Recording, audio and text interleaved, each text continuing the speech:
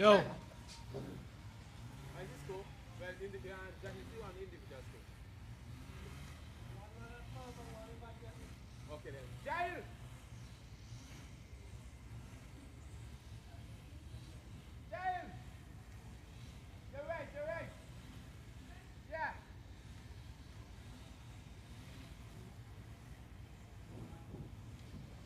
Good morning, pleasant good morning from the Arnos playing field, Kingston, St. Vincent and the Grenadines as we move into day two of the first round of matches.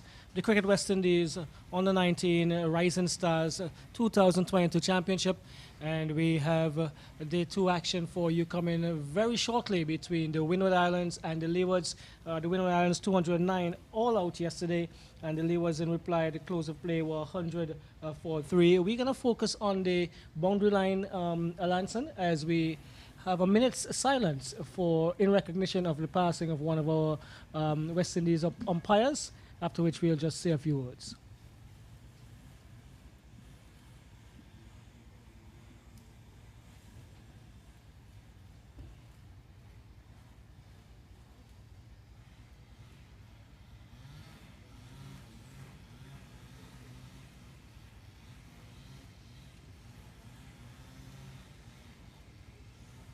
Right, so always a good gesture to remember those who have served us when they pass on, and that minute of silence was in recognition of the passing of Antiguan Patrick Pat White, former West Indies international umpire.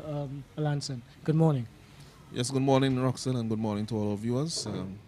Unfortunate news on the passing of umpire White, but we do wish his family our sincere condolences and those who were connected to him.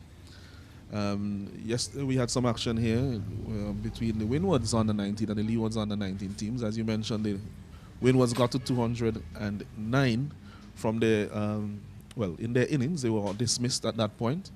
They started off with a very early wicket. The bowling of Nathan Edwards was a standout.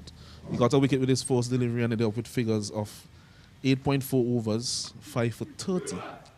That's very good bowling from him, and he was clearly the standout bowler for the Leeward Islands, but the captain for the Windwards, he got a score of 80. That was August. And, of course, in reply, the Leeward Islands, they were 100 for 3. The not-out batsman is Graves, with the very promising and explosive-looking Andrew being dismissed of the last ball of play yesterday, Roxelle. Yes, well, definitely my perception is that the Leewards would have been definitely totally on top if Andrew were still at the wicket yesterday and didn't lose that wicket at the close of play yesterday, because he was extremely positive in his movement forward. He was excellent in his stroke play and propelled the scoring quite rapidly for the Leeward Islands.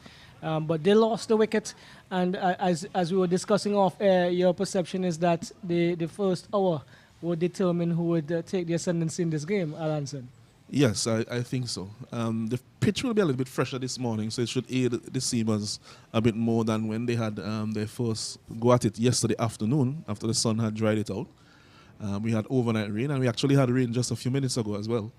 So there will be a little bit of more moisture in the pitch, which will dry out as the day progresses. So the Windward Islands bowlers will need to exploit that in the first hour or half hour of the game today. And if they are successful in taking a few wickets, then they'll be well in the game. But if the Leeward Islands are to put on a good partnership now and just ensure that they don't lose too many wickets in this morning session, batting will become progressively easier as the day goes on. Well, let's go back there. Michael Graves has played the sheet anchor role for this team, while all of the others have looked very explosive, attacking, positive in their movement. He looks, as in Graves, he looks like he has a role, and the others play around him in terms of propelling the score. And we have Captain Tuckett coming to the wicket now. Let's see if this holds true to our perception. Yes, and we have definitely seen that approach from Graves. He has faced 90 odd deliveries for his 12 runs. Very stodgy at the wicket. And the wicket-keeper batsman, captain, now is joining him at the crease. And captain and vice-captain at the crease, they would want to show their side the way forward from this position and definitely add put their team in a position of strength as we go forward in this game today. Yes, Carlon Bowen Tuckett, the captain of the Leeward Islands team, he's going to take his first delivery, and he is going to be facing up to Tariq Edwards. He's the most successful bowler so far for the Windwards during the game. And he is going to complete his 9th over. He's bowled 8.1 overs as far as he comes into Tuckett. On the money very early, Tuckett forward in defense, and nice as usual to get that first field of the ball in the middle of the bat as he faces again.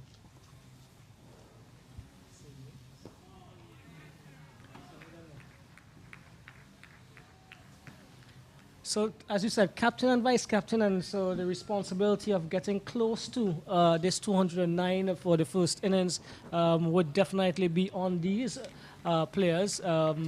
You don't want to depend too much on the lower order, Alanson. No, not at all.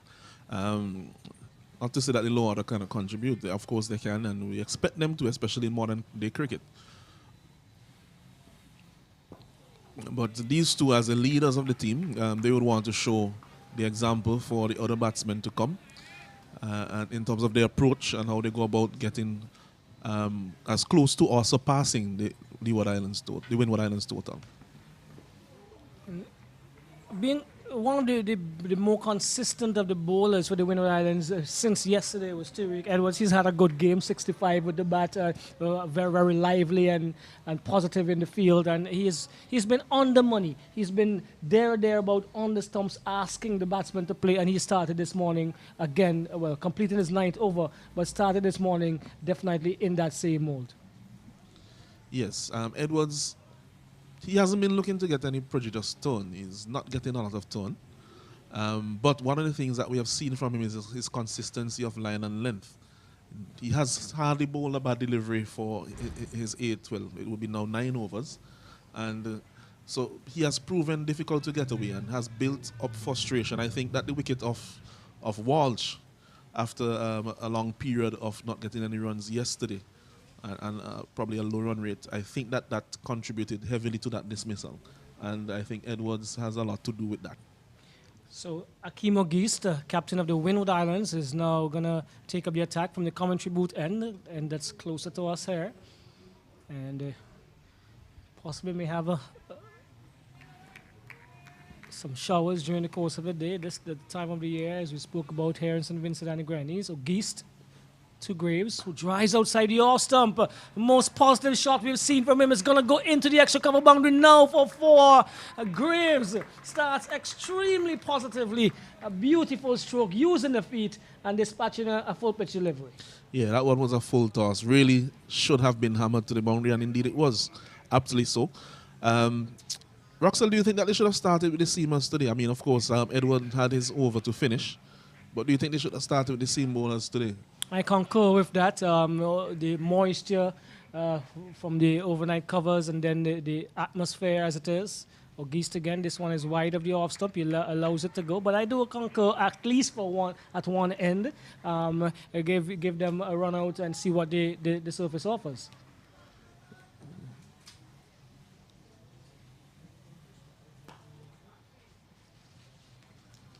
Yes, so when you think of how yesterday went, I think that the opening spell of Bascom was not what the team would have wanted at that time. And he, I think, is their strike bowler, and I think that they will be leaning on him. And perhaps not feeling as confident with his spell yesterday, they decided to go with the spinners. Well, let's see how it transpires. O'Geist again.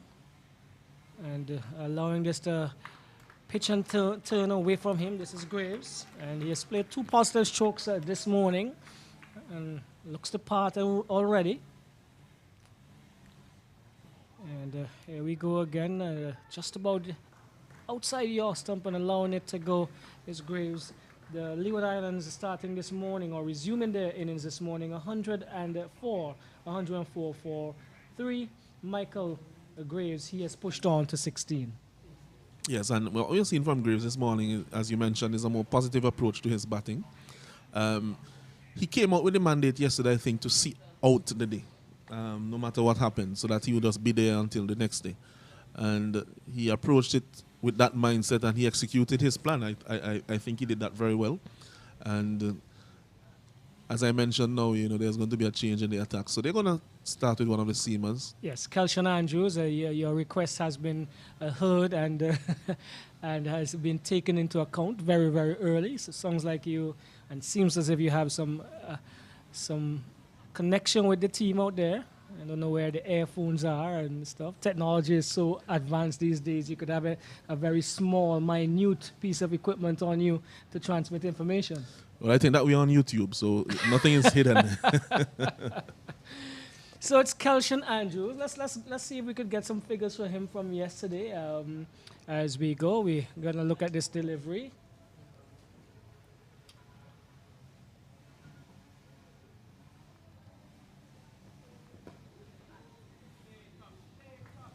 As he concedes the run on his first delivery, 5 overs.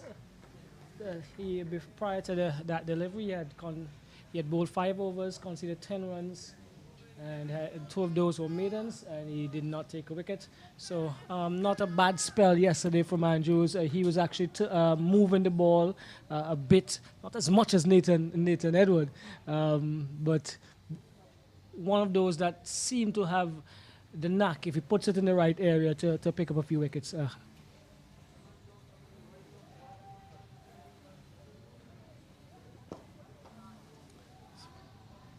Positive drive into the mid-wicket area.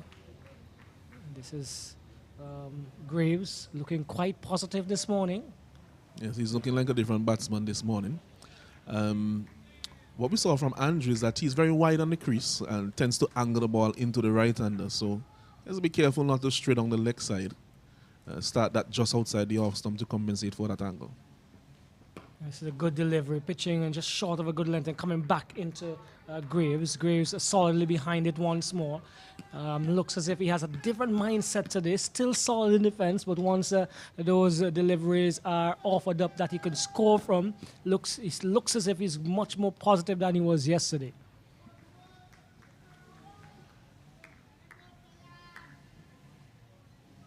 Kelshon Andrews again from the Beckwith end. He's coming into Graves. This is taking Graves on the pad. It's going to beat the leg stump easily from our vantage point.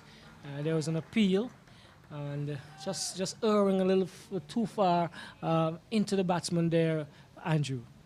Yeah, and you could see that he's getting that inward movement because of his chest on action, and also, as we mentioned yesterday, there's a little bit of a Jasprit Bumrah in his action, where the arms tend to flare out just before delivery, and he goes beyond the perpendicular, and the ball tends to angle in with that release. Well driven, but into the extra cover area. I want to say good morning to the viewers up in the Leeward Islands this morning on the YouTube link, and you may be also seeing it on Point TV and Platinum Radio, bringing the coverage up in the Leewards in Antigua. Want to say good morning to our fellow Windward Islanders in Dominica, the St. Lucia, Grenada, and obviously those here in St. Vincent. Another good delivery on and about the off stump, and asking Graves to decide what he's going to do this time. Again, he comes solidly forward, and a good over to start from Kelshon Andrews. Yes, after being a little bit on the pads for his first couple of deliveries, he made that adjustment in his line and his length.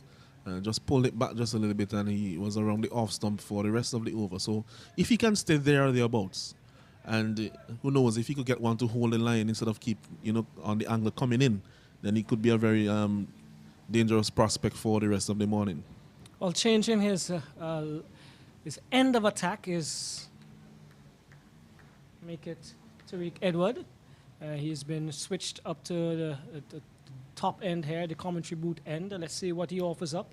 I know undoubtedly he is going to be on his money, on the money again. It's a good delivery, excellent delivery. This is what you want from an off-break bowler any day, making sure the batsman is playing there, Alanson. Beauty, that's a good appeal. Not a good delivery. Sounds as if probably bat then pad. and also probably beating. Might have missed the leg stump there. Yeah, he got some more turn on that delivery, and it was going past leg stump, but good delivery from him. Looks even better this morning in terms of what he's offering up. Beautifully bowled once again. Solid in defense. It's Captain Tuckett. Tuckett would have some rich cricketing background. We'll speak of that in a bit. And he puts this one away, does he? No, he's going to be cleaned up by the man in the backward square boundary. Gets a single, but it was nicely put away down into that area. He moves to 2. That's Bowen Tuckett. And the score moves on to 106 for 3. So shorter of a length in terms of what he would have offered. So Tuckett has, his mom is Barbadian, and Carl Tuckett is his father. Beautifully bowled once more. For once, very seldomly we saw, and we have seen Graves in some discomfort, and that one was definitely that beat him, but he walked away and getting his composure again. Drives this time in the air, uppishly past the man at a short extra, mid wicket into the boundary now, wide-ish. One probably would call it cold corner, wide along on a boundary, but not happy with the previous delivery. And this is one of the first occasions that we've seen a reaction, so to speak, from Graves in the aggressive form of Alanson. Yeah, well, it's a bit of a psychological victory there for the bowler, even though he went away to the boundary. It seemed to be a shot out of frustration. The previous delivery got a lot of bounce, and that is something that we're noticing this morning early for the spinner, getting a bit more bounce than he got yesterday afternoon. As we said before, there will be a bit more moisture in the pitch. For sure. And something that the batsmen would have to bear in mind. And also, even in the field placement, I think there is a case for the short leg to come a little straighter and closer. Because it's likely that there will be a bat pad catch as opposed to one off the face of the bat. So it may pop up in front as opposed to behind the wicket. Overcast conditions, good ideal conditions for him to swing the ball. Is Andrew into Tuckett, but he's really solidly behind it.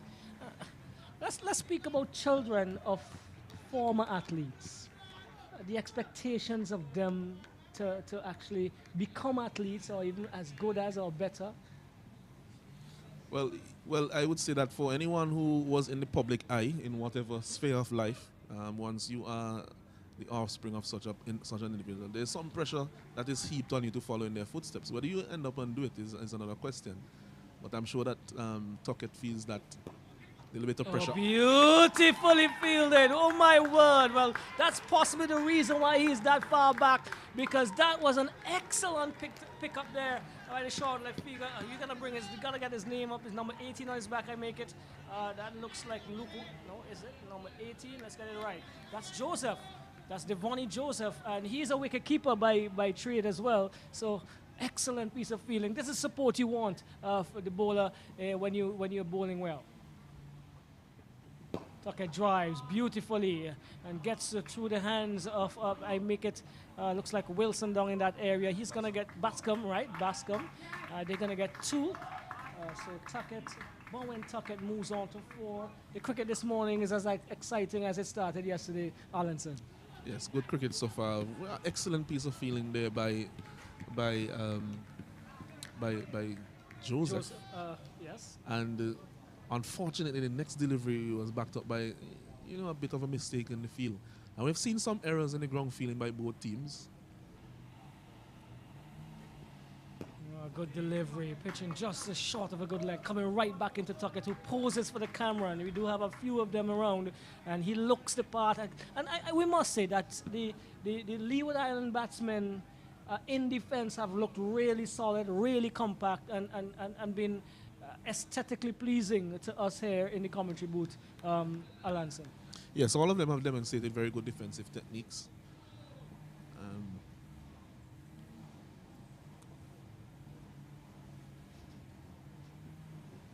That attack is also an extension of defense, so All they need to do now is just, just put a bit more flourish into some of those defensive strokes to make them into attacking ones.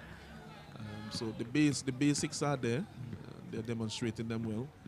It's just now about the psychology of the game, understanding the game, knowing when to do what in terms of your approach to batting and bowling. Well, so far so good for the Leewards this morning. The Windwards have not been bad either with the ball. So it's been a competitive start to day 2. This is a good delivery, excellent delivery. Just again short of a good length and rising. Got some more bounce there. Came off the top part of the bat and just eluded the man who was diving forward there. Looks like Auguste from the gully area, and he got a single. But that was a good delivery. Yeah, that's the area that he needs to be. And what I said before is that he angles the ball in and gets inward movement. That one, it seemed, just held this line a little bit, and that is where he will be very dangerous because he's bowling from wide of the crease, and he also, in addition to that, is moving the ball into you as a right-hander. So when one holds its line, then you're almost caught as if it's a leg break because you're expecting that continuous inward movement. So that's a very dangerous delivery there. So Tuckett lives to fight another day, and this time he's facing up to Tariq Edward. And some bounce there as he continues his good work. What if the offspring of these athletes, former athletes, do not want to play the sport?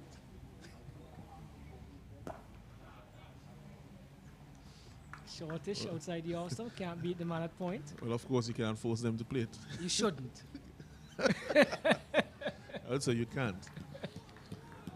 You might say, well, once they're under your home, then you have a certain influence. But then as soon as they get out, then they will say, well, I didn't want to do this. I was only being forced by my parents. Oh, my word. Tuckett pulls this one again down to the man at the backward square boundary. He looks quite prolific in this shot. He positions well and songs off the bat is sweet. It looks as if the Windwards players know him well because from the time he came to the wicket, that man at the backward square boundary was positioned. Yes. And, of course, he's playing an off-spin bowler. So that's almost a standard feel. But he gets low. The bounce so far has been good this morning. It was a bit lower yesterday afternoon. But he gets low to keep his weight going into the shot. So that's one more to Graves. He's been doing his job well once again this morning. He moves to 21. Captain Bowen Tuckett is on 5 and is on 6. Yep. So I move 5 and I replace it with another 5. I don't know what happened there. And the total moves to 115. 115 for 3.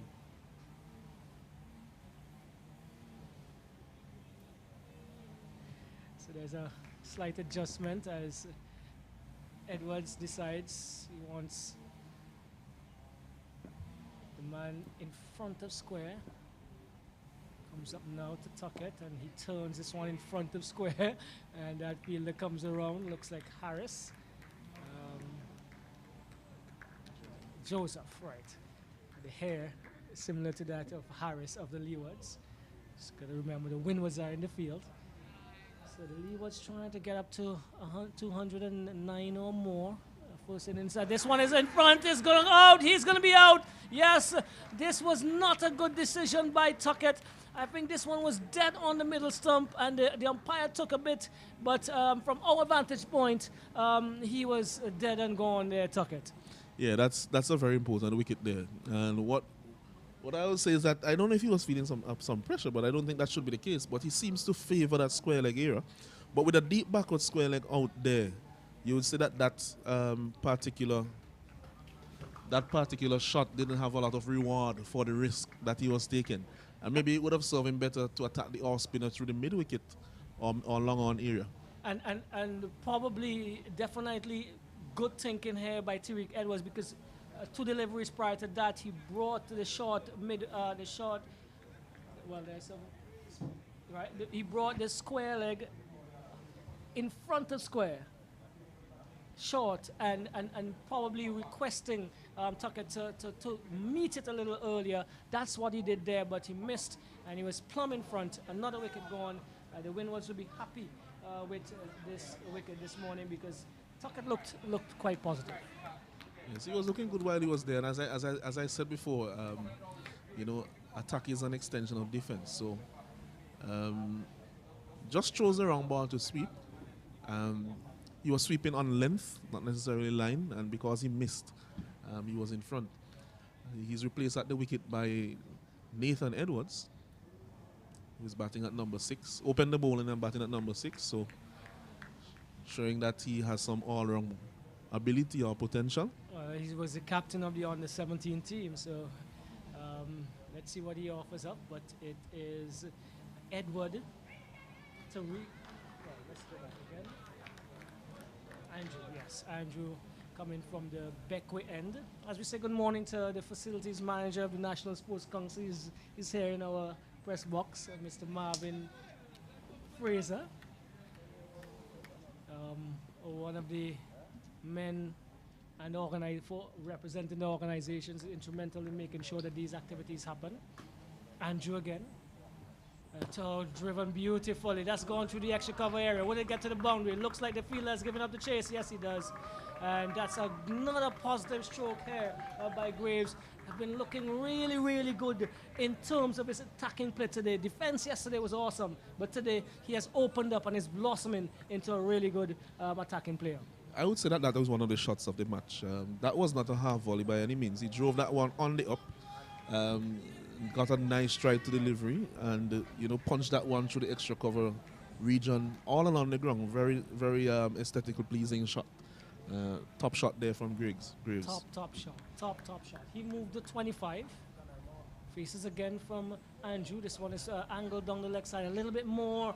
You could see he put a little bit more into that and it got the bounce, but the angle because of his line and his the way he angles the ball into the batsman, pushing it down the leg side here, looking to respond to that beautiful shot by Graves.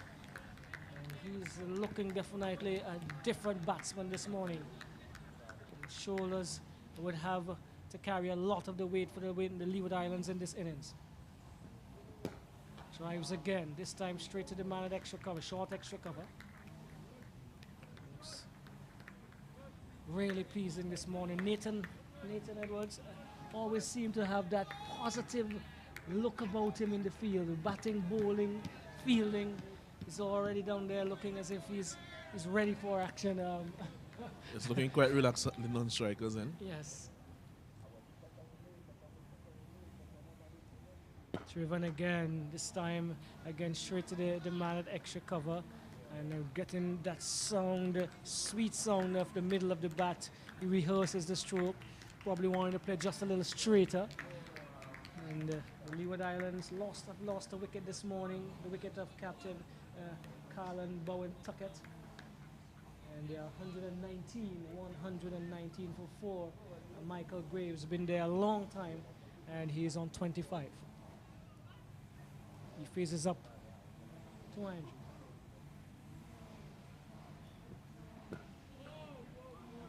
This one he paddle bats, so to speak, out into the offside. Probably didn't use his feet and got into the pitch there. Ends another over, and Andrew continued to work well for the Windwards. The Windwards would now continue to depend on Tariq Edwards, who has 3 of the 4 wickets to fall. And he's been holding his end in terms of doing his part, the job that he's been required to do. Yes, after scoring 65 runs when the Windwards batting, he has 3 wickets so far in his spell, proving that he is an all-rounder of note. And of course, he's quite sharp in the field as well. So, one of those 3-dimensional players, as they call them these days, Roxell. Right, well, let's see what Nathan Edward would allow us to enjoy in terms of his batting innings. And this time he tickles this one, goes down close to the fine leg boundary. He's gonna get 2 quite easily. So he's off the mark. The score moves to 121 for the Leeward Islands in reply to the Windwards 209. Yes, and it's the opposite of the Windwards batting lineup, where you have now the second left-hander at number 6. For the Windwards, it was the second right-hander at number 6 in the lineup. Drives neatly into the man that covers. Can make that pass come.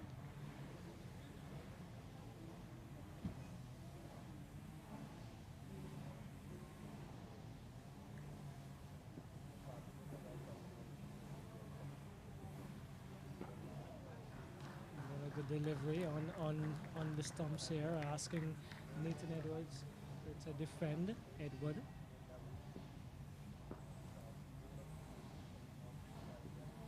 So when he's trying to whip through the mid-wicket area, doesn't make contact. He has a stifled appeal by Tariq Edward. We haven't seen the presence of Luke Wilson this morning on the field for Windwards.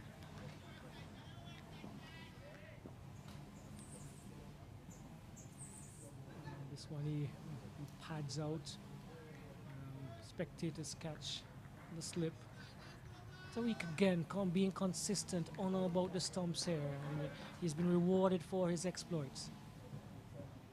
This is a bad delivery as we speak, and having to take evasive action. The man at square leg, they're going to look for the second. He has to do, and that is 2 more to Nathan Edward. He moves to 4, and the Leewards 123 for 4. Yes, with that wicket, the Windwards will feel like they're back in things, but the Leeward Islands at 123 for 4, they will feel that they are making a good fist of this response to the Windward Islands total.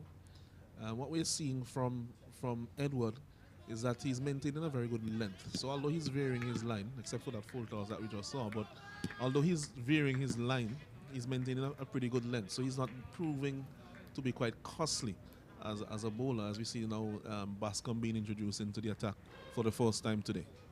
Yes, and the Leewards have not been scoring.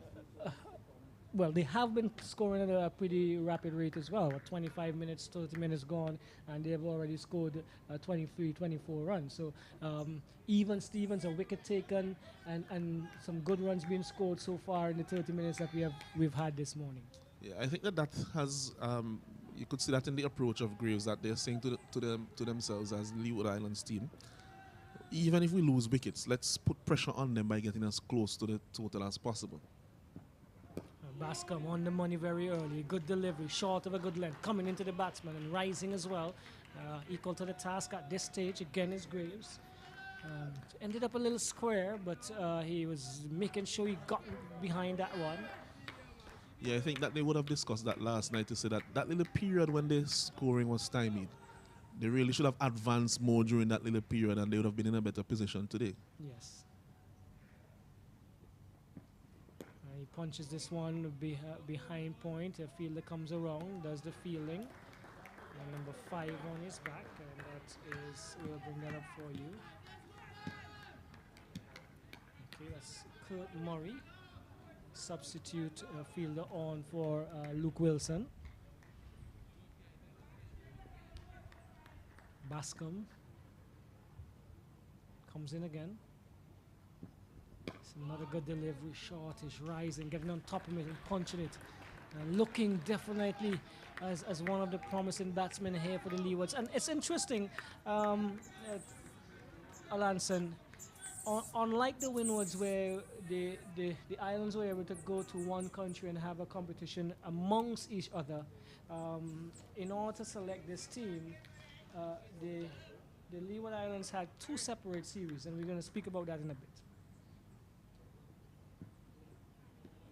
All right, so the Sinkets and Nevis, they played against each other, and Antigua and St. Martin played against each other, probably a series of matches, and then the team, better players from those 2 individual series were selected to go into training, and then there was a final squad.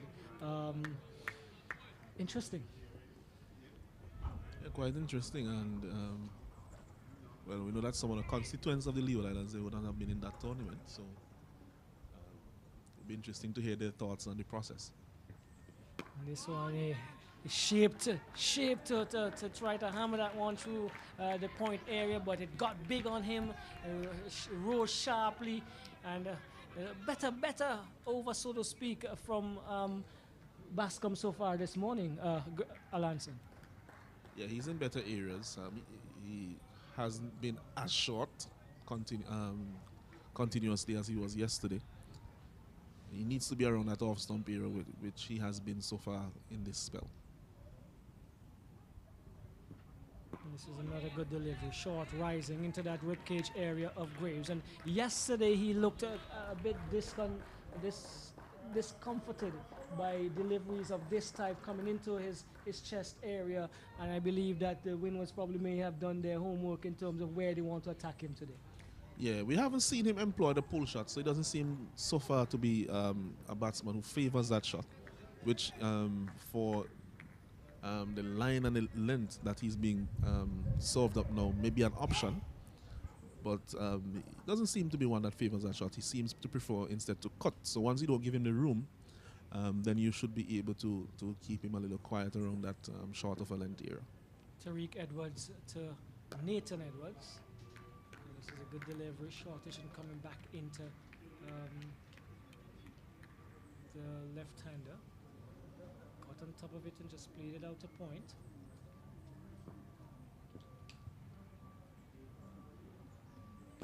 Again, slide it into the legs, into mid-wicket it went. Looking for a single, but that was not there. Ethan Gibson cleaned up very quickly. The outfield looks really lush and green.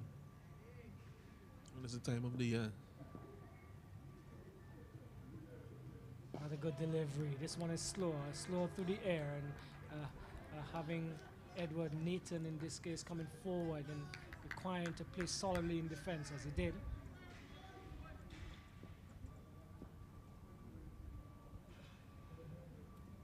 Short, trying to punch as an appeal.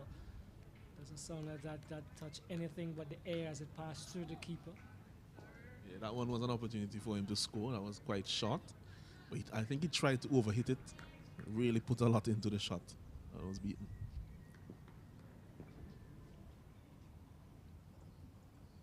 Full pitch delivery, driven past the man, the extra cover area. That is going to go close to the boundary. Is it going to get there? No. Good footwork.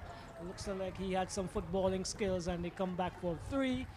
So again, just off the little ridge, so to speak, of the square where all of these strips are, and may not have kept his eye on it. And 3 more to Edward as he drove pleasantly. Yeah, it's a difficult area to feel just at the edge of the square, because as soon as the ball bounces in that area, it would have a different bounce than when it's bouncing on the square. So that's that little boundary area, and it's at the area where the covers reach as well. So whatever water, whatever moisture has fallen over the overnight period would be in that vicinity. And Graves comes back into strike, and with the last last delivery of the over, plays defensively. He stays on 25. Nathan Edward is on 7, and the Leewards 126 for 4. Yeah, so at this point in time, they are currently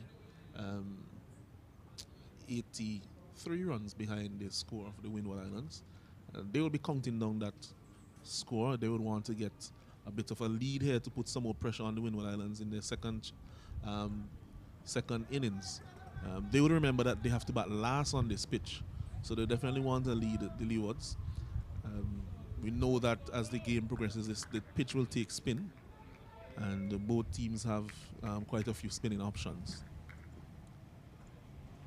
So Edward facing up to Bascom, and this one is sliding through past the outside the off stump, but allowing it to go is Nathan Edward. This is his first sighting of him in terms of facing up to him. He's gonna, as a fellow fast bowler, got to try and see if he can figure out what he's gonna do with the ball and what he does with the ball and play on its merit. He's had responsibility on his shoulder at the captaincy level for the under-17s, so he knows what it's about as he gets on top of this one, shortish, and just plays it in front of him, walks away. So what you notice from the Windwards this morning as opposed to last evening is that the chatter has returned to the fielders. I found that they got quite quiet in the last half an hour or so yesterday afternoon, which I think reflected in the way that they went about the game.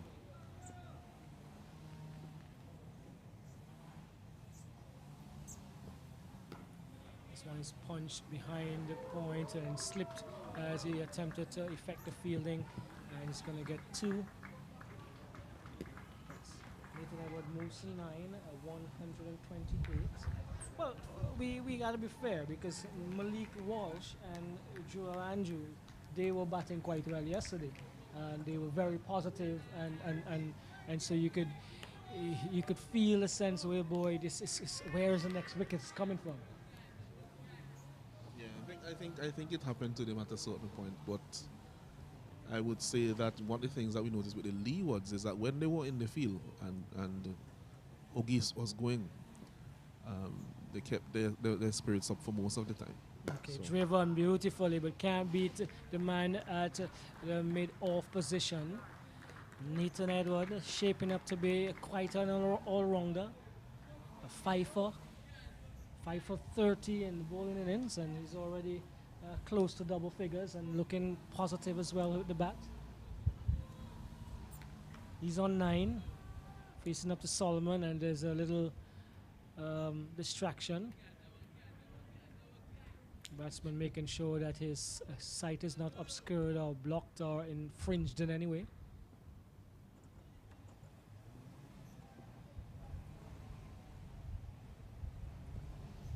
Gets behind it.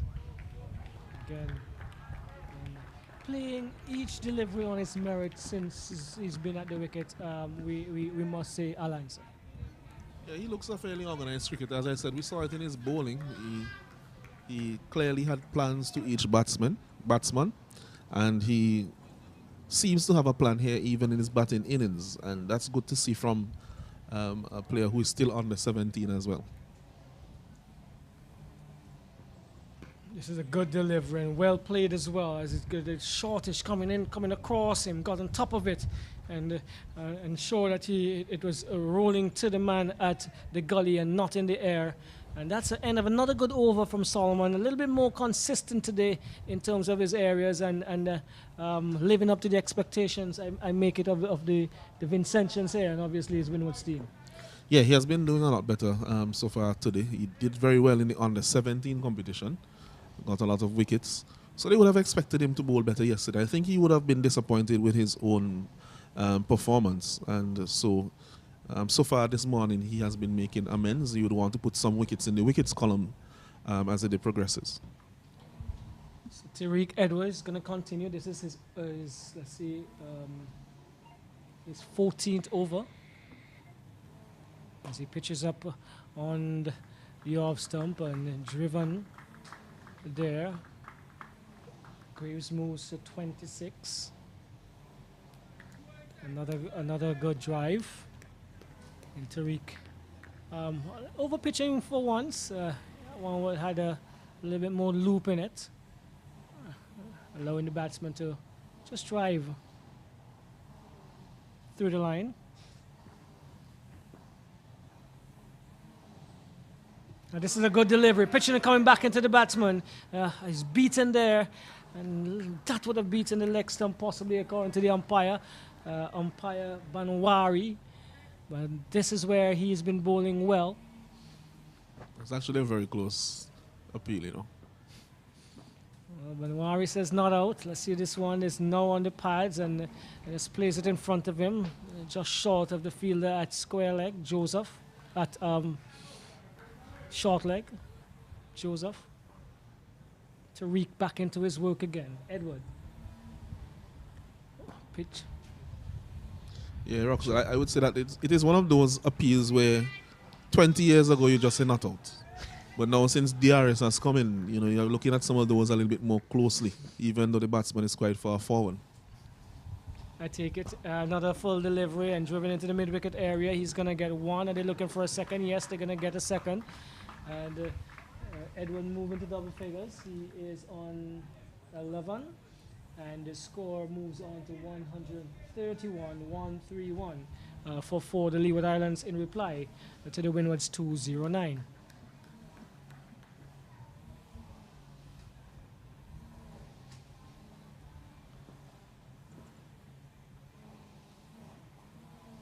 His was just short of the fielder. Should he have given a dive forward, possibly? That would have been an excellent catch. And I was about to say previously that Tariq has been fuller in this over. He's been asking the batsman to drive these deliveries and almost got a reward for what he was doing. Yes, I think that the teammates and the bowler, of course, would be just wondering whether or not Tyson could have, just put in the dive there. Of course, it's something that you always think about diving forward in cricket, because you're wondering if you need a dental bill as well. So you have to make sure that you protect yourself while going forward. But we could say we can't call it a chance or even a half chance, but there was a bit of an opportunity there for him to make that dive and at least attempt the catch. Okay, so Bascom continues to operate from the backward end. He's going to offer up to Graves once more. This is again up into the chest area of Graves. Got up on it quite well and pushes it down just in front of the man at the short leg position, deep. And for Bascom, his position is quite understandable, the short leg. I would still ask him to come in a couple of paces. And for the spinner, he would definitely be on the green adjacent pitch for me.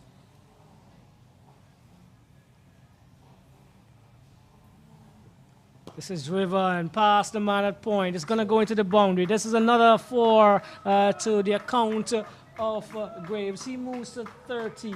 And the Leeward Islands 135 for 4. Graves has been driving really, really well today. When he's gotten the opportunity, he has really put them away. Yes, he has shown that he has his driver's license. Punching that one just in front of point on the offside. Another lovely shot. Almost as good as the one he played through extra cover earlier. So he's blossoming now into his innings after quite a sedate start yesterday. It's back to that short rising area is Bascom. Listen, I'm not going to give you any other drives today. I don't know if you bought your license, you paid for your license, or you whatever, but you're not going to get any more. That's what Bascom is replying with here. Alanson, did you pay or buy your license? You paid for it or bought it? Which one? Well, you have to pay for your license every year. I'm just asking, I'm not sure. But he's been driving well, and Bascom is not going to allow that to happen again. Graves has been sticking it out as well, and he's been the backbone, so to speak, for the Leewards. Gets on top of this one. He's going to look for a single. Good running it is. Good cricket. This has been good cricket. We must applaud the youngsters because with the exception of a few errors in the field, we've been treated to good competitive cricket. Yes, absolutely. I think both teams, and the position of the match also makes the game even more competitive because both teams are in with an opportunity to be on the better side of the positioning, so to speak, at the end of the day. So this first session will be crucial, as I had mentioned before. Who comes out on top during this first session also will most likely be ahead at the end of today's play. Okay, so Graves 31, Edwards 11, the Leewards 136 for 4. Pulled out of that one at the last minute, or was he beaten? But it was short rising. He could not have controlled that because it looks as if it was almost a shoulder height or above his shoulder as it passed through. Yeah, he's not a very tall man, is Edwards, especially for a quick bowler. May have thought at one moment of going with the uppercut over the slip corn, but it definitely bounced quite prodigiously.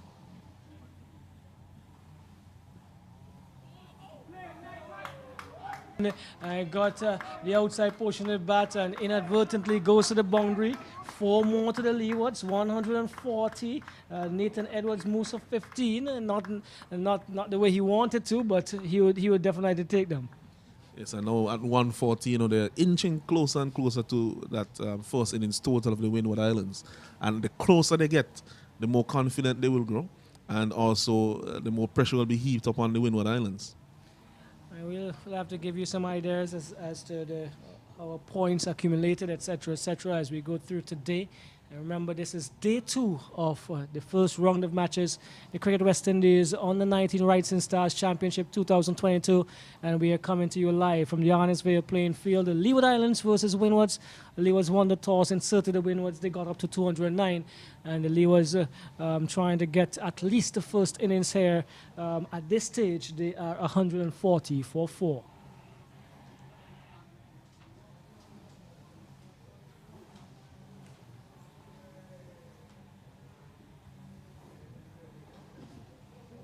What we've noticed is that in the last few overs, Edward has now been bowling with a deep point, along with the deep square leg, to Graves. A clear sign of the difference in his approach between yesterday and today. No one would have been in the deep to him yesterday for sure, to the off spinner. So a reflection of both the change in Graves' approach and the state of the game. Well, he's been fuller as well. So he's been asking them to drive, and a few of them have gone uppishly in those areas. So again, this one is he's trying to whip this one away. That is Graves. So if it came off the pad, we'll get a confirmation of that no from umpire Banwari. Does he? Yes, he does signal. So at this stage, so there's a leg by 141. And the intent of that stroke, it tells us that there's something different in the mindset of Graves today. Yeah, he was looking to get that somewhere behind the square, but also seemingly he was hitting from low to high, so he was looking to get it probably over the boundary. Some support coming from their dugout. As Edwards comes up now, this is on the pads again down the leg side. Possibly tiring, you think? He's gotten what? He's bowled 6 overs today so far. Into his 6th over so far today. Yeah, and he was out on the field for almost, most of the day yesterday as well. His body language doesn't looks as positive as he was yesterday, but he comes up this time, and a wicket would definitely change that for sure. Definitely give him an extra boost. But he has already taken 3 wickets, so yes. I'm sure he's looking for a few more. Driven, peels off the edge, and the man backward point in Bascom dives and effects the stop. Not before a single can be completed. Nathan Edward moves to 16. Graves comes into strike.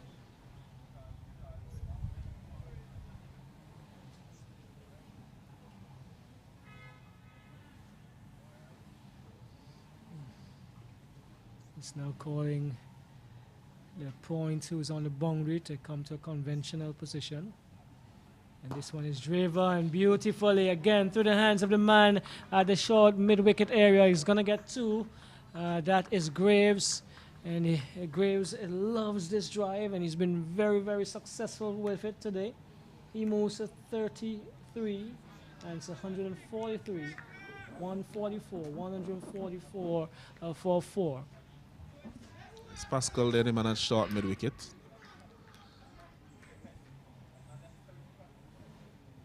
This one is short of in length, and moving back into Graves. He's on top of it, punches it onto the offside, and Graves really standing solidly here for the Windwards, for the Leewards, as Tariq tries to work his magic to pick up another wicket. And at this point in the game, at 144 for 4, would you say now that the Leewards are now slightly ahead of the Windwards? Well, it's been an hour almost. It's almost been an hour's play. They have lost only 1 wicket, and the Windwards would have liked to at least gotten 2, if not 3 wickets this morning to put some more pressure on the Leewards. Graves is still there, and he's looking positive. Nathan Edwards is shaping up to be equally a good batsman. So I think the Leewards have had the better of the morning so far. They would have given to 1 wicket this morning, but no further loss. I think they're in top 4 this morning. Yeah, I mentioned after the hour, so I would be able to let you know. And definitely the Leewards are in front at this stage, but of course a few quick wickets can change that. So Bascom has been replaced by Captain O'Geese as he throds up with his off breaks. Leg breaks, yes. Leg breaks.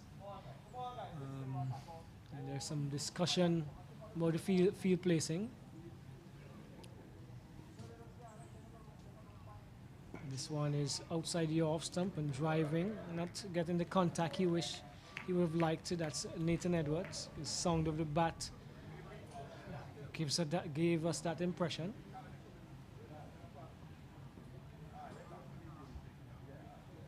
So he gets behind it deep into his crease and just drops it in front of him. He's a quickish leg spinner, is O'Keefe. Just about to say you need to loop it and allow it to do the work through the air some more, but everyone has their style. Yes, he very flat leg spinner. And similar to I recall probably Mahendra Nagamutu style bowler, flat and quick. Yes, leg breaks. This is a good delivery. This is the best of them in the over, and just getting some bat onto that one was Nathan Edward. Kept it out and getting through his over very quickly. The Leewards-Day on 144 for 4. Yeah, he that last delivery he looped it a little bit more, slowed it down, and I think the pitch has shown that it has some turn in it. So if he allows the ball a little bit of time in the air, then he will get the benefit of the turn off the wicket, and also that time in the air will also give the ball the opportunity to deceive the batsman in flight. So something that he should think about. They need some wickets in order to pull themselves back in the game. The Leewards are now edging ahead at the moment, right here at the Arnos playing field, as we see some changes to the field. Long on goes in place now for Graves.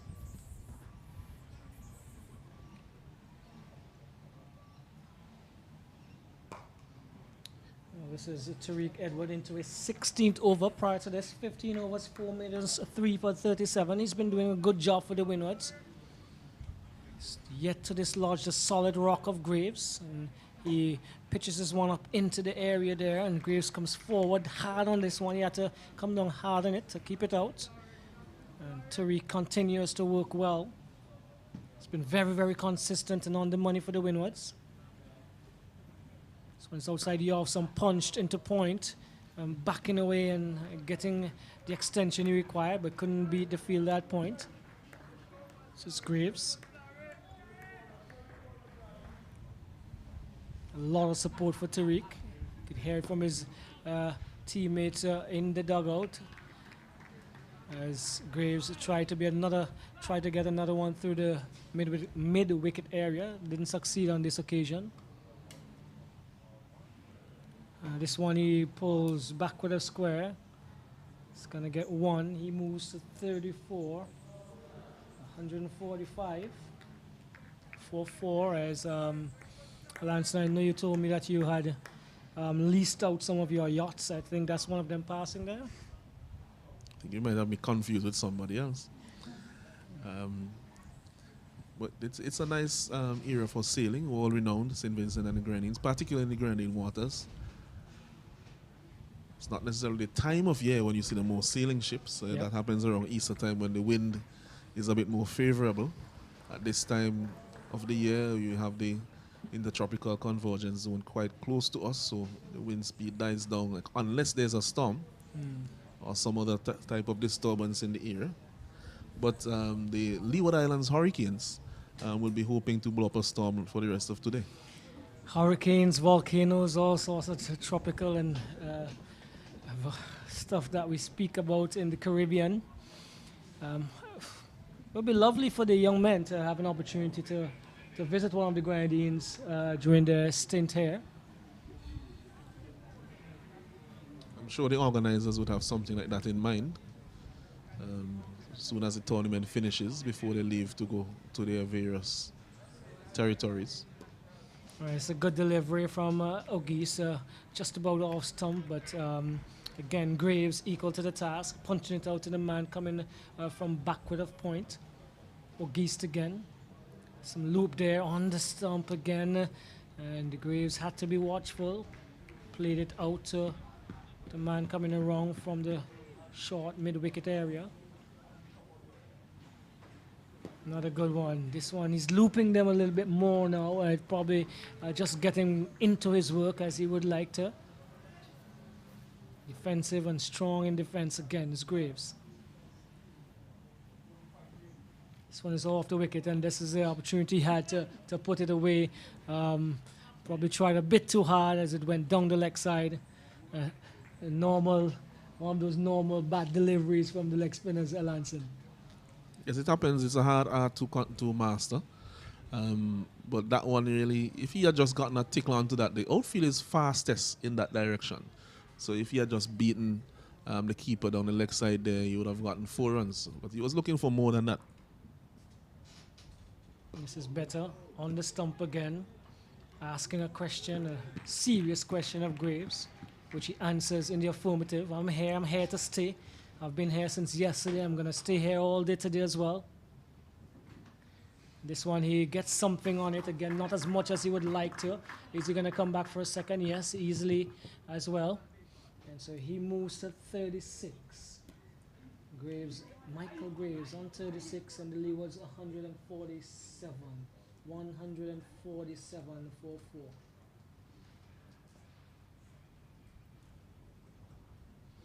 Throw came in quite flat and at the base of the stumps. Keeper there, Noel, he was gathering it as soon as it touches and he just threw the gloves off.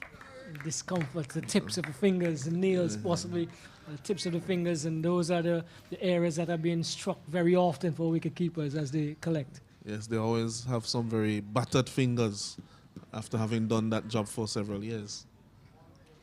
So Tariq into his 17th over. Tariq Edwards. Good delivery again. On the stumps, making the batsman play. And this is the kind of consistency we want to see from the young men at this level, on the 17 level as well. Shortish outside the off stump, past the slip where a third slip might have been. He's going to get one. He's looking for a second. Are they going to attempt a third? Graves is interested, but Nathan Edwards is not. He stays on, well, he moves on to 18. The 150 is in sight, 149. 149. Definitely on top at this stage. Yeah, and I think on that occasion, Edwards realized that it was Bascom who has quite a strong arm. So the 3 runs were never on. Drives in the air, over the cover fielder. He's going to get one. They're looking for a second. Yes. And they have been very positive in their driving. When it's been there and offered up, they have driven. Some in the air, but they have driven well on most occasions. As the 150 comes up, 151 for 4, and definitely on top, the Leeward Islands. Yes, and they would want to start to canter now towards that total and surpass it. Misses a full toss on the leg stump. I think he was a little too cautious at that one. That one should have been tearing through the mid-wicket area. An opportunity missed out there, Ed Nathan.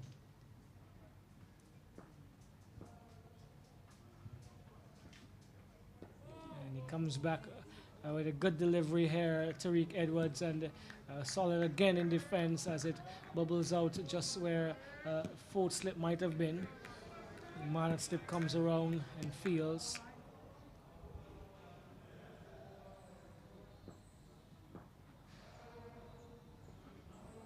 Good delivery again, goes deep into his crease and defends. This is Nathan Edwards. He's solid, he is positive, and he is definitely looking the part with the bat as well here. And these two have moved the score from, I make it 103, subject to correction, and they're now 151 for 4.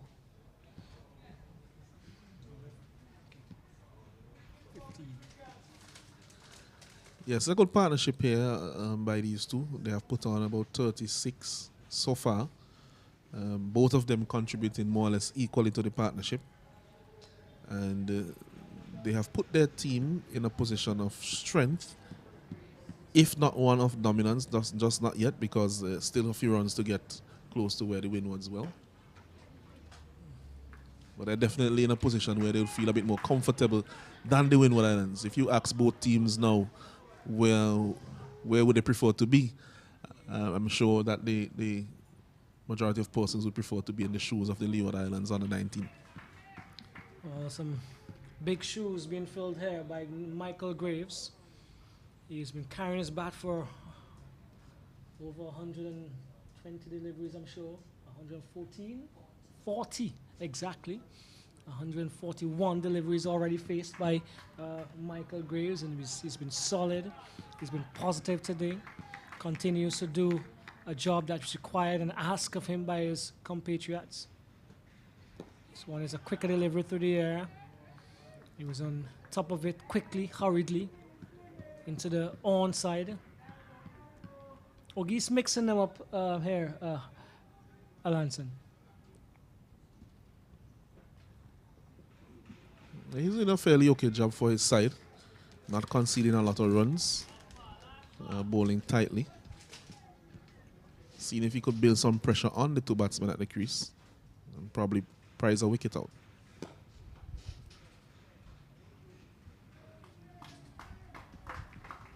Well, that was lovely. A lovely drive again by Graves as we are going to take a break for drinks. The first hour completed. The Leeward Islands 151 for 4. Graves is on 36. And then Nathan Edward, his partner, on 20. A good morning, a good hour for the Leewards. Yes, after this first hour, they have definitely put themselves ahead of the Windward Islands, starting the day at 100 for 3, and they have scored in the first hour over 50 runs, and for the loss of only 1 wicket. And they will definitely be pleased with that result, the Leeward Islands team. What they would be looking to do for the next hour is to ensure that they consolidate that position by scoring a few more runs, probably getting as close to that 209 as possible before lunch. And in their case, they would not want to lose another wicket, or maybe at worst 1 wicket. But they would like the way that these two are going about it in the middle. The Windward Islands, they would have to regroup, they would have to rethink, they would have to re-strategize and try to see how they can prize out the wicket of Graves in particular, who seems to be the mainstay, the rock of this Leeward Islands batting innings so far, proving to be quite patient and quite organized as a player. And that would be the aim going forward, definitely, Roxanne. Yeah, definitely, and the Windwards, they would have to stick to their game. They definitely have to bowl tighter in areas, try to reduce the scoring opportunities, and they're going to be depending on their bowlers to do that. Tariq Edwards so far has done a really good job, 17 overs, 4 maidens, 3 for 42. Akeem Ogis, the captain, who's just completed a few more overs this morning, 8 overs, 2 maidens, none for 11. Kelshan Andrew, 8 overs, 2 maidens, none for 18.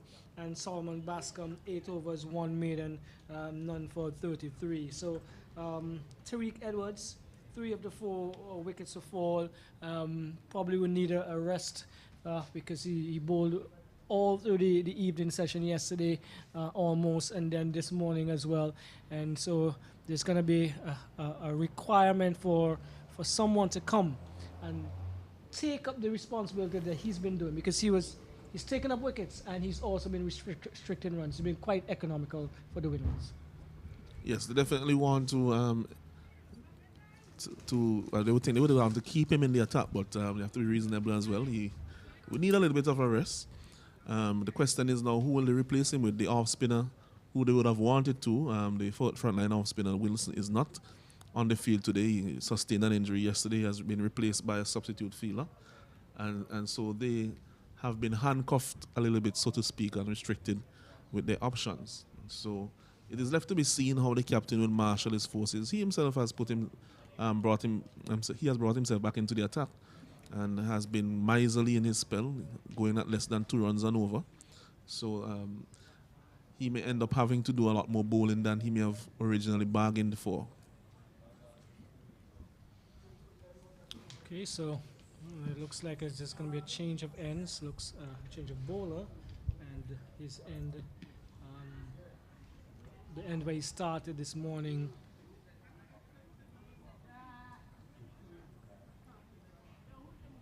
Is going to be switched.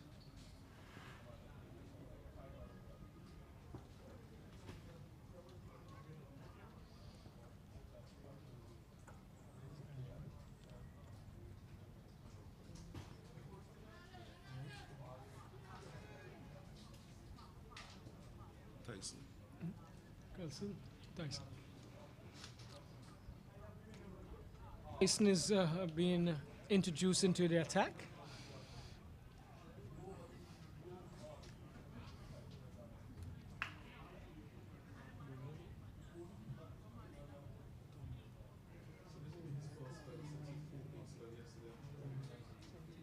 In which he actually made the big breakthrough, taking the wicket of Charles.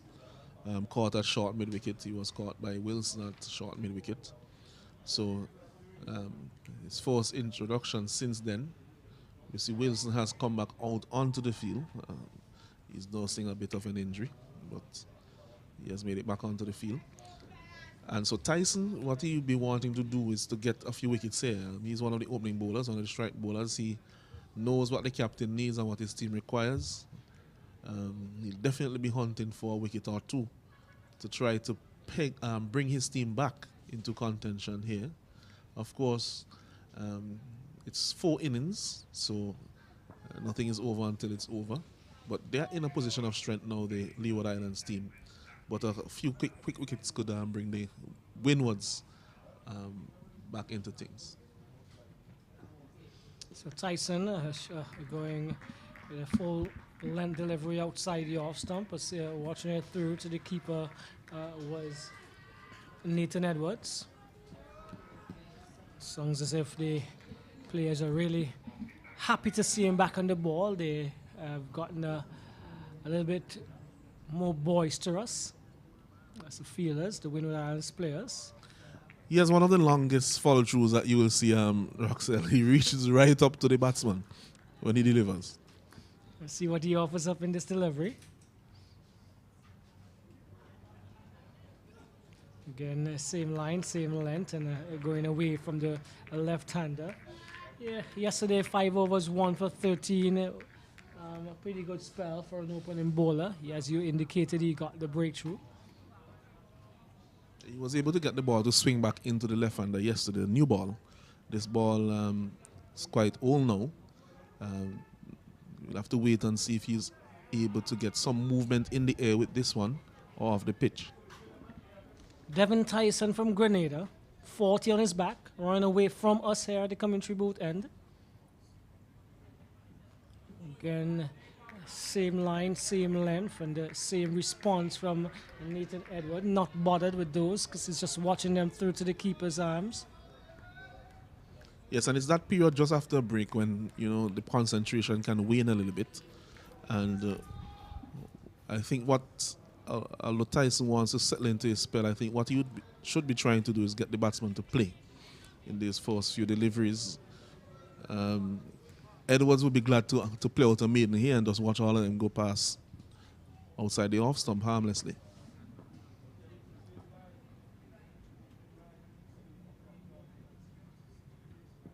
This is a better delivery on the stump, and again, just sliding across the left-hander and getting on top of it and allowing it to just roll out into the point area. That was Nathan Edward.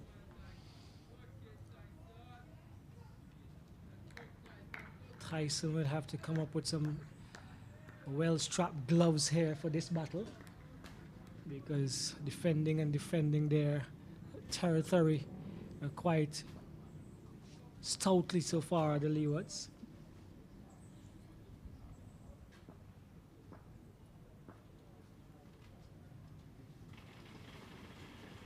And this one is beautifully played, but straight to the man at point. He got up on top of that one well. And Cliff's shot as he got over it and on top of it. Yeah, it was a very good looking shot. A very good shot for none. We're probably 3 yards or 2 yards either side of the man at point. He would have gotten a boundary. For sure.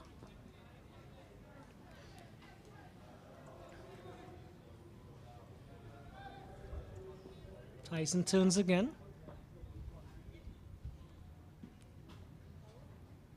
This one is back to that length just outside the off stump and moving away. End of the over. No run scored, but I'm sure Nathan Edward would be pleased to just have an idea of what he offered and the pace he's coming through with as he watched most of them go through to the keeper's glove.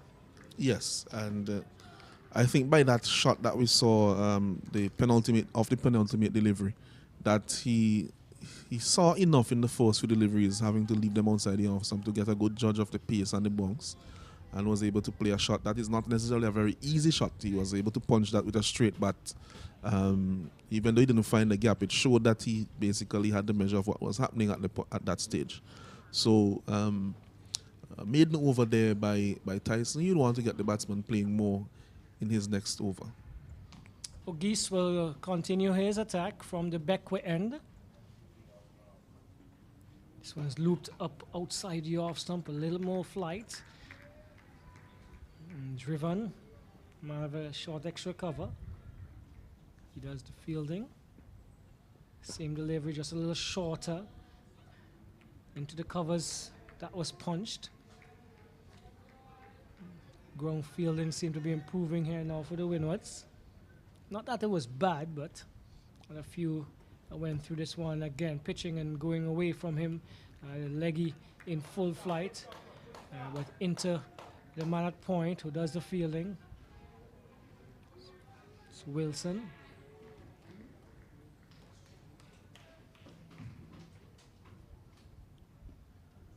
Another one again. 4 good deliveries. On top of them have been Graves. He's been there a long time. We've seen most of what has been offered by the Windwards.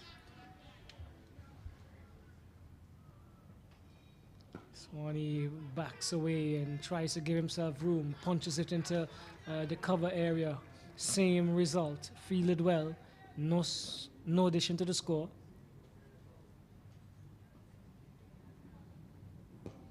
He's content to just play this one out. Going through the over quite well. Not much variety on or about the same area. Very consistent there. And asking the batsman to make the error here, August. Yeah, that is what you want to see at this stage because they're a little bit behind the 8 ball. They can't get overly defensive because they need wickets. But at the same time, they can't over-attack either because they cannot leak a lot of runs because it would mean that Leeward Islands would surpass their score very quickly. So what they want to do now is be consistent around that off stump and try to see if they can apply some pressure to the batting pair for the Leewards who are out there now.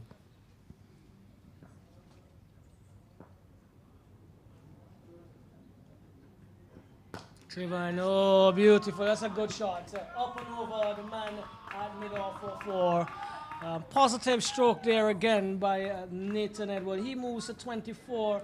And the Leewards 155 for 5. I was about to say the Windwards would try to see into in this second hour to pull back the score because all of 50 runs were scored in that first hour. Yeah, that is a good rate. Run a minute and thereabouts, just a little bit shy of a run a minute. And that is very good scoring rate in red ball cricket.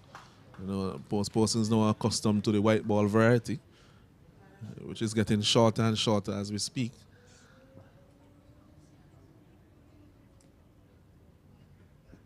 This one stays a little lower than the few that went through. He got behind it, and you can see he's been watchful, and definitely not just playing from length that you've seen before. And he's now guarding that area that seemed to have been where the ball pitched there, making sure that nothing moved because that was different, something different than what he's seen before. This is going to be a really good partnership if these two can bat well and they can really take the Leewards into a strong position. This one, I'll allow you to describe that one because it's going to go close to the boundary. They get 2, they're going to come back for 3. Possibly trying to take away the bat at the last minute, Alanson. Yes, he was trying to withdraw the bat. Seems to have done himself some damage there, the fielder, down at the third man boundary. He may have a little rope burn as he dived over the rope there. Yeah. Looks like Edward, who is in the walls, he was already looking a bit ginger as he was bowling. But that was, he was trying to withdraw the bat there and it just made contact. It's the second time we're seeing it from Edwards this morning. Yes. But based on his approach to batting so far, we could safely say that he is an all-rounder. There's no doubt about his bowling, for sure, and he's proving so far with his batting, because we have not seen him prior to today. He's proving so far with his batting that he's definitely an all-rounder. Well, all-rounder Nathan Edwards has moved to 27, and he has pushed his Leeward Islands total to 158. They've lost 4 wickets in the process. And he has forged a 43-run partnership, 43 runs partnership with Graves that has really pushed the Leewards into a position of strength this morning. Yes, this partnership has been vital because if the Windwards were to take a few more wickets in the first hour, then they would have been in the ascendancy. But this partnership has snuffed out that possibility. Solidly behind this one is Graves. His first opportunity to bat and face Tyson this morning. Yeah, possibly. But he is guarding that area just in front of him as that one came back into him a bit.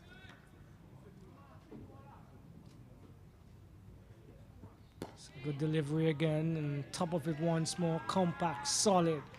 And his dugout is shouting, yeah. That means they're happy with what they're seeing. And we've been impressed with his defense. It's been very, very solid in his defense. Seems to be unbothered by anything other than 1 or 2 that are up in his ribcage area. But even those, he has fought through them and has come through the winner so far. I have a point which I'll make after this delivery, Roxanne. Drives over, along for 4. Oh my word, don't go into that area. That's what he's saying. He moves to 40. That's Graves. And you hear that loud applause from the dugout because he's really, really been batting well here for the Leeward Islands. Yes, and I want to commend some of the coaches in the Leeward Islands. What I've seen so far from young Leeward Islands batsmen, not just in this top order that I'm speaking of here, but I'm thinking of Carty as well, who has just come through that system, is that their defense seems to be quite compact. And that's the basis of any batting. You have to be able to survive good deliveries in order to bat any length of time. And it is from there now that they would need to expand and develop their game. But their defense seems quite well organized, the young Leeward Islands batsmen. And my mind just went back there quickly to Casey Carty, who has come through their system as well. And the few games that he has played for West Indies, he has shown to be very good in defense, both against spin and pace. Well, merging defense and attack and using them to propel their team into the ascendancy here this morning. 162 for 4, the Leewards, as they get closer to that first innings total of 209. A bad delivery, the first really bad delivery, bowled by Auguste, and he has a cover on the mid-wicket boundary, and one more to Edwards. He moves to 28. The score 16344. I do agree with your last few comments there, Lanson. This is Graves possibly looking. Doing something that's out of his character, ball that's on the stump and looking to be innovative, looking to manufacture something. See what he does now. He goes back to that solid individual that we've seen in when the deliveries are on the spot like those. I think what happened, he was playing for a leg break on that occasion, and that one actually came in with the arm. Cramped him for room. He was looking to run it behind through the slip region, beyond the first slip fielder. Right, so short leg comes into play. And there's some adjustment to the man who's coming around to an extra cover position, and he plays into that area right now. He sees an opportunity for a single. He gets that single. He moves to 41. The Leewards pushing forward. 164. 164 for 4.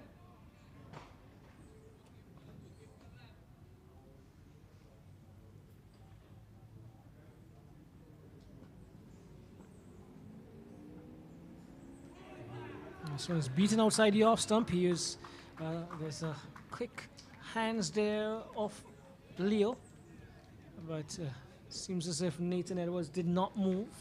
Partnership is growing. Yes, Leo seems like he has recovered from that knock on the finger that he sustained a couple of overs ago. Good take there by him and quick removal of the bails. But a little naughty shot there from Nathan Edwards. Well, they both had one of each in that over, because they've been very positive, and so that it's just flowing. Probably blood is flowing. I could take on a deliverer or two that I didn't before, but they've been batting quite well for the Leewards. Yes, very important partnership. They have realized over 40 runs, and they are doing an excellent job for the Leeward Islands team here, as they look to remove the deficit between the two teams in terms of the runs. And they are well on their way to doing so. And the Windward Islands, of course, as we have been saying this morning, they would want to take a few wickets to limit the Leeward Islands to as low a score as possible. Either score below their first inning score or score not too far beyond where they are. Currently, they are just 45 runs behind. Just about 40 odd runs behind the Windward Islands at this point.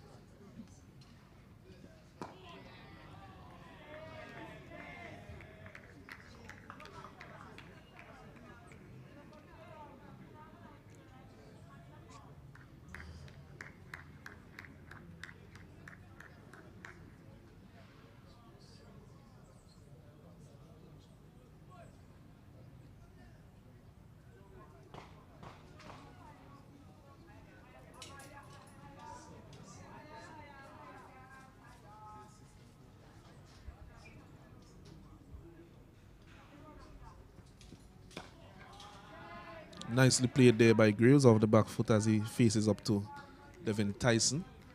And continues his defiant innings here at the Arnos playing field. Michael Graves, the vice captain of the Leeward Islands under-19 team. Yes, and he's been doing really well. Want to shout out Mr. Singh out there in St. Martin. He was the assistant coach of the Leeward Islands under-17, and he's been the man behind the production of players in in St. Martin. Oh, beautiful. That's well played. That is a good shot by I Make It Graves. He moves on to 43, and the 50 partnership comes up for these two. They've really done the business this morning for the Leewards. 166, and they have a partnership of 51, Alanson. Yes, and he has actually brought out the pull shot against the Seamans now. He has not played one for his first 150 balls. And it shows now that he's feeling confident, right, that in a shot that he may not necessarily favor, that he's now prepared to play it. And he's definitely mushrooming in confidence. Yes, well, good delivery, a good response, short of a good length, and getting some purchase of the turf as well. But again, solidly in terms of his concentration, has been Graves, and he's been doing very well for the Leewards. And this one he left outside the off stump, although the response from I Make It Tyson here was excellent after that stroke. And you spoke of and you commented the work done by the Leewards. As Mr. Singh is one of those coaches who have had or has a 3-week program in the St. Martin. I can't remember the exact dates, but days. Tuesday, Thursday, Saturdays, and so work is being done in the Leewards. And this, good delivery, bat then pad, is it? From my vantage point, but the last two deliveries were very, very good from Tyson. This one, you could hear that he didn't get all that he wanted on it, and it almost seeped through, but definitely bat then pad there, Alan. Yeah, an inside edge onto the pad. I think if he had struck the pad directly, he may have had a chance of getting an LBW there because he was right in front of the stump. So good comeback here by Tyson. Umpire having a little conversation here with the skipper, August. It's probably a little exuberance in terms of the appeal and probably a response to the decision. You know, young men always want to get things going their way. It's natural. They've been toiling away, and so just making sure that everything stays within the boundaries of what we're supposed to offer. As Tyson comes again to Graves. So it's outside yaw, Stumpy punches into the covers. Coming around and doing the fielding there. Tall, lanky player. That's the end of the over. Yes, there's some signals from umpire Trudeau. But 166-44, the Leewards, and they are pushing forward to obtaining a first innings lead, and possibly pushing to see what's going to happen later on this afternoon in terms of piling up some runs that would put the Windwards in deficit, Alanson. Yes, they're in a good position, and they continue to extend their current score. And one of the things that we will see as we near lunch, and as they near the target, I shouldn't say target, but as they near the first inning score, is that the Windward Islands, they would have to find some result from somewhere. And you can hear them trying to G themselves up now because they realize that they are behind the 8 ball at this point, and they definitely need a few wickets.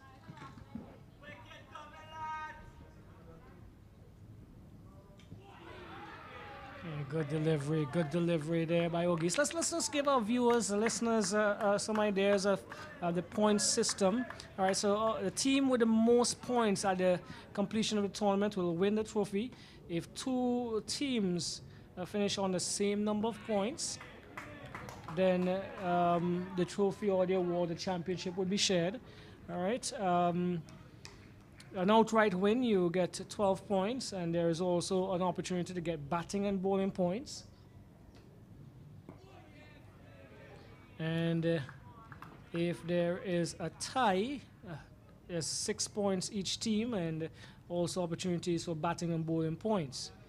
If there's an incomplete match,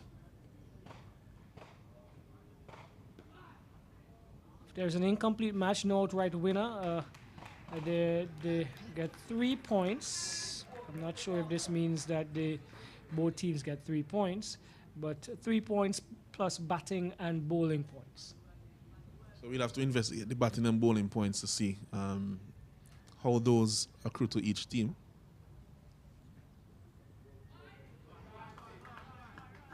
Whether you'll get some batting points for surpassing the first innings total, or you'll get some bowling points for bowling out the opposition or something like that. So we have to just investigate a little further to see how those are given to each team in the tournament. All right, so we'll push through that.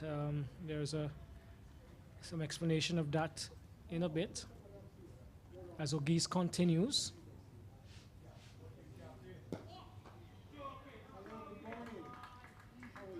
And pushed down to long off. Another single to Graves. He moves to 44. And then Nathan Edwards is on 28, 168. 168 for 4. As we continue with the points, this is a maximum of 5 batting points to be available under the following categories. 250 to 299 runs, you get 2 points. 300 to 349 points. Let's go again. 300 to 349 runs, you can get 3 points. 350 to 399, 4 points. 400 to 499 or 449, 5 points. Okay, so it's based on the total Yes. that you make. And in So the terms of Windwards have missed those points in their first innings. batting innings, yes. A maximum of 3 bowling points are also available. 3 to 5 wickets taken, 1 point. 6 to 8 wickets taken, 2 points. 9 to 10 wickets taken, 3 points. So the Leewards got those 3 points from their first innings. Well, they would have gotten a point at least for 3 to 5 wickets, 5 wicket haul. I take it. If Is my it understanding- individual bowling points or is it the team bowling points? Oh, good question. We'll confirm that, but it's there, and the points are available to be taken. And we did get some information, and we give you as it comes, and we will clarify all of those little issues that are concerns or areas that need to be clarified as we go along. But going along positively and comfortably is Graves. He's now just trotting down to the non-strikers end after a stroke, Alanson. Yes, and Luke Wilson has come into the attack, off spinner,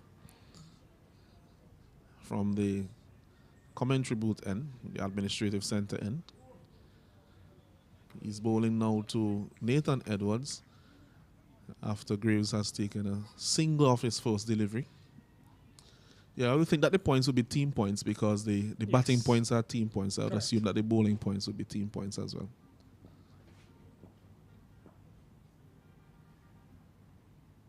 Okay, good delivery, driven into the cover area.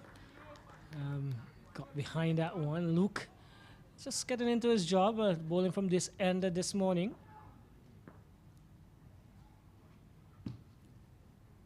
Looped up there, and as we said yesterday, slower through the air and asking the batsman to make a decision whether they're going to play from the crease or use their feet. So far, they've been equal to the task. Yes, he's a different type of off spinner to Edward, who's a bit flatter and faster. This was a good delivery. A little quicker through the air as well, and a little had to come down on it a little earlier there. Nathan Edward.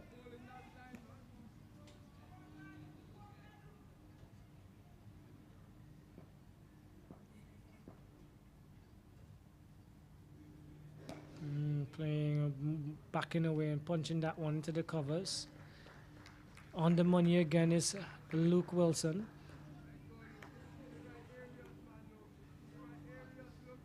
Sustained a slight injury yesterday and had to have some work done.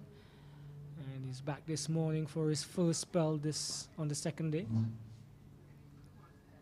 Looped up, driven in the air, but falling just short of the bowling is followed through. He did the fielding, that is, and ends the over 169 for 4. The Leewards are definitely on top. They've lost only 1 wicket today, and both Edwards and the Graves continuing to do good service for the Leeward Islands.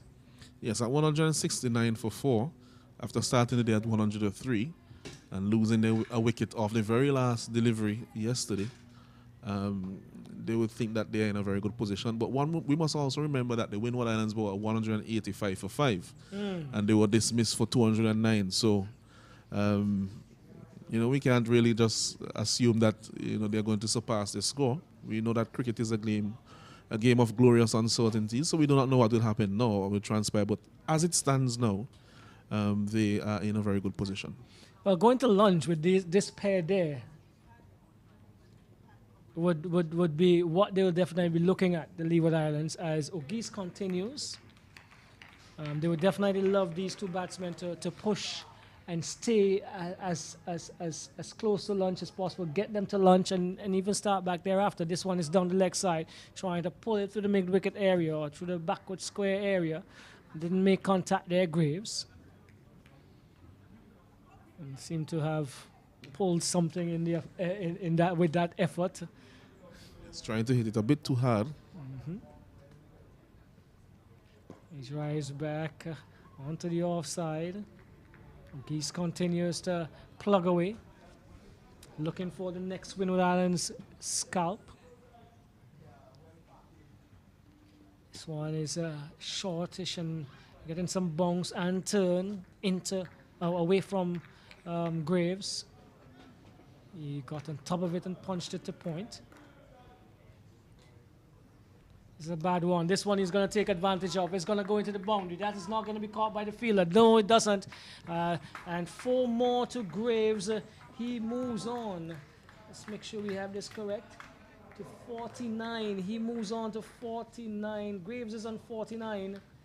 And it will be a well-deserved 50 if he does get there. Yes, he finally latched on to one of those short deliveries down the leg side after having a few attempts previously in the game.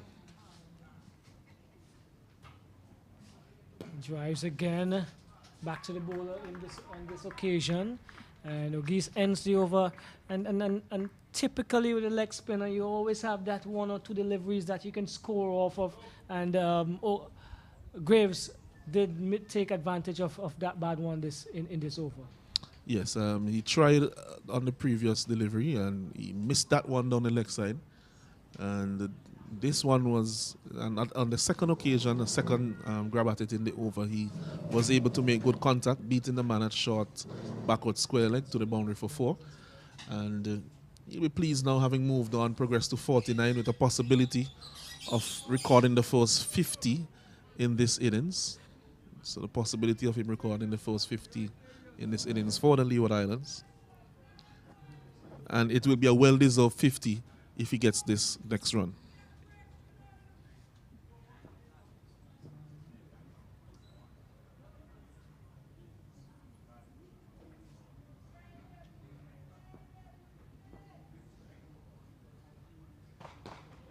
So it's Luke Wilson again into his work here for the Windward Islands.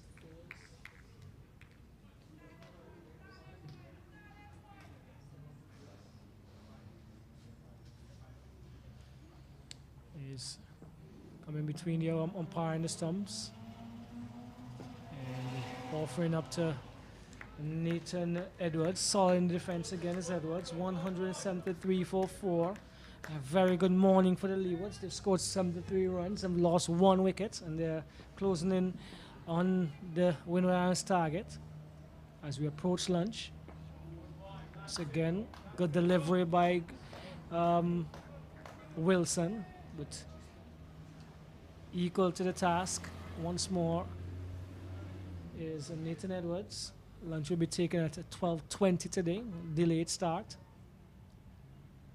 So faster, quicker through the air, flatter, and pulled through to the in front of square. 29 is what Nathan Edwards moves on to now, and 174.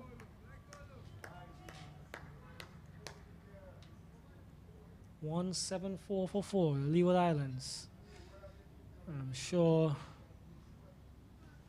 all and sundry who loves the game of cricket in the Leewards are pleased with what they have seen so far from their team. Windwards have not been disappointing, but they have met a Leewards team that has been stout, solid, and definitely here for a reason.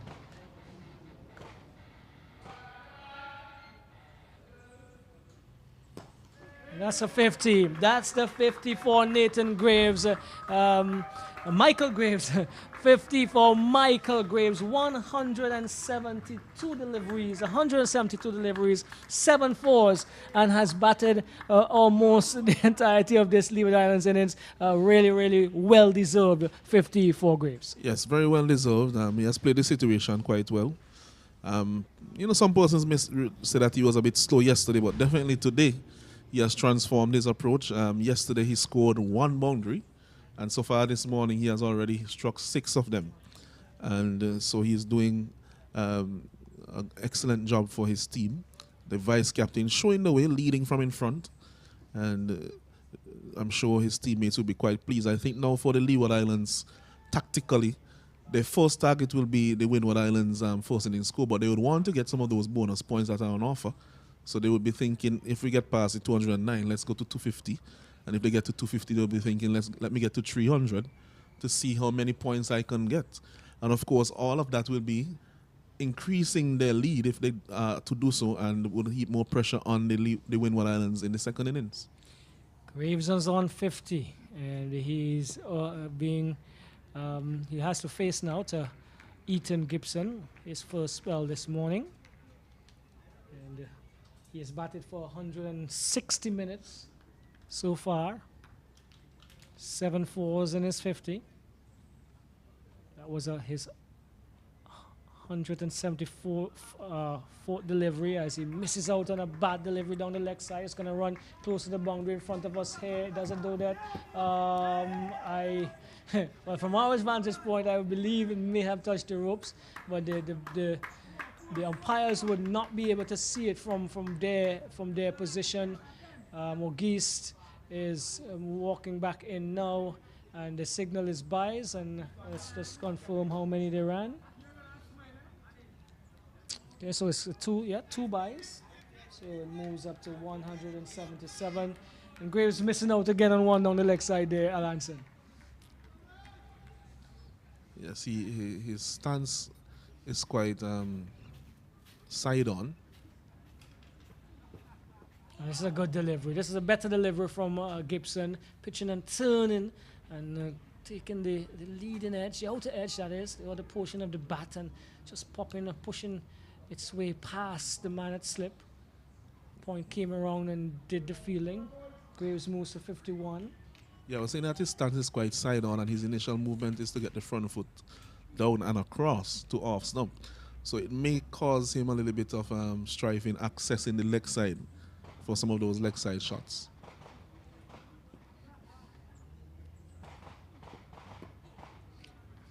Good delivery again by Gibson into Edwards, Nathan Edwards. Ironically, Michael Graves is the slot on my sheet here that has no information. I was wondering if they were keeping him a secret, because he's really come out and been solid for the Leewards here. No information prior to the game, basically. And this is a good delivery. Well, a bad delivery put away in the correct form. I meant saw it early, advanced, and over cover he went. And recording another boundary for him here is Nathan Edwards, putting away a bad delivery. Yeah, that was a very poor delivery and deserved to be hit. He's actually fortunate that it didn't go for 6 because it was that bad a delivery, yes. Very full. Even though he advanced to get to it, if he had remained in his crease, it still would have been a full toss. So a very poor delivery there by Gibson. He has to recover quickly. And the Windwards would have to be very, very careful here. They don't want in the next 20 minutes, 30 minutes or so to let the Leewards run away with some very quick runs, because that could mean that the Leewards could push very, very hard this afternoon after lunch, and even all of the rest of today, and put the Windwards under a lot of pressure tomorrow to bat out the entire day. Yes, that is quite possible. And even if they bat very close to the end of the day, if they get a sizable lead, it may still mean that they would have a small target to chase in the 4th innings. So the Windwards team need to ensure, and they need to remind themselves, I think, that they were in a similar position, just probably 1 wicket higher at the same score, and they were the Leewards team were able to dismiss them for 209. So there is no reason why they can't say to themselves, we can do the same. Well, 183 for 5, the Leewards for 4. 183 for 4.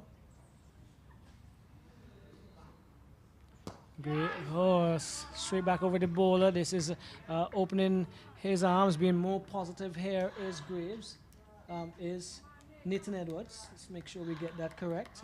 He moves on to 35. And the score 184-4-4.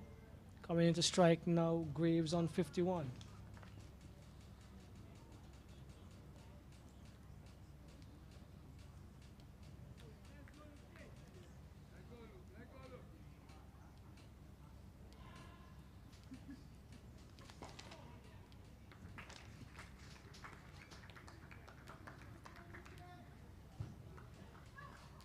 Back on the money there was Wilson. And solid in defense once more. Graves he faces again. So it's outside the off stump and had a toss, but then eventually decided against playing it and left it to be collected by Leo. It's an interesting field which I'll comment on after this delivery. Swanee decides to punch as it came back into him, as closer to him, but can't beat the man at cover. Normally, an off spinner would operate with a 5-4 field instead of a field that has 5 on the offside. But I think because of the way that Graves bats. This one is closer to him, and this time he's trying to play behind point. Did not make contact. Leo went up, didn't get much support. Yeah, where it seems as if he favors the offside, even though he's batting an off spinner. So this is an interesting field, something that you would not normally see for an off spinner to a right-hander. And this one he again tries to give himself room, and at the end of the over, as Wilson fielded in his follow through, 184 for 4, 184 for 4, and we'll make some contact with some of the coaches from the Leewards during our lunch break to get some further information. And then after that, we will definitely try to do the same for the Windwards players to get further ideas on the development, the process that these young men would have come through. Well, for the St. Vincent on the 19 team, one of our co-commentators at one of the other venues today, he was in the managerial position, the coaching position, which would be Martin. So he'll be able to inform us as needed for the Vincentian players. And I'm sure you would have information on the other players as well that they came up against in the Windwards tournament. So solid partnership here between Michael Graves, 51, and Nathan Edwards, 35, 184 for 4. The Leewards in response to the Windwards 209. And a pleasant all-round performance so far by Nathan Edwards. He walked off the field after the batting innings of the Windwards with the ball in hand. Indication that he did an outstanding job. And he's doing similar work here with the bat as Graves calls him through for a quick single. Yes, he's doing a very good job. And the question that the Windward Islands have to have now is who will do what Edwards did in terms of polishing off the lower order. Because if they could find a bowler who could do that for them, then they could be back in the game. Well, that's probably what is being asked of Ethan Gibson, as he's trying to place a man at point. That's 2 slips to Graves. And Graves punches 2 points and does not beat the fielder.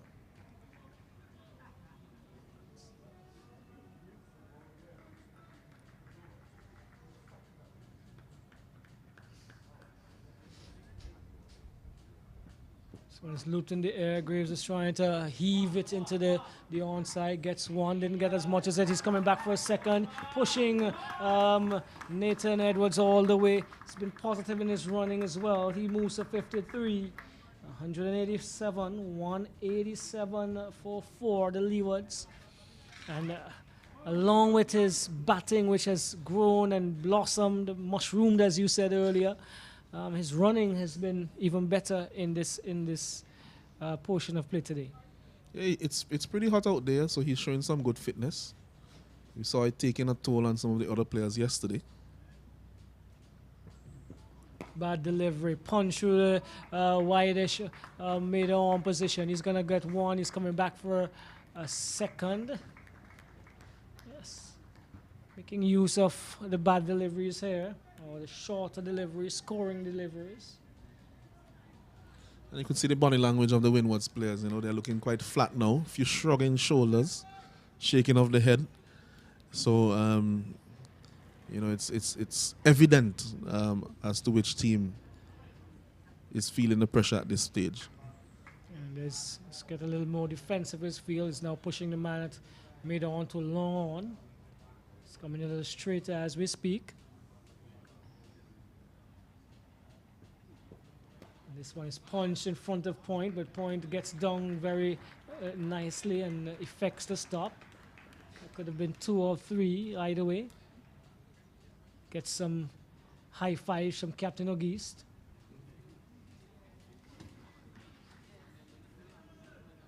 As Gibson tries again. Gets a little overcast as some clouds passes over us.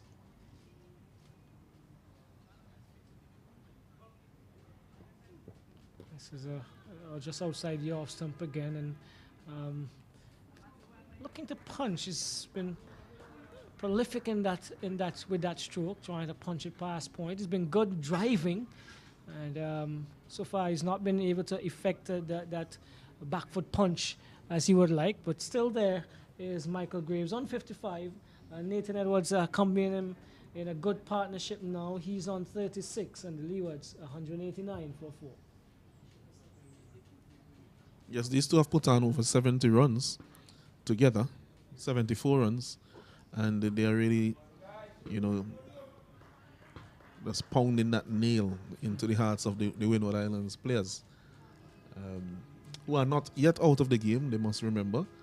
And as I have kept mentioning, that they were in a similar position in their first innings, but the tail was polished off by that spell from Nathan Edwards. So they need to keep reminding themselves of that.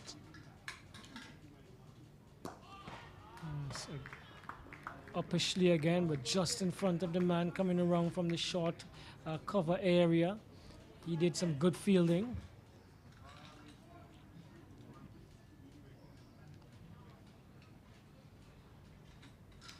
It's Tariq Edwards.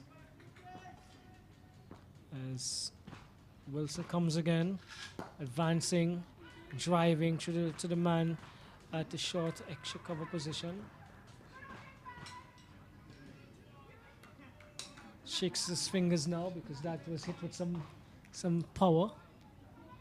As Nathan Edwards looks as if he wants to make sure he gets his 50 before the lunchtime break. He's on 36. This one's a good delivery. Has to come down on it and turns it onto the onside. Moves to 37 with that single. 190 now. 190 for 4.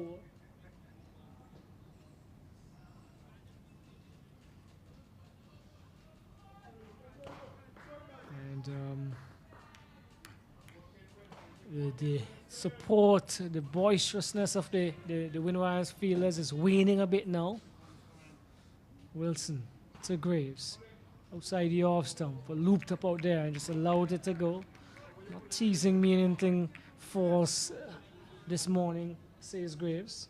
Or it's this afternoon because it's 12:01.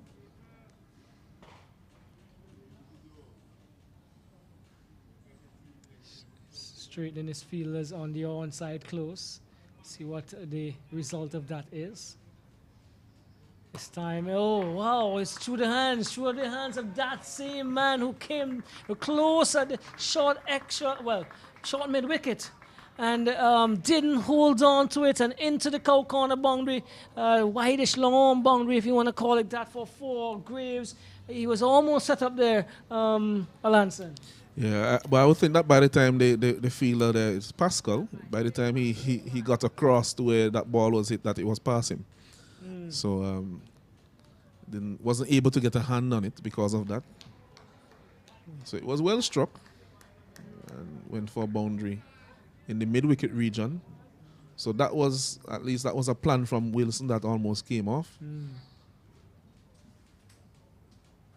This one he pulls again, shaking it off.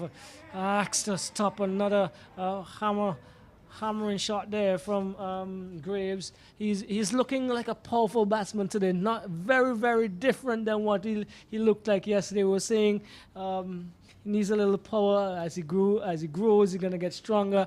But he is answering us today. Yeah, he's doing a good job. He's showing a different dimension to his batting. So he's showing that he is not a one-dimensional player and that he can play different roles depending on the situation, which is extremely important. Several times these days you hear, well, this is how I play, this is how I bat. Right. but really and truly, you should be able to adjust to what is needed at the point in time. So that augurs well for him at such a young stage of his cricketing career. Kelshon Andrew is being brought back into the attack. And he will probably have a few overs before the luncheon interval, which will be taken at 12:20. So the Leewards have pushed up. They have pushed up and pushed up strongly to 194, 19444. Graves is on 59. Nathan Edward 37. And they have put on 79 between them. 79 very, very valuable runs in the context of the game.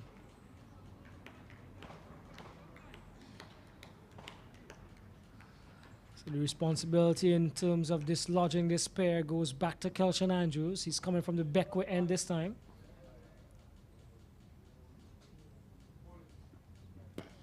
It's good delivery to start with, just about on about the off stump, back of the length, coming forward and solidly once more. Behind it, the captain of the Leeward Islands under 17 team, and here in the under 19 unit, Nathan Edwards.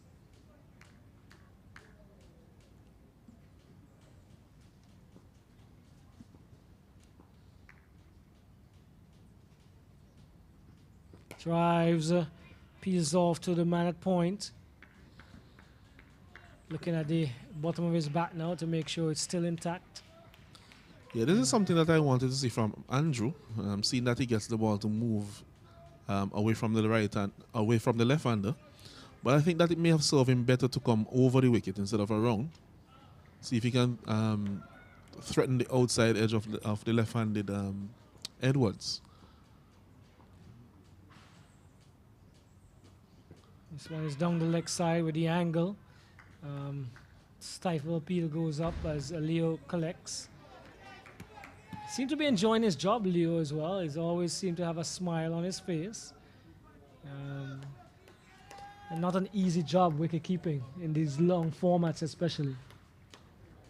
Yes, really a challenge of fitness and concentration to keep your mind on every delivery for a few days consecutively. Oh, that's a naughty stroke. That's a naughty stroke. Too close to him and didn't get on over it. He's walking down now, trying to put his mind back where it should be. That is Nathan Edwards, and tapping on that area. But that was all him because the ball was not in that area for him to play that stroke. It was too close to him. Could not be in control.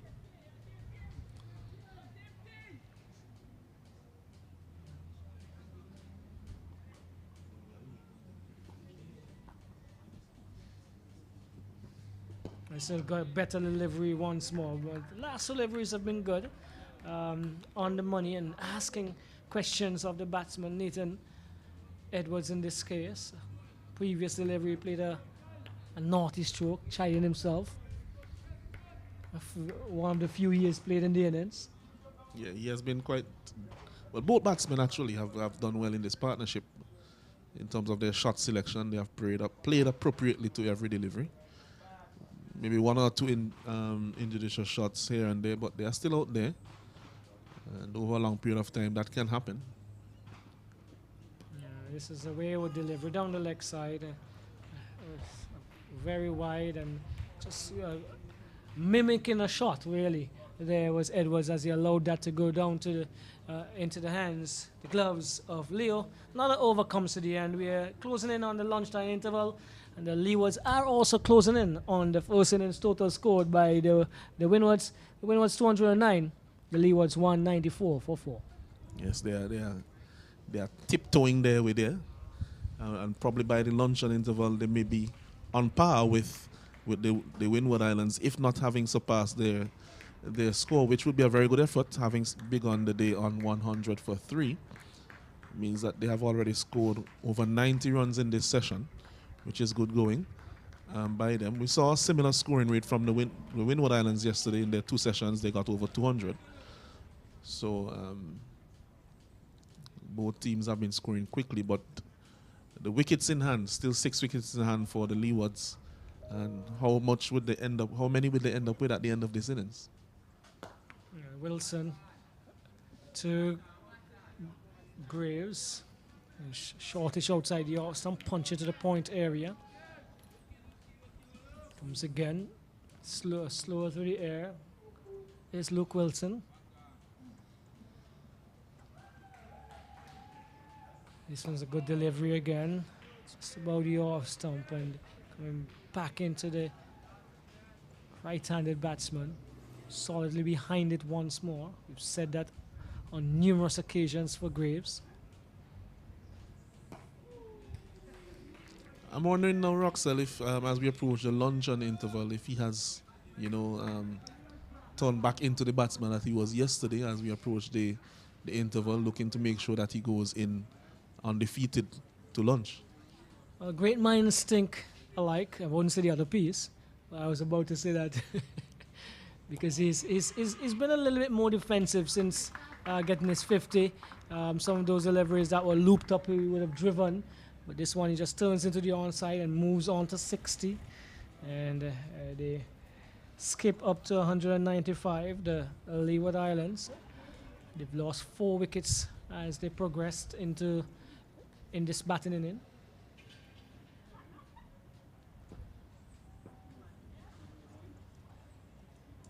Edwards pulls away as there's probably some chatter behind him.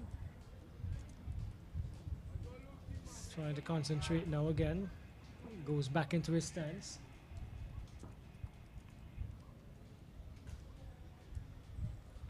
This one he drives to middle, and there's a single, a close one, diving into his ground, his Graves.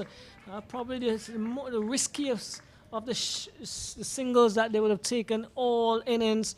Not sure if Nathan Edwards actually saw that fielder there and his proximity, but that was pushing the legs of Graves, who's been there for almost 200 deliveries. Well, Edwards might have been thinking to himself, I'm running to the danger end. So even if the fielder ends up throwing through your end, which was the case, that you'll have a bit more time to get in because of the distance. And so it was, in the end, a fairly safe single. All is well that ends well. He would have had a lot to answer for if he had run out the vice captain after the innings that he has been playing so far. Yes. The island of clouds behind us. Beckway is preparing to get some showers as they move, as some rain clouds move behind us here at the stadium at Arnos Vale.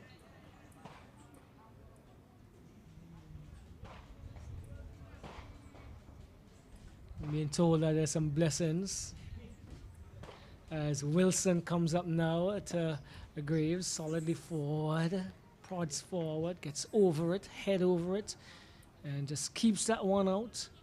Another over comes to an end. Just about 9 minutes shy of the luncheon interval.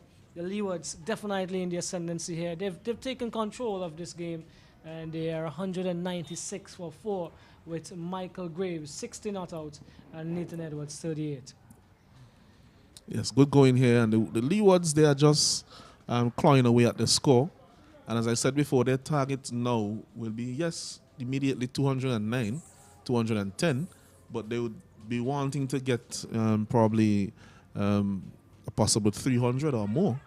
Based on where they are now, having 6 wickets in hand, it's definitely still a possibility for them to surpass the 300 mark. And if they do so, they will be at least about 100 or so ahead of the Windwards, which would be a difficult proposition for the Windward Islands in their second innings. Any deficit in youth cricket is a big deficit, and so they want to reduce that, but it's Andrew with other ideas in mind as this one is driven into the covers, and they're moving with the stroke at the batsman, and so Nathan Edwards adds to his total. He moves to 39, getting closer to that 200 mark as a total for the Leewards. They are 197. And so this is a positive intent that we're speaking about. In their innings yesterday, the openers started off with that intent. They ran on most of their shots. They really got a lot of singles. And then there was a lull where the intent wasn't there, that positivity in the running and so on. And that really kind of just pulled them back a little bit. And they would have been, I'm sure that is something that they discussed yesterday, as I mentioned before. And now you're seeing that, that positive intent is there, even in the running. Run on the shot. And easy single in the end. And this Graves is bold, crop and neck, both leg stump and off stump going in opposite direction as he probably lost his concentration there. One in the block hole, trying to drive back past the bowler. And Tariq, Tyson, I make it. Andrew, sorry, let's go again. Andrew gets the breakthrough, dislodges the man who's been solid as a rock. Graves has gone for 60, a good innings, and ended with a stroke that has not been characteristic of his innings at all, Alanson. Yeah, totally out of character, but I think that it may have just been that momentary loss of concentration. He has concentrated well for about 200 deliveries. So, that momentary loss of concentration, it just happened to be that loss of concentration on this occasion resulted in his wicket. And, of course, that is where the batting is. One bad shot, one error in judgment can cost you a wicket. A bowler has the opportunity to recover from a poor delivery, but not the batsman has to wait until the next innings to do so. But fighting knock from him, and I'm sure his team will be very pleased with what he has shown and the example as the vice captain for the others to follow. Palmer now replaces him at the crease. Well, the Leewards have been losing wickets at very crucial points. Yesterday, just before the end of play, they lost a well-set batsman. Just before lunch now, they've lost Graves. And these are one of the few things that they will have to work on in terms of finishing off a session still as strong as they've played through it. Yes, it is something that we saw from the Windwards, but in the opposite way. The Windwards lost wickets after breaks, and they have lost the wickets just before breaks. So it's both ways. You start strongly and you want to finish strongly as well. So those are two things that I'm sure they will get better with as they play more cricket. Well, 197 for 5. Michael Palmer has replaced Michael Graves. And Palmer has been prolific. He had a good 80 odd against Guyana in the West Indies on a 17 tournament. He's also no rapid with the bat from the information that we have come to us. So he could probably continue to pile on here for the Leewards. But the Windwards would have different ideas. They're a little bit more boisterous now. They've gotten the breakthrough. The man who's been solid, like the Iron Man in tongue. Alanson. And that one was close to the leg stump. As he moved across, they went up with an appeal, hoping that something was on that one. But in the end, no further loss for the Leeward Islands. And you notice what happened there, that Andrew, he stuck to his around the wicket line to the right-hander in this spell, and he was able to get the reward. So just a little change in angle was able to defeat the batsman who looked so set at the wicket, which was Graves. And you're hearing all the chirping now from the Windward Islands again. They are buoyed again with the loss of that wicket. Of course, one of the most vociferous out there on the field is the captain himself. Seems to be very excitable, August. Palmer, he actually bowled first change, so he's showing some all-round capability as well.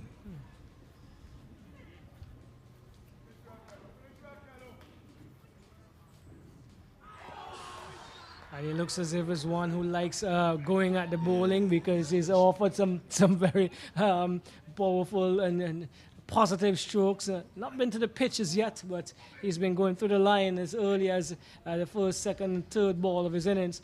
Palmer probably looking to get things going here for the Leewards even more positively than they've been. But the Windwards have pulled things back here just a touch. They've taken the wicket of Michael Graves, and again, he has to be applauded for his approach yesterday. He saw things out when it was a little difficult, and today he blossomed into a good attacking type player. Got his score up to 60, but loss of concentration there losing his wicket just before lunch. We make it, this possibly could be the last over before lunch, depending on how quickly he gets through the 6 deliveries. I think he might have another one. Luke doesn't take very long to bowl his overs. But just to comment on Andrew, he has gotten his first wicket of the innings, but he has been quite disciplined with his bowling. So just rewards for him. He was miserly yesterday, along with the captain and Edward. And it was his spell and Edward's spell that really initially heaped some pressure on the Leewards, who had a very good start. Yes, definitely, as Luke Wilson continues. First delivery just played on to the offside. There's no run. As he makes some slight adjustments to the field, he brings in his long off to mid off. This one is played through the point area. He's going to get one. They're coming back for a second. There's a hesitation. Halfway down the wicket was Palmer. Again, another bit of uncertainty coming into the cricket. This would have been an easy 2 before from the running that we've seen from the Leewards. But on this occasion, Nathan Edwards was not amused. He didn't want it.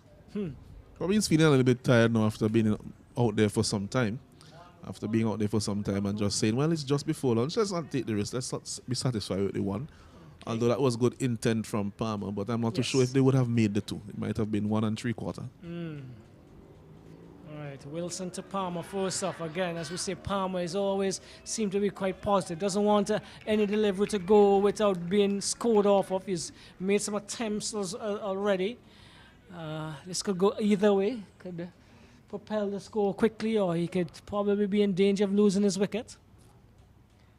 This one he decides to watch outside the off stump. Probably an advice or 2 coming from long distance in the case of from his partner Nathan Edward. Wilson comes in again. Looped up there, he drives to the man of short extra cover. Comes off the bottom portion of the bat. You hear that hollow sound. As another slip comes into play here now. Wilson to Palmer. This one is too wide to entice Palmer into a shot. Yeah, that's good captaincy. That's good tactics there from the Windwards. I could see that Luke Wilson, he's flighting the balls, trying to entice the new batsman into an injudicious stroke just before lunch, and the captain has supported him by adding another slip. So that was good cricket. But it seems as if now the umpires have removed the bails, and it will be lunch here on day 2 of this fixture between the Windwards and Leeward Islands on the 19 teams, Roxel. Yeah, so the Windwards 209, the Windwards 209.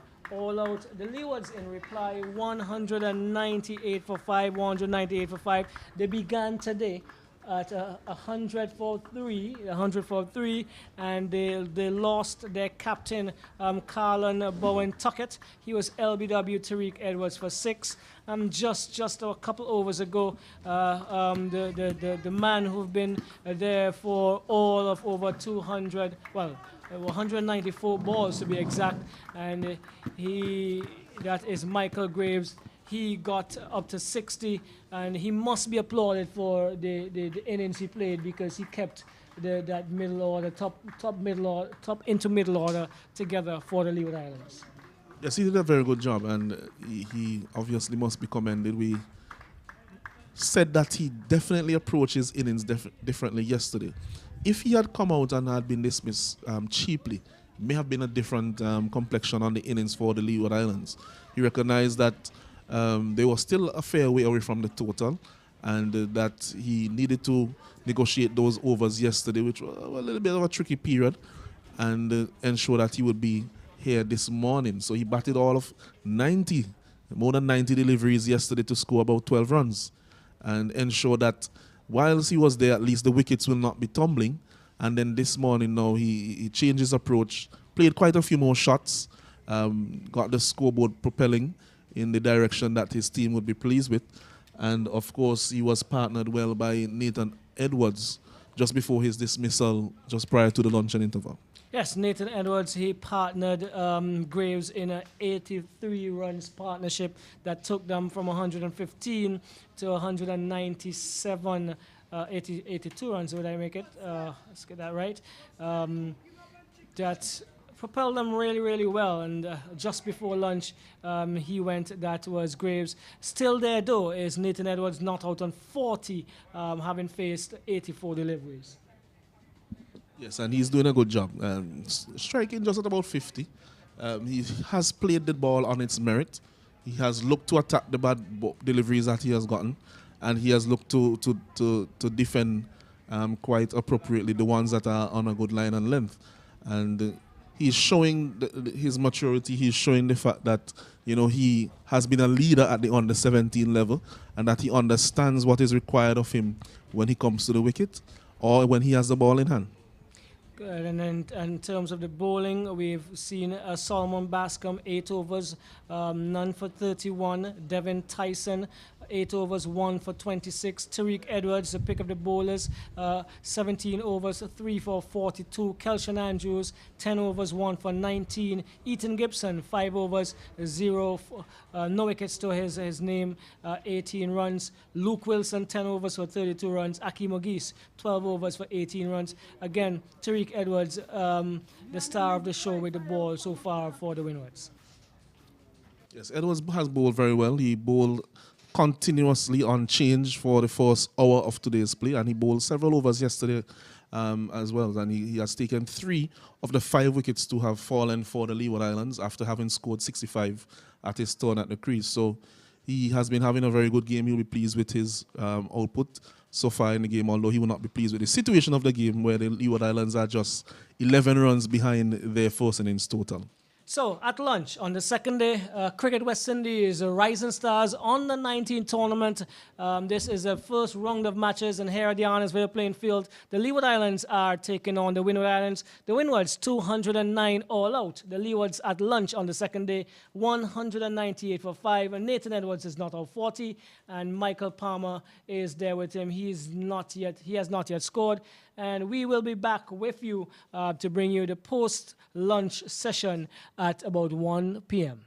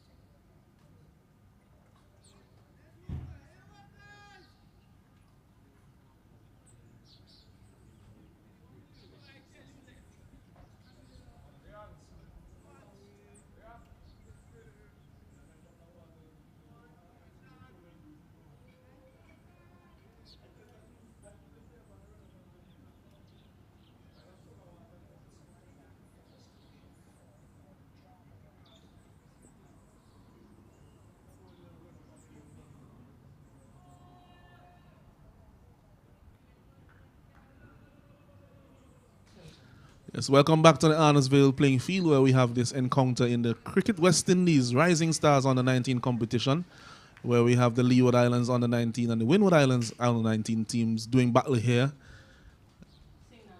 at the Arnos ground. The two not-out batsmen are Palmer, and on strike is Nathan Edwards. He'll be facing up to Andrew, who will resume the action after lunch. Good Yorker delivery there. Well dug out by Nathan Edwards. Look like if he has been given a little bit of his own medicine. He usually starts a spell with a Yorker delivery. So he may have known what was coming on that occasion.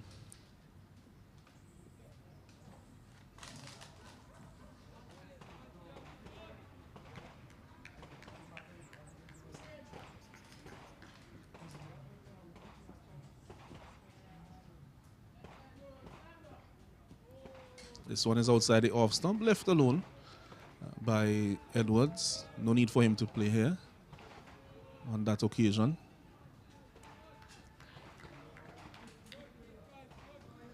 Lovely sunshine bathing the Arnos playing field now.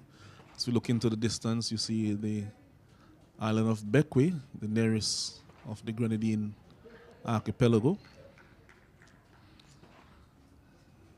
As Andrew comes in now to Edwards. This one is short and lifting outside the off stump. It doesn't offer a shot. Leaves it to go by to be taken by keeper Leo.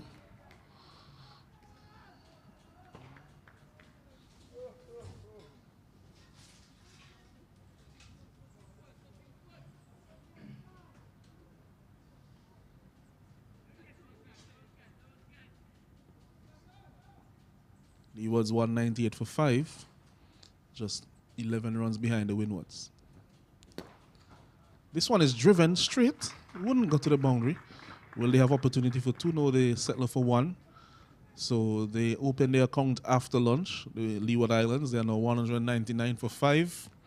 And that's the first run after lunch to Nathan Edwards. Palmer yet to get off the mark, sorry. The wicket of the vice captain Graves falling just before the luncheon interval, which saw Palmer coming out to the wicket.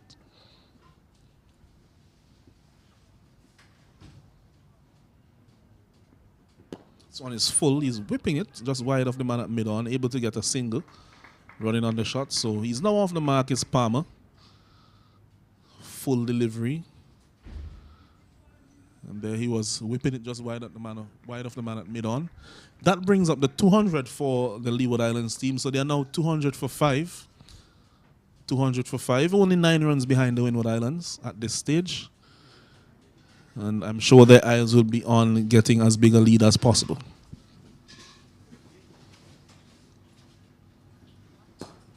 This one is hit down to the man at mid-on. Slight misfield. Single taken. Looks like Bascom.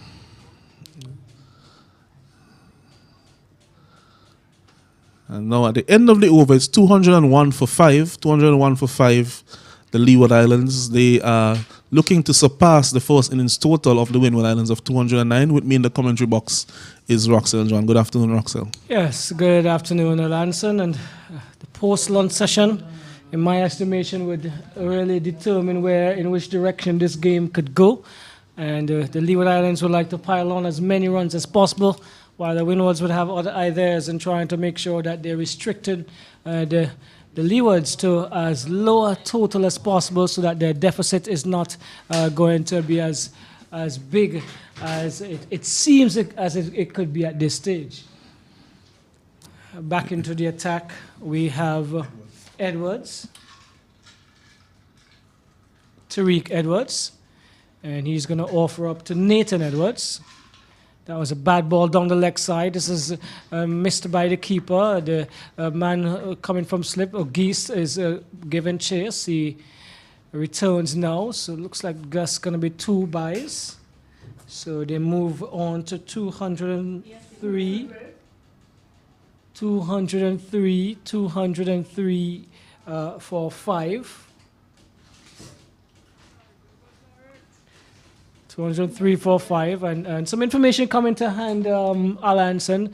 So there's a 12-month program in St. Martin for youth cricketers, 4 days a week, Tuesdays, Wednesdays, Thursdays, and Saturdays.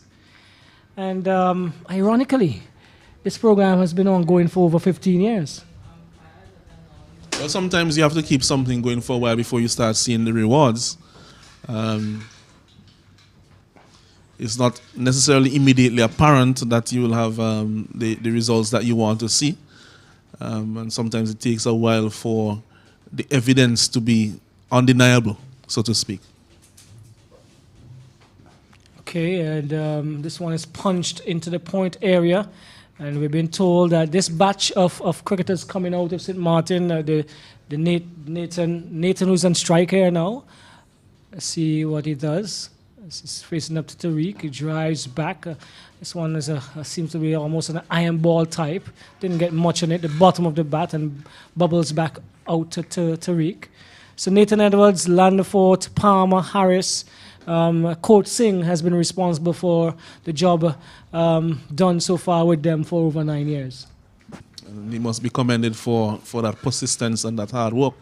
Must take a lot of sacrifice for a coach to dedicate himself to doing a program like that over such a prolonged period of time, and kudos to him. Kudos to all the coaches who are working with youth players. We know we have several of them here in St. Vincent, and I'm sure throughout the Windwards and other places in the Leewards and throughout the Caribbean as well. We know that Alonzo Jackson has a youth cricket program that he does on weekends with many cricketers who have passed through over the years. And there are many persons who have played the game at higher levels who make themselves available in that way to pass on their knowledge to the young cricketers, and these efforts must be applauded.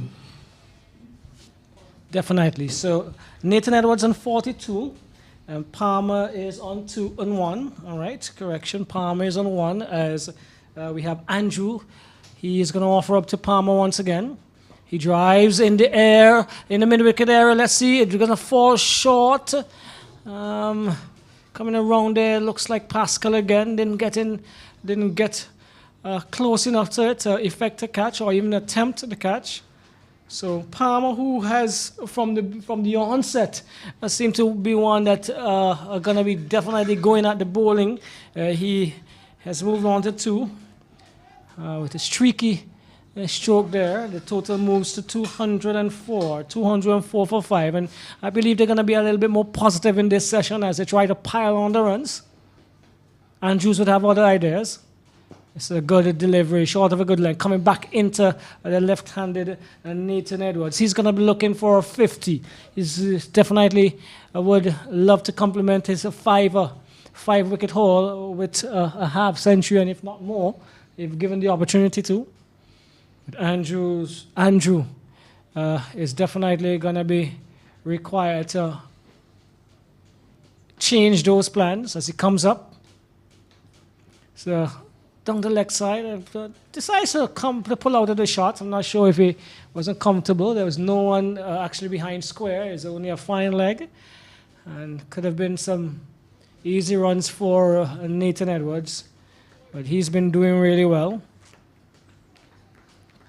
And yes, definitely, sacrifice is needed these days, especially in cricket, to churn out the work. And he punches this one through point. It's going to run close to the boundary. May not get there. Is it going to get there? It's challenging the fielder now, but he does pick it up eventually. 2 more to Nathan Edwards. He moves to 44, and the score is 206 for 5, as we can see them being a little bit more positive so far since the resumption. Yeah, well, they're almost on parity with the score that the Windward Islands made in the first inning, so they would feel confident that they're in a very good position, and they would want to press home the advantage by scoring as quickly as possible from at this stage. Changing his line of attack is Andrew. He's going to come around the wicket now.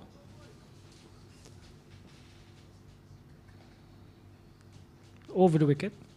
as he pushes this one right into the toes of Nathan Edwards, something he would be familiar with as a bowler, what he likes to effect with those in-swinging Yorkers. Swinging Yorkers, this looks like it hit on that toe that was exposed. He couldn't get the bat around. He's hobbling around. Let's see, he doesn't look comfortable. For the first time in the game, he looks uncomfortable out there. He doesn't look like he's in control, in some pain. But he's going to tough it out. He's led the under-17 team, so he knows what it is to be through difficult situations. And let's see what his response is. Not a good delivery from Andrew, following up that previous Yorker Len delivery with one quite similar.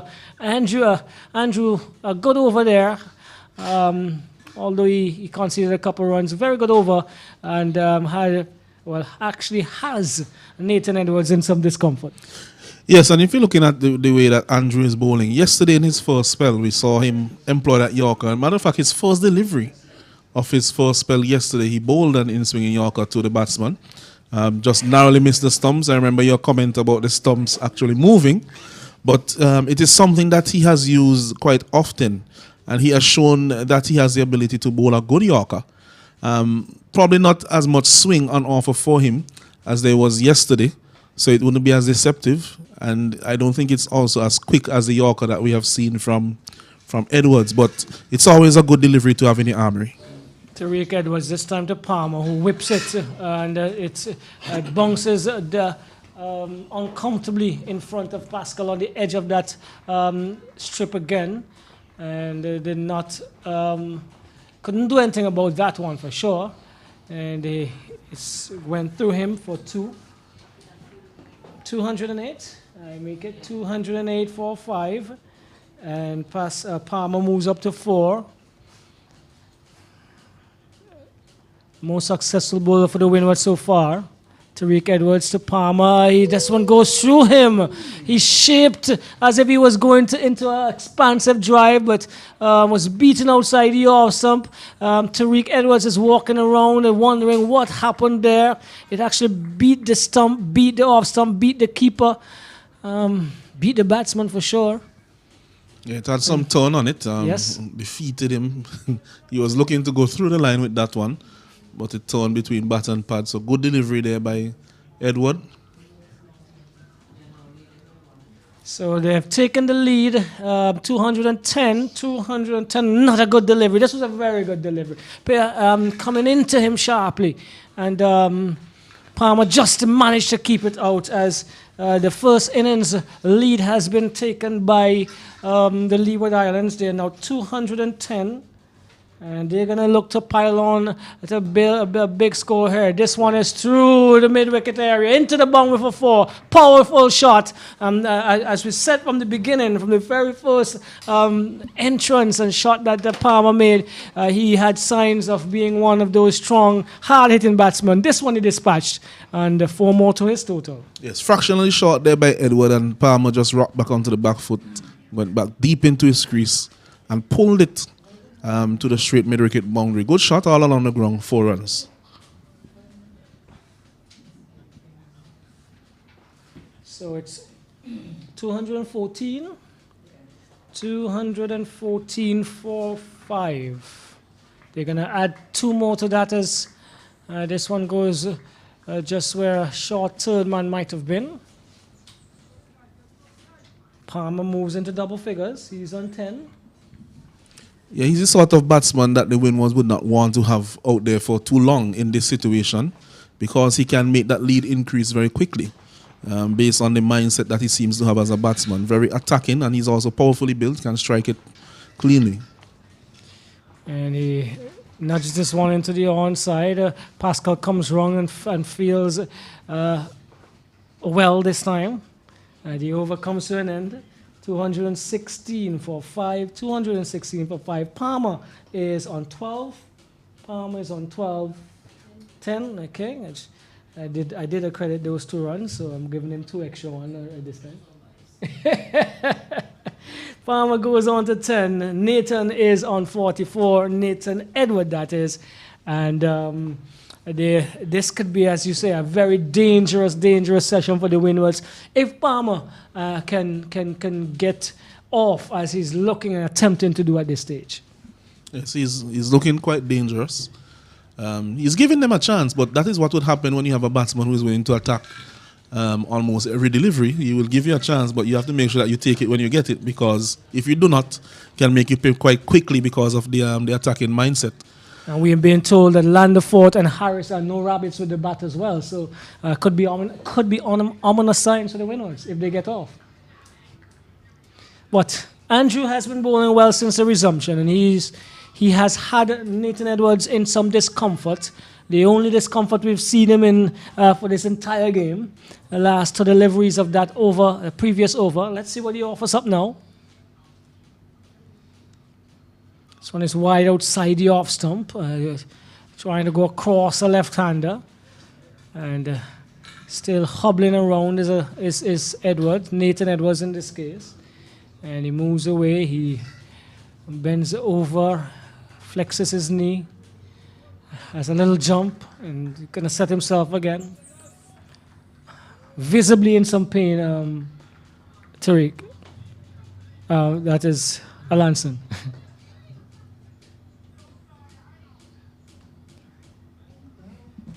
Well, no pain, no gain, as the saying usually goes.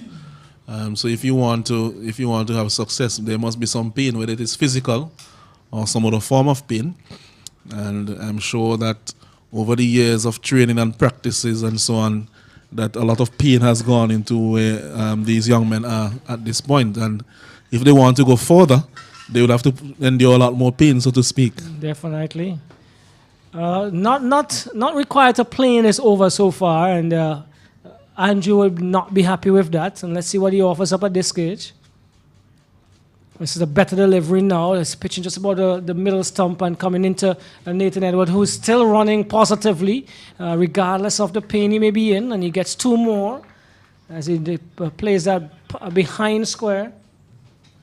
Score moves on to 219, and inching closer to his half century is Nathan Edwards on 46. So that was very good running. As soon as he touched down at the other end, he touched down with his bat in the correct hand, of course, in his left hand, so that he can see where the fielder was. He had not yet gathered the ball, and he immediately called his batting partner back for the second. So that's good running. Andrew from the backway end, cleared up a bit there. The clouds have passed. And this is driven to backward of point. Luke Wilson does the fielding. No addition to the total. They've taken the lead, and they've sped up to 10 in the positive. 10 in their pockets, so to speak, right now, the Leeward Islands. And they'll be looking to gain some bonus points and to see how close they get to 300 initially. All of tomorrow, the third is still to play.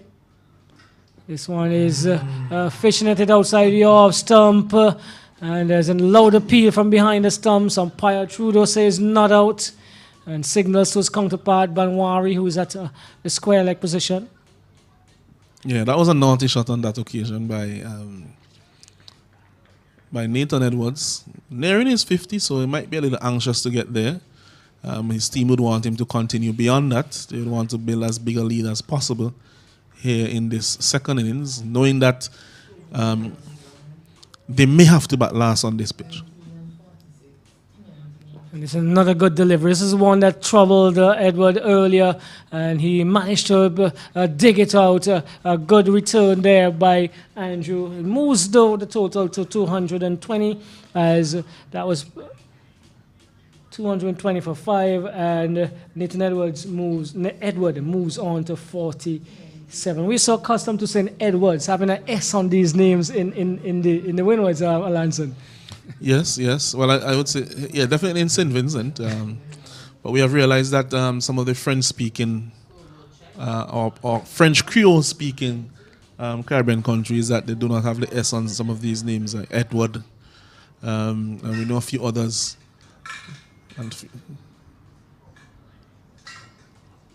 Andrew again, this time to Palmer. Palmer drives down to a wideish mid-on position, gets a single. Good throw by Pascal, who is now probably proving some of our colleagues in the box wrong in terms of his fielding ability.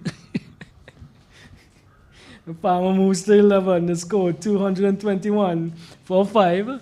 At the end of another over, this is where the Leewards can definitely put a foothold, a clamp on this game if they really do well through this period post-lunch. Yes, one would think that if they continue at this rate and they're not bowled out, that they will be somewhere near to or just beyond 300 at the end of the session. If they are not bowled out, that is, and that will be a big lead.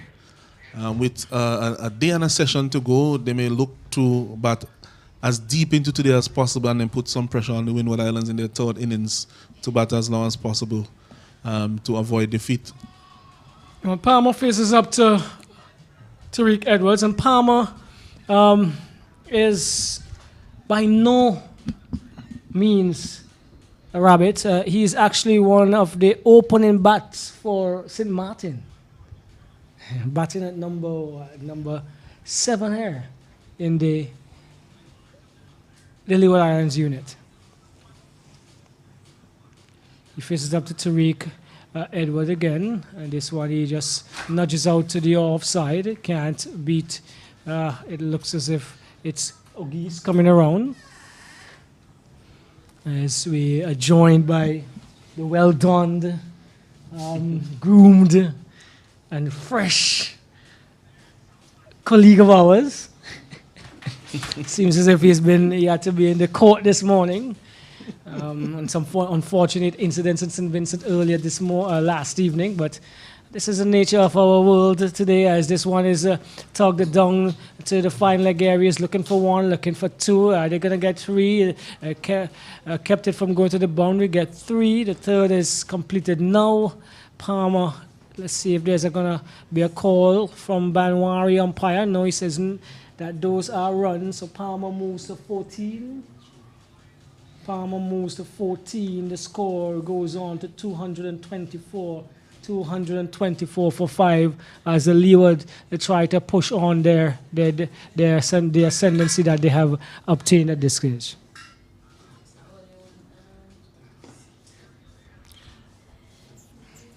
So quite interesting here to see that the opening batters for the St. Martin team in the Leeward Islands competition, they're actually at the wicket now for the Leewards. So you're saying that Edwards is his opening partner? Yes, according to what I'm seeing here, St. Martin opening batsman and number 3 opening batsman and number 3 are at the wicket right now. So Nathan Edwards would have been coming in number 3 for St. Martin. That's very good. It's showing that there's depth in this side in terms of their batting, and that's very good because we saw from the Windwards yesterday quite the opposite in that once they went beyond the keeper, Leo, that the bowlers didn't really offer much with the bat.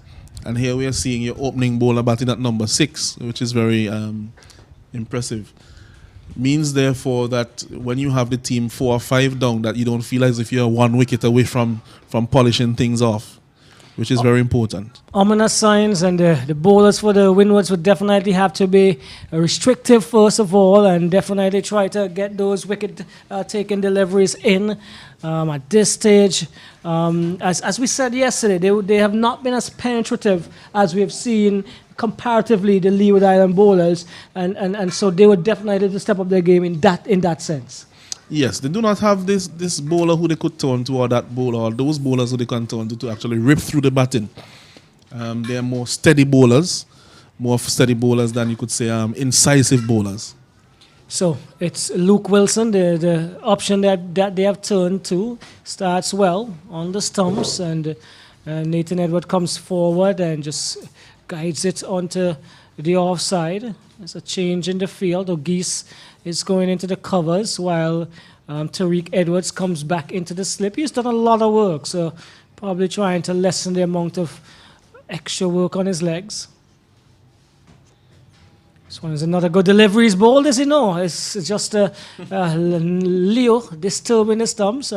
The stumps are, the batsman's back is to us at the commentary booth end here. So sorry if I drew you into some excitement there as a Windwards fan. It was Leo disturbing the stumps and asking of umpire Banwari a question. Again, Wilson into Edwards. He punches that into the covers. O'Geese feels without a murmur.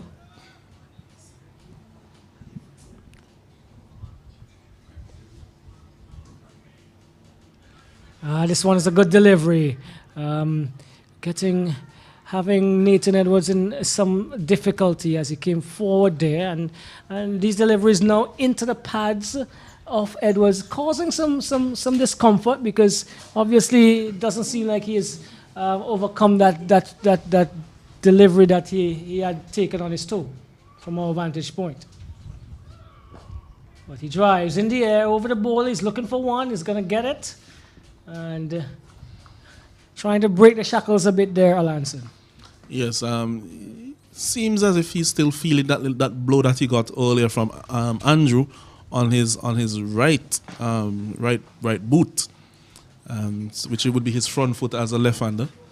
So reluctant to put a lot of weight on that foot. Could see him hobbling there at the non-strikers end. It brings the batsman Palmer into strike. Quite aggressive batsman. And this one curves that aggression as it was looped up outside the off stump and wide of the stump. He allowed it to go. And at the end of the over, another Luke Wilson over comes to an end. It's 225, 226 for 5, 226 for 5, a lead of 17.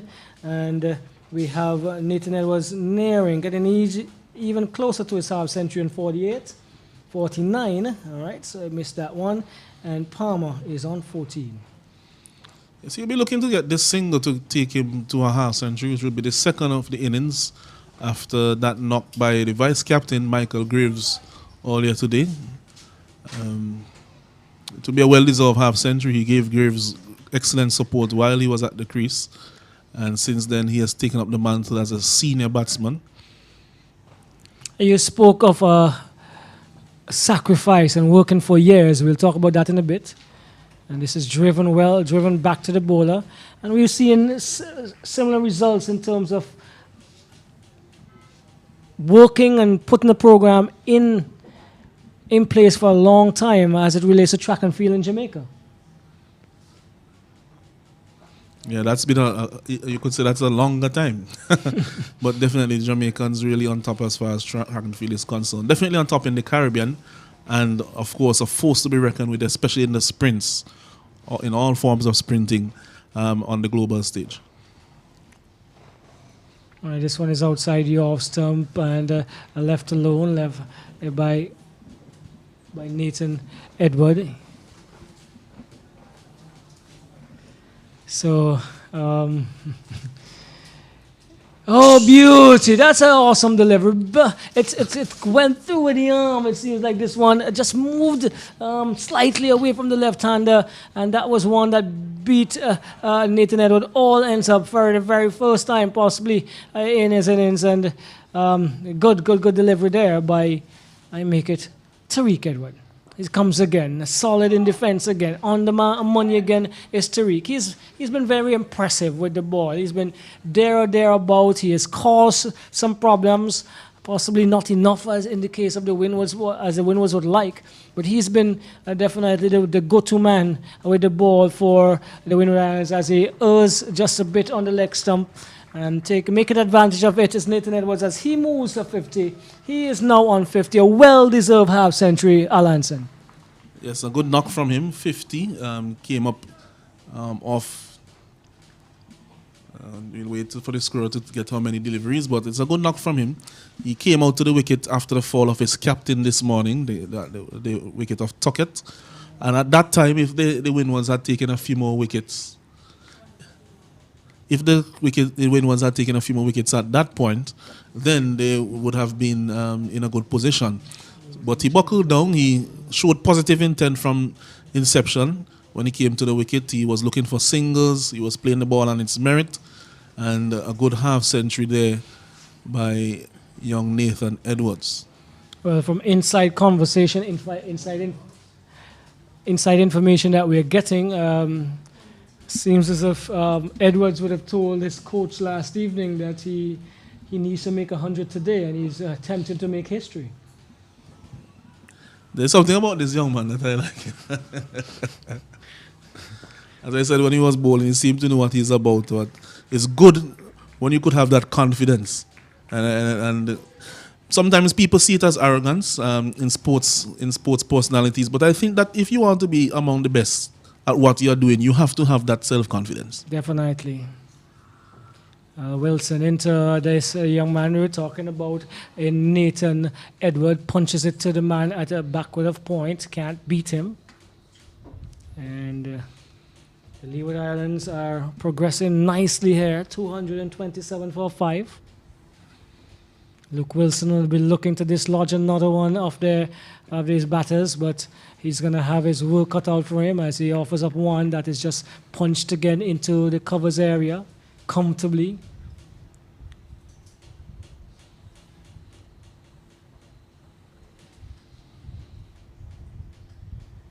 A good delivery and equal to the task is Edwards, as this was just about the off stump and coming back in, and he came long forward and kept it out in the fashion that is approved.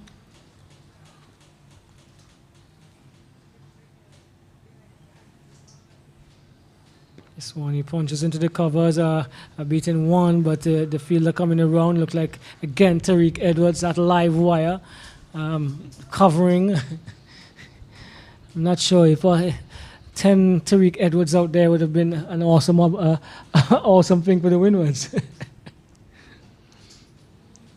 Luke Wilson though, Vincent. This one is outside the off stump and is short and punched through covers in front of a point, if you want to call that. And he moves to 51. That's Nathan Edwards on 51. And at the end of the over, the Leewards 228 for 5. Yes, and you mentioned that statement that Edwards made in the dressing room yesterday evening. He told his coach. And it's also one thing to have the confidence, but it's another thing to deliver upon what you're saying. So he's halfway there, and he will know that, so he'll want to make sure that he gets the other half. Of course, the Windward Islands will be trying to stop him from doing so. But as I said before, it's very important that you have confidence in your own ability, or else I don't think that you, without that confidence, can be a supreme sports person. Well, he has been displaying that all through the day and a half that we've had here in this first round of the Cricket West Indies on the 19 Rising Stars Championship 2022. And he is facing up now to Tariq Edwards, another of the youngsters on show here who have been quite impressive with bat and ball. They have both scored half centuries, and they've both taken 3 wickets or more. Tariq Edwards and Nathan Edwards. This one is a good delivery again, and he's content in coming forward and playing this defensive, playing each on its merit at this stage. And even the deficit plus the time in the field is going to take its toll, Alanson, as one more is added to the total. Yes, it will. But as I said before, these young men, they are fit. They're young, they are only teenagers, so they'll be fitter than you and I. They'll have a lot of energy to be on the field at this point. Sure, they would have had a good lunch as well, and drinks every hour, so why not? And of course, you can be motivated by the position. So sure. if you're in the ascendancy at the Leewards, then you'll feel more energy than the Windwards at this point. Definitely. Tariq Edwards to Palmer this time. Palmer is a struck in front. He's going to be out. Yes, this one is a struck plumb in front. I make it off stump. Palmer just a little nonchalant there. A little nonchalant, a little lazy if you want to say it. If you want to go at the extreme. Should have been a little bit more long forward with that one to keep that one out. Tariq Edwards, we just spoke about him being on the money. Keep working hard for the Windwards. And he has dislodged Palmer. Yeah, so he's taken his 4th wicket as Edward. He's keeping his side in contention because his 4 wickets have been out of the 6 that have fallen. So he has been making inroads into the Leeward Islands team. Palmer will be very, very disappointed with that. I don't think that he actually played that delivery well. As you mentioned, he was just half-cocked. Wasn't really out on the front foot. And also just seemed a little bit nonchalant, a little bit carefree in his approach to defending that delivery. We were speaking quite glowingly about the defense of we have been speaking quite glowingly about the defensive abilities that we have seen so far, and also the positivity in defense that we have seen from the Leeward Islands batsmen up to this point. But that one on that specific occasion, I think that Palmer would raise his hand and say that he was at fault. But nevertheless, a good delivery. One of the things that we have seen from Tariq Edward is that he has been there or thereabouts, threatening the stump. So if you make a mistake, he's going to get you either bold or LBW. And so far, he has taken 2 wickets LBW in this innings. And that's a ploy that the Windwards bowlers would have to put into practice here, because they got to be on the stumps, they got to be consistent, they got to be also always asking of the batsman a question in order for them to actually put themselves in that, with that opportunity of taking a wicket. And then that is what Edwards has done throughout this game so far. Tariq in the bowling innings, at least for the Windward Islands. Harris now joins Nathan Edwards, and Harris is also from St. Martin. And reports are that he's not a rabbit, so another left-hander. He has some ability with the bat, and batting at number 8. Let's see what he has to offer. 2 slips now for Edwards, Tariq, and he comes long forward in the approved fashion, very, very early. Yes, I think if Palmer had done that on the previous delivery, he would have been in a better position. Harris gets a full toss that he drives down to mid-on. Can't beat Tyson there. As the over comes to an end, and the breakthrough effected again. We've always been saying this. Breakthrough effected either by Andrew and or Tariq Edwards. He's been on the money. He's been doing well for the Windwards in the field. And the Leeward Islands are 229 for 6. Nathan Edwards is not out 51, 52. Nathan Edwards not out 52. And Harris is yet to score. Yes, and we see there from the Windward Islands that wicket would have brought them some encouragement. They are behind the 8 ball. At this point, they're about 20 runs behind the Leewards' current position, with the Leewards' innings still ongoing. But they shouldn't hang their heads. If they could take a few more wickets quite quickly here, they can still be in a position where they can get some positive results out of this game. Yes, their job now is to limit the deficit that they will be faced with as Wilson comes in now. This is to Nathan Edward. And that was a iron ball almost. As he came down on it hard and it bubbled out onto the offside. This one he decides to leave outside the off stump a little wider of the off stump and giving him the opportunity to just shoulder arms.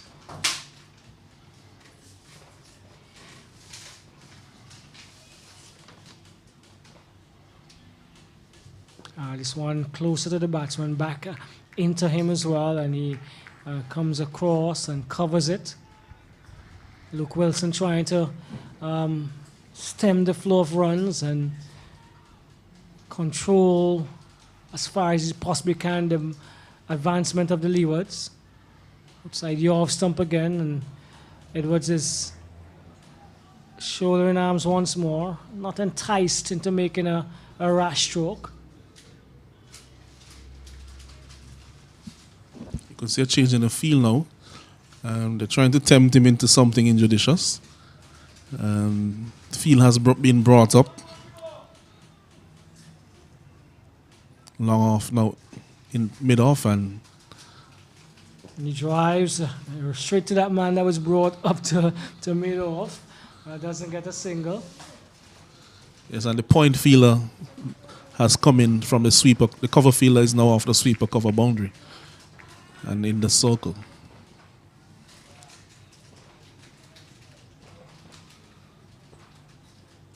So once again, he looks at it carefully as it passes outside the off stump, into the hands, into the gloves of Leo. Another over comes to an end.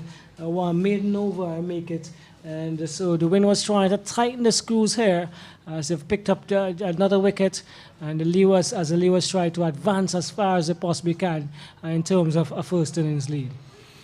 Yes, and you saw it from Wilson. What he was trying is really to dangle the carrot by a wicket, so to speak. Slowed it down, just tossed it up outside off stump. Asked the fielders who are in the deep on the offside to come in the circle to see if they could invite an aggressive shot from Nathan Edwards. But I think Edwards still has in mind the statement that he made to his coach, and is saying to himself, I don't want to tell my coach that and then play a rash shot now and get out. Well, he's familiar with Langford and Harris, and if we are to definitely follow the instructions and the information we're getting, they both can bat. So he still is showing that he has that confidence in the lower order of his team. And Harris is on strike, 2 slips, waiting for anything that comes their way as Tariq Edwards continue. This one is on the stump again. Harris comes forward and watches it fall right in front of him, a tall lad.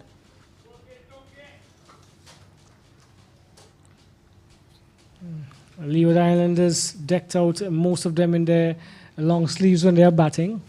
This one is outside the off, some pitching and moving away, and allowing it to go its way is Harris.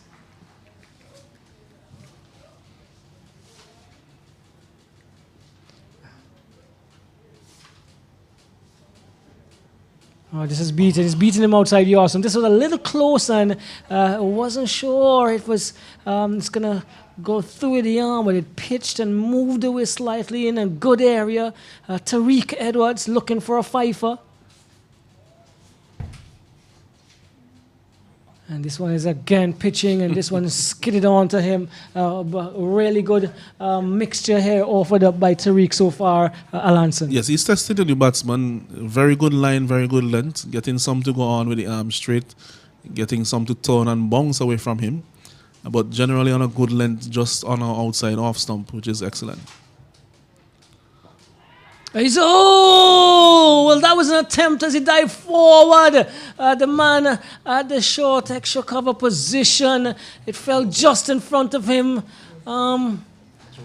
Joseph. Devonnie Joseph. And that ended a very, very good over from Tariq. Probably one of the best he's bowled since his return with the ball this afternoon. There's a probing over and almost got the reward at the end of the over. Stabbing at that one a little bit with a bit of hard hands in defense was Harris, and it almost went all the way to the man there, short extra cover. Diving attempt by Joseph, but was just maybe just millimeters or centimeters away from that one.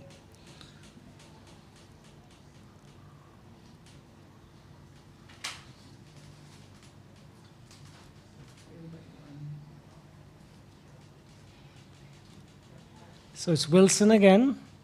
And this one to Nathan Edwards as he advances and chips down the wicket and drives onto the onside. The Barbaders are doing well from our vantage point. They're 233 for 2, and they trail by 1 as they come up against, they're playing Jamaica.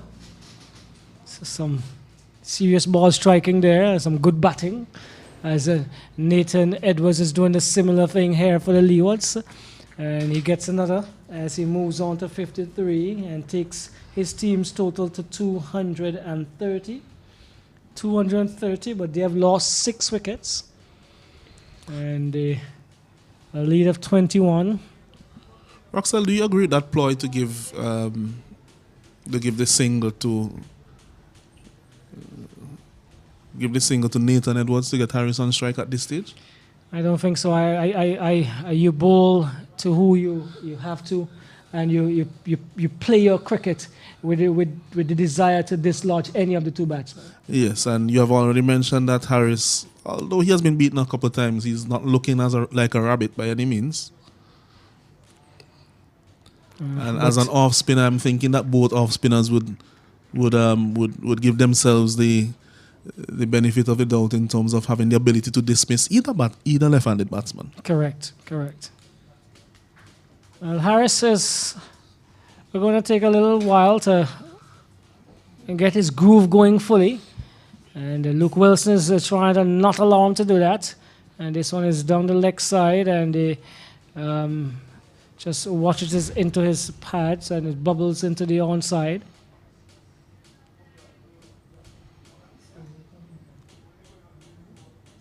Wilson looking for his first wicket. And this is a good delivery. Pitching and coming into the left-hander. And coming down hard on it was Harris to keep that one out. He continues to keep his end of the bargain, so to speak, in this pair. As the Leewards 230 for 5. We're going to introduce our co-commentator now, Casnell Morris. Welcome, Casnell. And the Leewards definitely large and in charge at this stage. Good afternoon to you, Roxelle. Good afternoon to the viewers around the region, around the world. I'm not surprised in the position in which Leeward Islands have found themselves. They have played some quality cricket from ball 1. Yesterday, they have shown their intent, and they kept it in that way.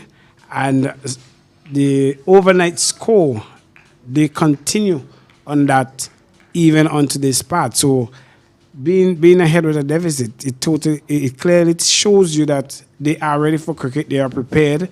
And Nathan Edwards and with Harris at the crease there. Nathan, as you should know, Roxelle, I'm not too sure if you're familiar. He has a 50 in under 19 playing for the West Indies. So he's by no means what we call, as in our local parlance, a chicken. He's proven himself to be in good form, even up in this innings in particular. He's already not out at the crease, having a half century to his name. He's looking quite confident, and the Windwards would really want to see the back of him at this stage. Yep. But that half century had come against the UAE in the U19 in 2020 in January at Port of Spain. Mm-hmm. He was not out in that, where he faced some 58 deliveries for his 51 in that match. So there's a change in bowling now. Solomon Bascom comes back into the attack. He'll be bowling to Harris. There are 2 slips and a gully.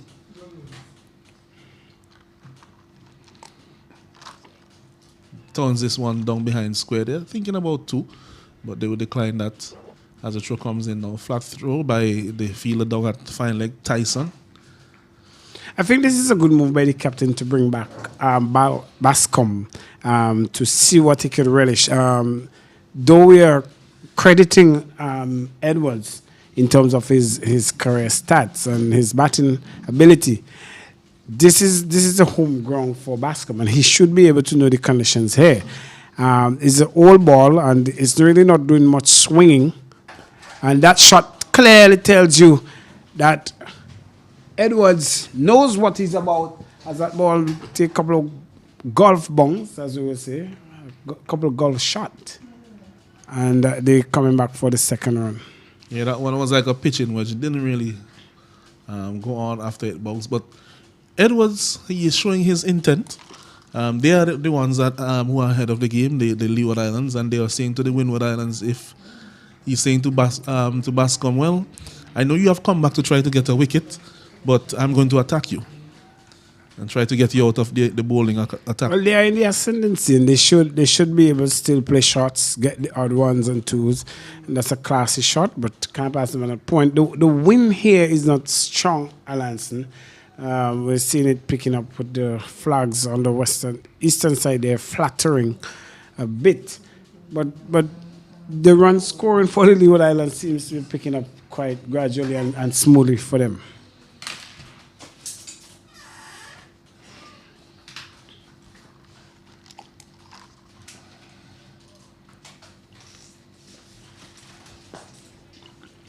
It's a good delivery there by Bascom. Just a little bit over pitch, but had some inward movement.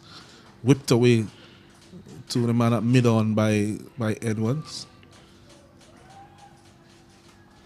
Bascom will be looking to get a few wickets here. Don't think he'll be pleased with his returns thus far in the game. And he'll be wanting to make amends here for himself, for his family and friends and fans, I'm sure, who may be here out viewing. And, of course, for his teammates.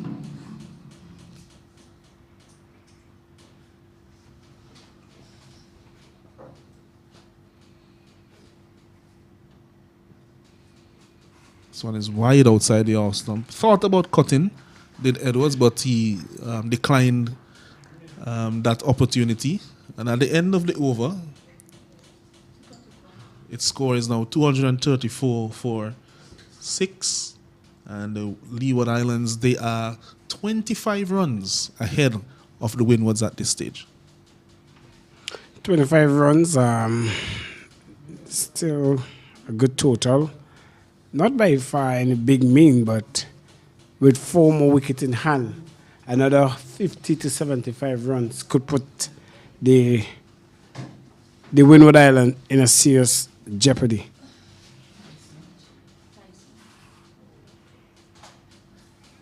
And there's a change in the bowling there now, Casnell and our viewers. Luke Wilson, he's being replaced by Devin Tyson from the Beckway end. So Tyson is being reintroduced to the attack. He'll be bowling to Harris. Trying to see what the field will be set to try to get an idea of what the plans are towards Harris. There are 3 slips. There's a man at point, an extra cover mid-off. Fielder now going to mid-on. There's a short mid-wicket, and there is a fine leg. So, fairly conventional field. It is bowling over the wicket to the left-hander, so he will be pushing it across him, looking probably to get the outside edge to the slip corner or to the wicket-keeper.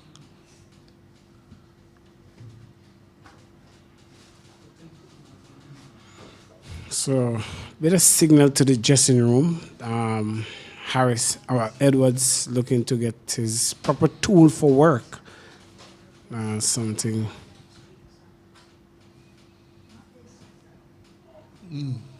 Almost an afterthought to leave that one go. He leave that one. The bat was still pretty close to that one. I think he played at it, and in the end, after he was beaten, he drew the bat. But that's the line of attack that we will see from Tyson based on the field that he has set, just pushing it across the left-hander. Asking him to play or not to play. That's the question in that corridor of uncertainty.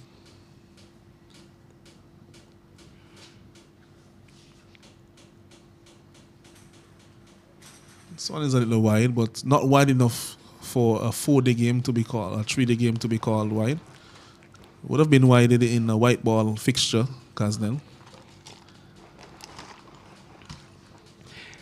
Yes, I think what he's trying to do, Tyson here, he's trying to draw Harris into the drive. If you notice, there's 2 slips on the gully waiting. And he just want to tease him outside that area, frustrate him because there's a cover. There's a point there. So it's either you drive that ball or you look for a cut. This time he gets a bit straighter and Harris defends it back to him. Yes, I agree with you. He's tempting him into something naughty outside the off stump, trying to get him to either go for a drive, a cut, or a punch off the back foot, or some aggressive shot, or maybe even a half-hearted defensive shot that goes towards a slip corner to the keeper. It would be interesting to know, Alanson, at what point does the Leewards wish to take on the scoring attack? If they're looking to just gain first innings points here, or they're looking to get an outright win. Are they going to depend on their bowlers to skittle out the Windward Islands on the second innings, or are they looking to bat a second time? I'm not sure.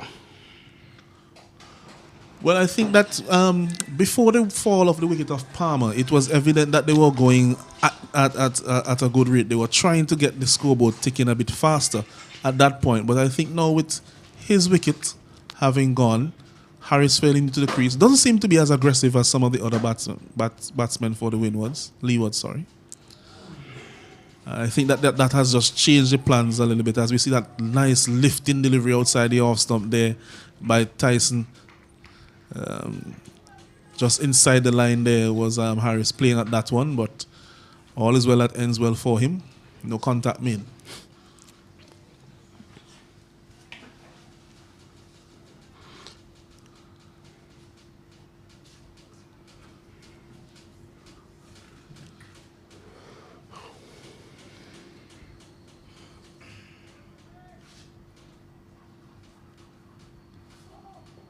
Excellent take there by Leo down the leg side. Very good take by the wicketkeeper.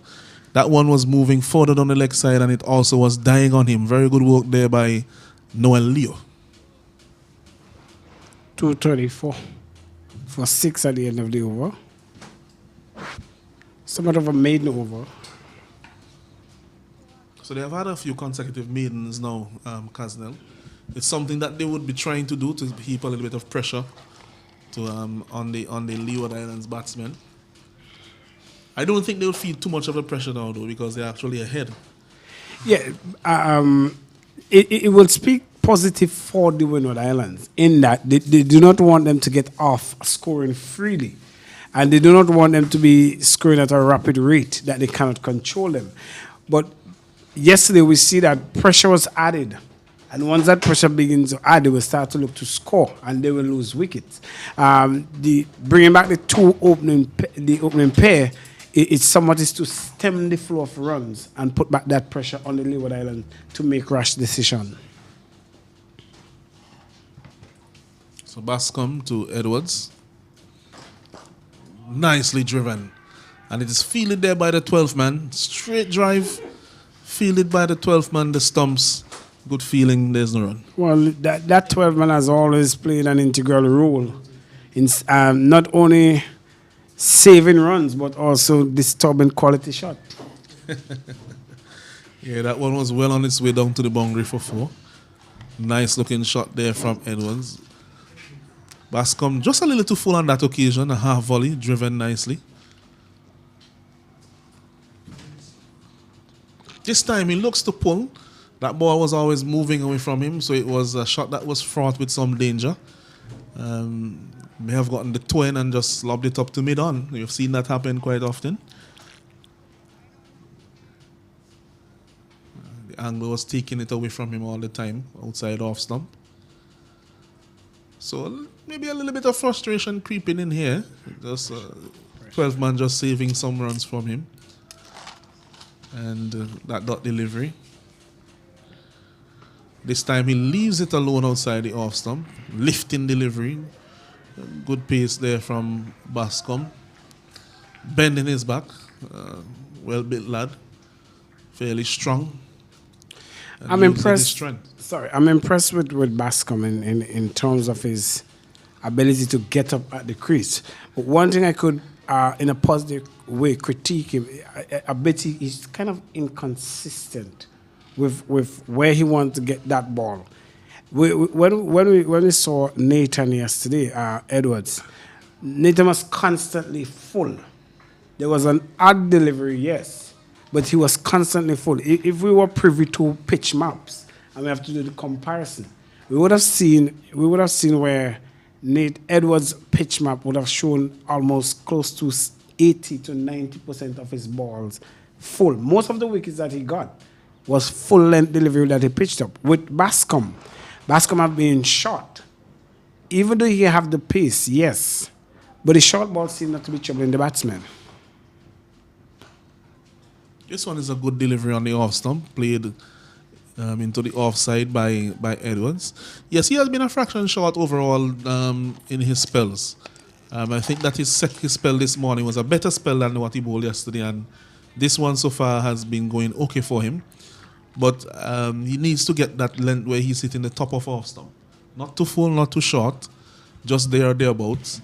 He wouldn't go as full as probably somebody like Edwards, who is a genuine swing bowler, and will get the ball to move more in the air.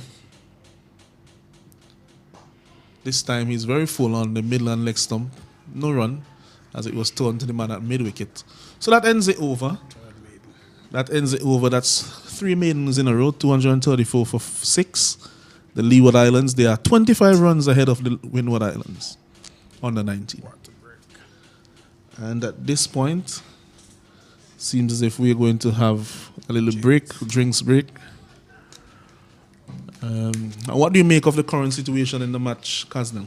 Good. Well, the Leeward Islands should be the happiest of the two teams. They are not in any danger. They're not flirting with danger.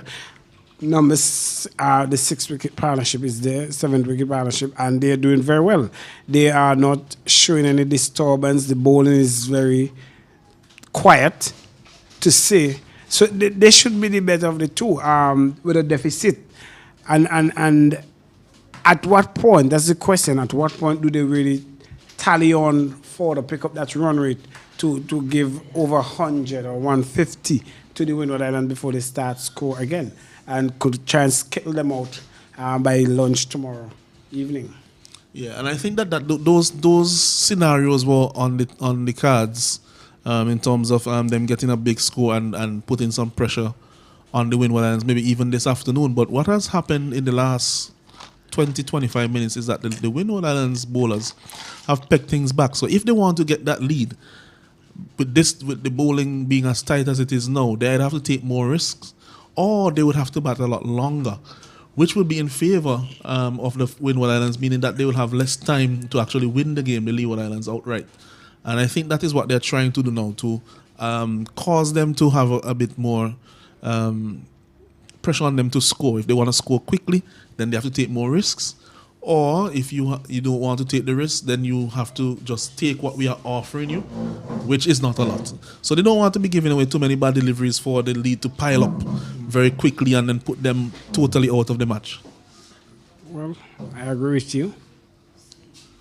So we'll take a short break now, and we'll come back in a minute or two when we resume after the drinks break.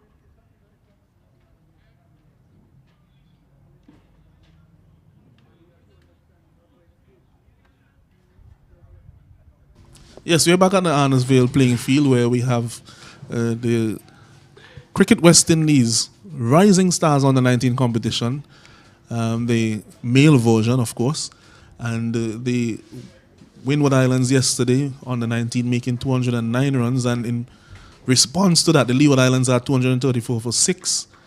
Not out batsman at the crease on strike now is Harris, and also not out is Nathan Edwards.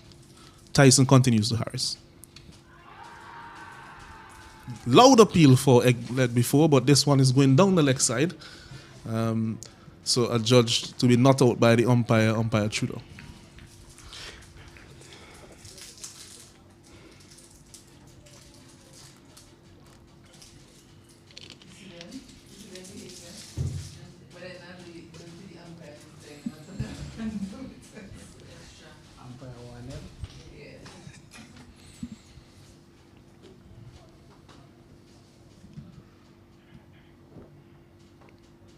Oh, and this one is outside. Oh, that's a good delivery there again by Tyson. He's giving Harris some trouble. He's bowling a good length, not too full, not too short, and he's threatening both edges here. Yeah. That ball continues to go down leg. Look at where the keeper end up. The keeper end up at least on fifth, sixth stump, and appealing in disappointment. But I think what is happening is that if he's gonna swing that ball, he has to start it somewhat on middle off and get it come back into the left-hander.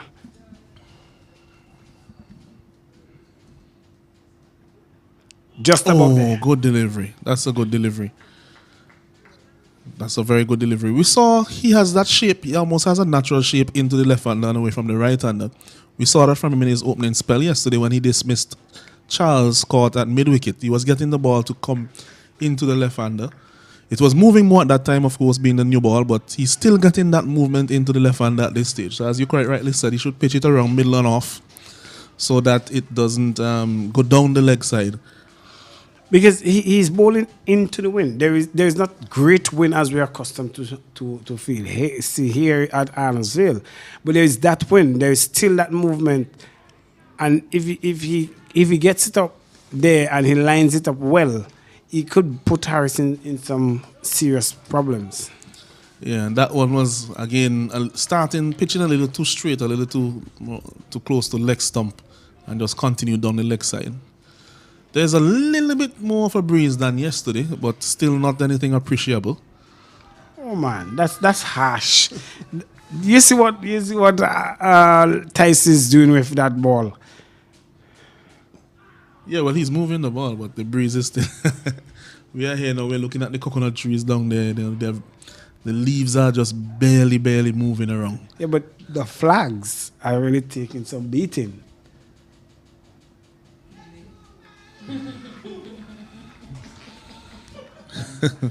Yeah, one of our off-air commentators beg to differ with you there, Kasner. I mean, at the time I was watching.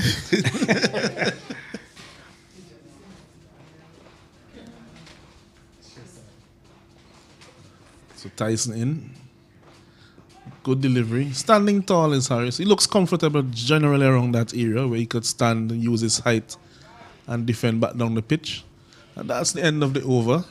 Still 234 for 6. So this is the fourth consecutive maiden being delivered by the Windward Islands bowlers. So a little good spell here for them. They would want it not just to end in a reduction in the run rate, but also a few wickets for their team. This is where the pressure will come back onto the batsmen. They would tell themselves that they need to score. They need to break the stint of maidens, and maybe a rush shot or something unorthodox may come into play.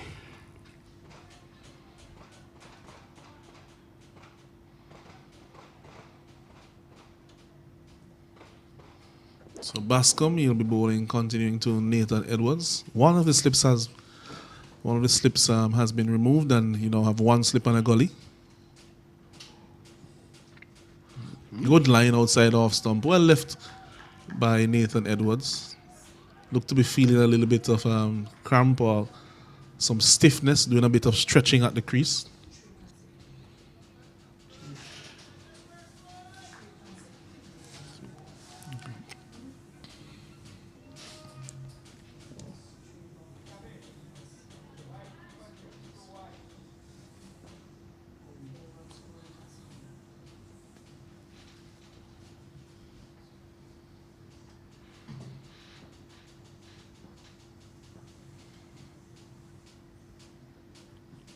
This one is short again outside the off stump. And I've been told that it's 3 consecutive maidens, not 4. So Bascom continues. I think that's more or less where he wants to be, just outside the off stump. I would argue probably that he could be maybe over off stump. But I think he'll settle for that at the moment.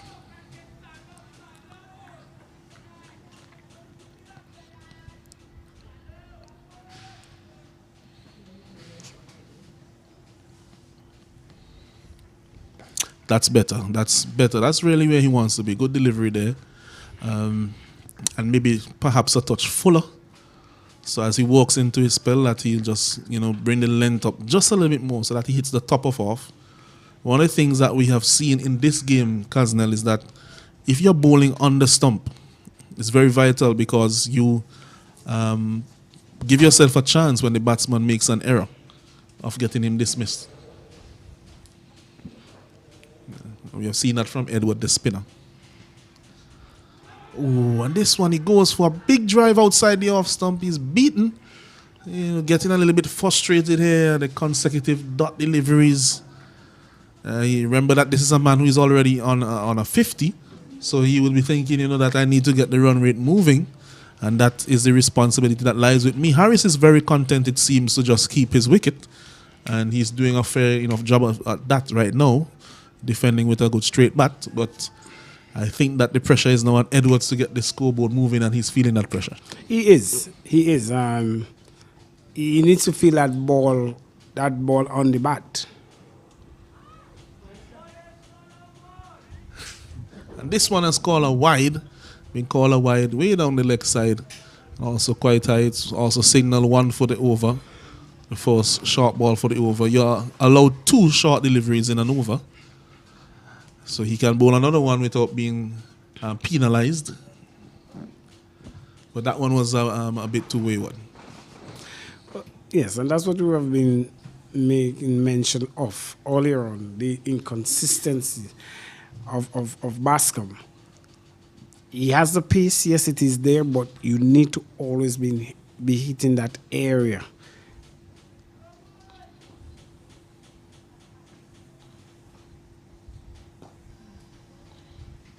This one is just an off stump, turned away to the man that's just forward square leg. Still no run in the over. Other than the wide, so no run off the bat, but there has been a wide to break the consecutive run of maidens.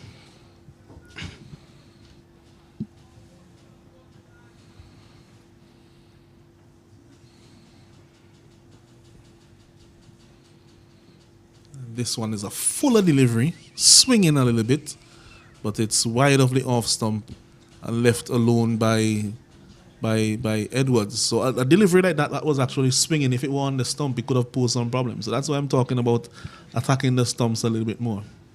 Yes, and you see the movement even after that ball pitches onto the keeper. It just make a swerve.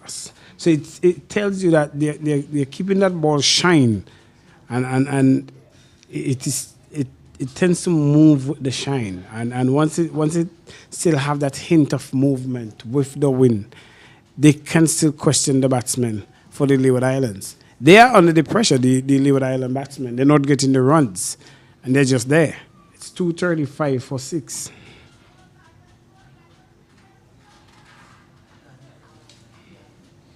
So Tyson continues. He's bowling to Harris.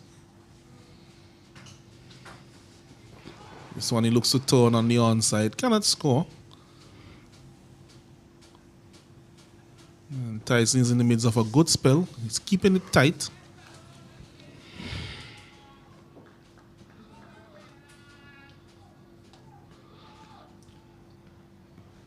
And you could hear the voice returning to the Windward Islands fielders in this little spell where they are building some pressure.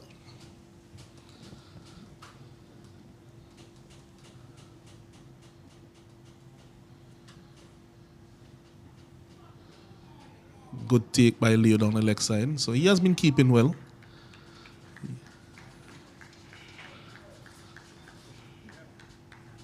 And it appears to me that Nathan, in his position of number 8, seems to be the place where he is most comfortable in his number 8 position.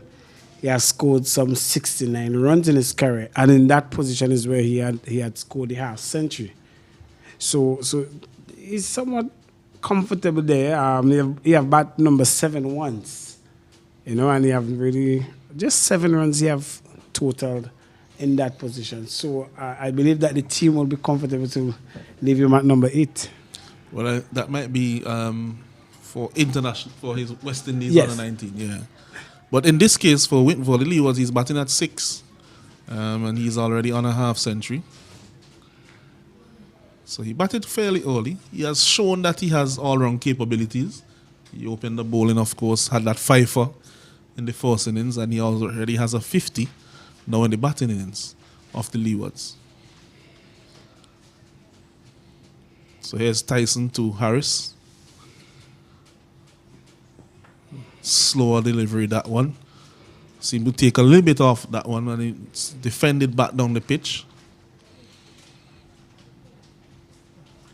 Pascal having a word with him as he walks back.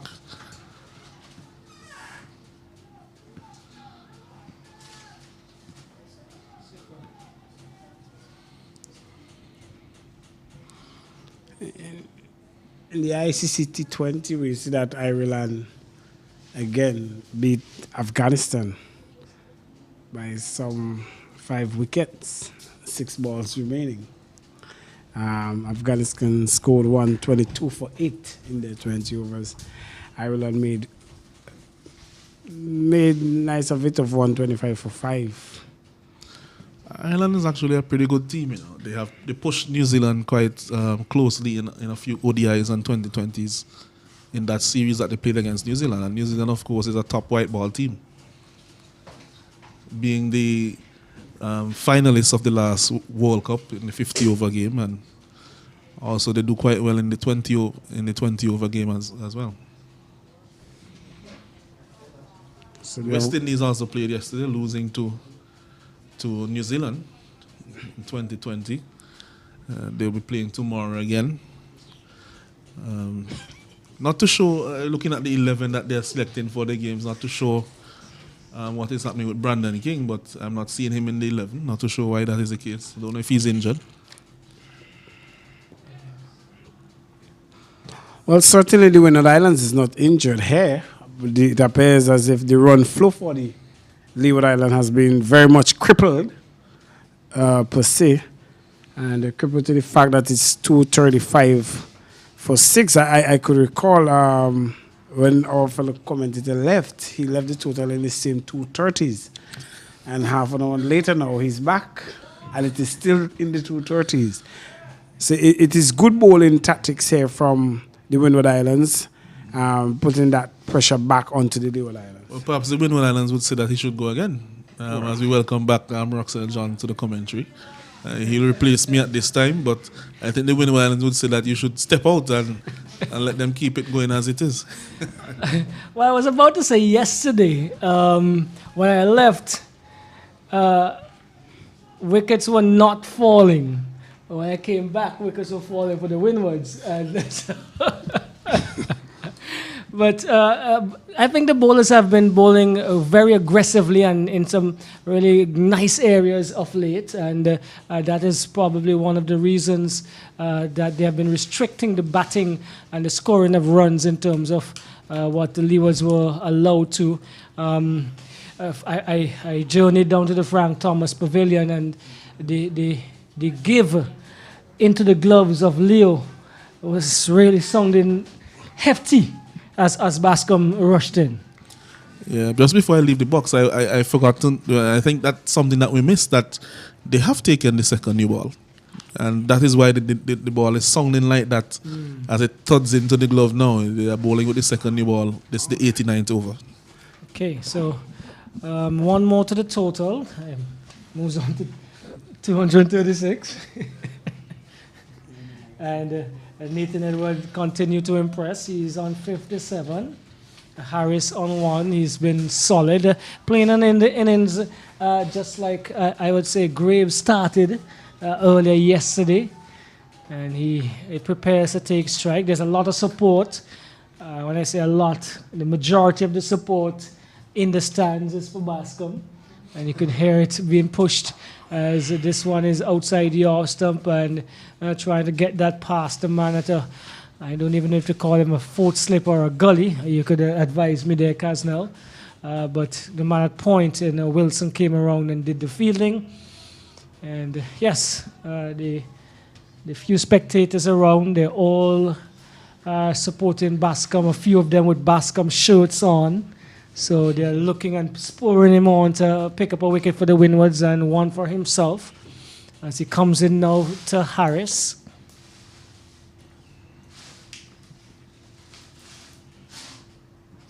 It's a good delivery, really getting some purchase here and in some better areas this afternoon is Bascom.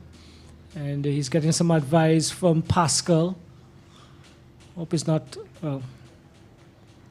asking him a change of the field as well. So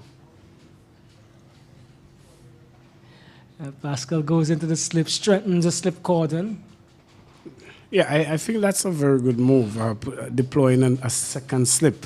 It's a new ball, as was mentioned. So he's having that movement away from the left-hander. So that's why you will get a second slip being deployed. He's a good delivery again, and he's hitting the turf really, really hard. And bending his back here, as we would say, for a fast bowler. He's bowling well within himself. One of the better spells he's had for the entire game so far. He's coming back. You can see him thinking. And he has about 4 coaches shouting to him some advice. And these are not coaches with the Windwards team. They're other coaches in the stands. Huh?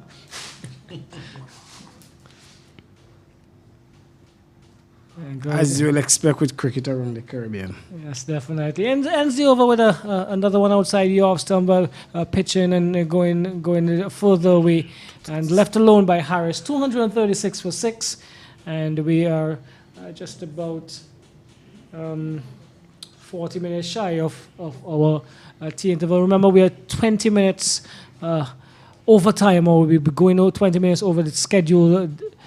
Finished today because we started just a touch late again because of the overnight showers and early morning showers that delayed the start.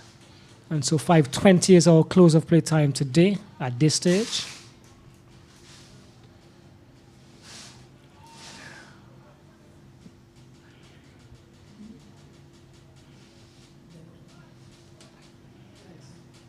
And Tyson has also been bowling well. He's really been hitting the surface really, really hard, and he had a few that were he questioned the umpire about decisions, and he comes in now to Edwards. Edwards has to dig that one out of the block hole, similar to what we were speaking of earlier. He's also a little more buoyed than before, and he's getting the deliveries in better areas during this spell. Yes, he has been bowling a very good one in tangent with Bascom, and they have really shown how crippled they could get the run flow for the Leeward Islands. What is important here is that the 2 batsmen at the crease do not succumb to the pressure. Once they could see this new ball off a bit, conditions will get better and easier for batting. They're solidly behind it as he takes your advice is Edward. He is hoping to score 100 as the conversation with his coach from St. Martin last evening would have implied. And he is still solidly in behind. A good delivery once again from Tyson. Devin Tyson, Grenadian. Grenadian Carnival was just the other day, I believe. You would know more about that, Cass, now? Well, according to my sources in Grenada, I have some good friends over there in Yeah, we know you, Winnie. Yeah, right. You didn't make it? That's what you're trying to tell us? No, I had other commitments. Okay, and the commitment here for Edwards was to try to keep that one out, and not a good delivery from Tyson. Go ahead, sorry. Right. I think they're into the cooling down stage of their jab activities. I actually saw a clipping with the new Prime Minister, the clan. He was taking part in the cultural activities. So I think everybody in Grenada and Carriacou, Petit Martinique is taking part except for Tyson. Well, he has a job to do right now, and he is trying to ensure and pick up another wicket for the Windwards as he comes into Harris. Another the one in the block hole. Harris digs it out. Tall man and gets down there and dug it out a little bit nonchalantly. Yes, I know what you're trying to do here, Mr. Tyson, but I'm not going to allow you to get through my defenses. And he's going to ask Tyson to go and come again. As you would have heard the Jamaicans say a few decades back, some of their slangs. All Caribbean people, all unique in our own way, and bring to that pot good few cultural differences. This is Harris again, behind another short rising delivery from Tyson. He looks at Harris and then turns away and goes back to his mark in the distance. Roxelle, it appears to me that the Windward Islands is just settled at allowing the runway to be stifled. That's all. And what you could do again as a captain, you could bring in a short leg, bring in a silly point, do something, create that doubt in the batsman's mind as to what are you trying to do. You understand? Even though we are in the ascendancy, you understand? Create in the mind of the batsman that you're still stifling it even further by putting these close feelers in. Do not allow the field to be looking as if you could get your odd ones, even though they're not getting it. But by putting these feelers in these strategic places, the batsman can make their own error. A little more attacking is your request, Carsnell. But the bowlers have really been doing the job, and they've tightened things up. The run flow has dried up. It's just not even trickling. It's tipping out of the tap and creating some pressure as well, as the Leewards are actually looking to push themselves forward and get as many as they can. So your opinion is well taken, and that's probably what Pascal had alluded to as he strengthened the slip cord in the previous over of Bascom, who's going to operate again. This time he's coming into Nathan Edward. This one is a good delivery again, just about that off stump and moving away, and not enticing Edward at this stage, but he's been pretty consistent in that area and with good bunks as well. Right. So Edwards is trusting the bunks of the pitch. He knows that once that ball start to pitch anyway half, just about 3/4 down the track, it will not create any trouble. It will go straight over the stumps. This one is closer on the stump, and he has to be hurried in defense, gets behind it correctly and comfortably as well. And asking Bascom to come again, try harder. Bascom is equal to the task. He's walking back and thinking what my next delivery is going to be like. Should I go back right into that area as stumps are being repaired by keeper Leo?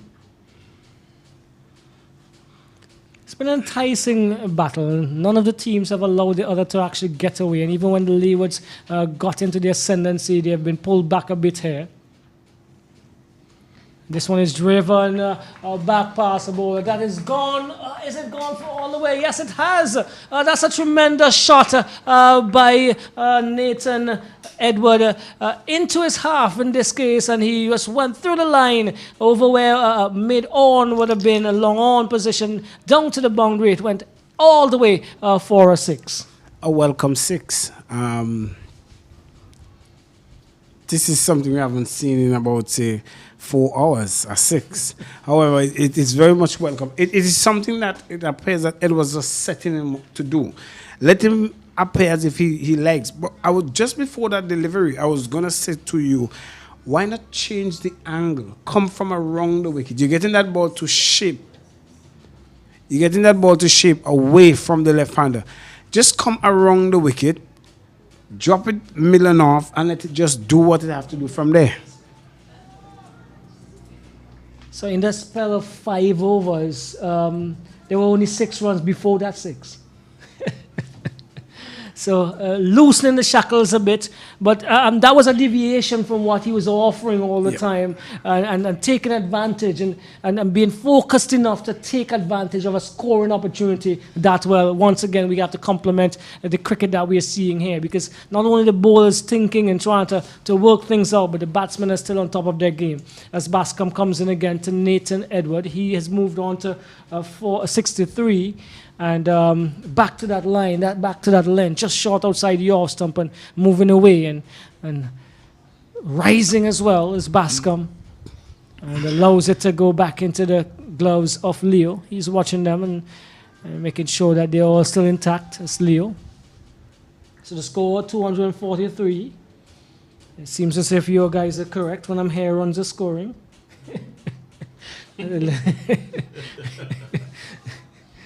And the Leewards would be happy with that. The Windwards supporters who are following our commentary and our broadcast may not be.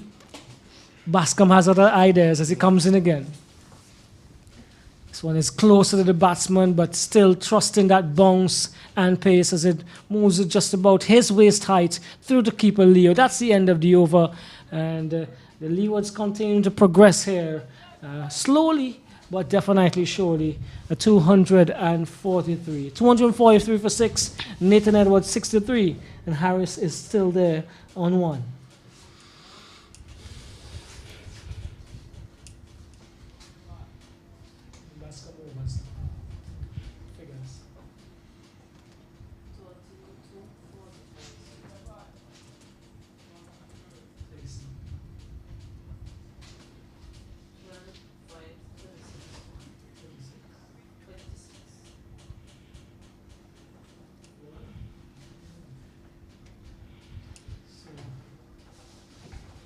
Tyson's going to continue the attack, and he's had a really good outing with the ball. 12 overs, 1 for 26 with 5 maidens, and he's really done good work. And since he started back in this session, he has not conceded a run. He comes up now to Harris. A full-length delivery into that area again. And driving is Harris, but the bowling is followed through, able to knock that one down. Yeah. The difference with Tyson in comparison of their bowling is that Tyson is more smoother. He doesn't have a jump, and he has less pace than Bascom. So he would be a harder person to move off the track. He's bowling wicket to wicket, and he's still getting that ball to swing. So to negotiate him would take a lot of concentration from the batsman and over a period of time. Well, the batsman continues to work well, and they have this one from Tyson who's left outside the off stump. Harris doesn't even seem to be troubled. He's so content in just leaving and occupying the crease. Levels of concentration seem to be very strong. Tyson, however, comes in. This is a full toss. Not capitalized on. He's asking of the square leg whether that was above waist height. Umpire Banwari does not concur.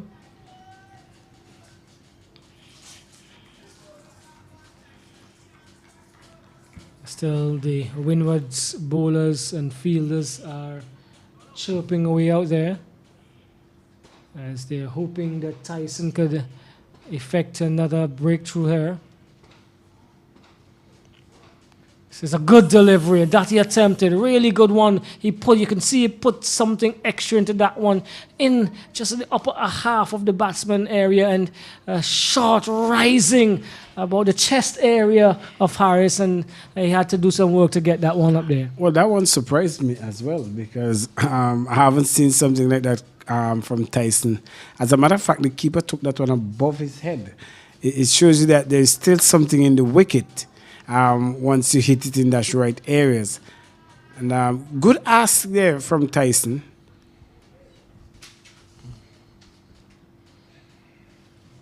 And this one just sliding outside the off stump and didn't have Harris in any trouble whatsoever. And Harris, again, as we said before, just content in occupying the crease, giving the support to Nathan Edward, who has taken on the responsibility that Graves would have occupied earlier yesterday into this morning for the Leeward Islands. There's no wind. Basically, the flags are just lying almost still, with the exception of the SVG flag.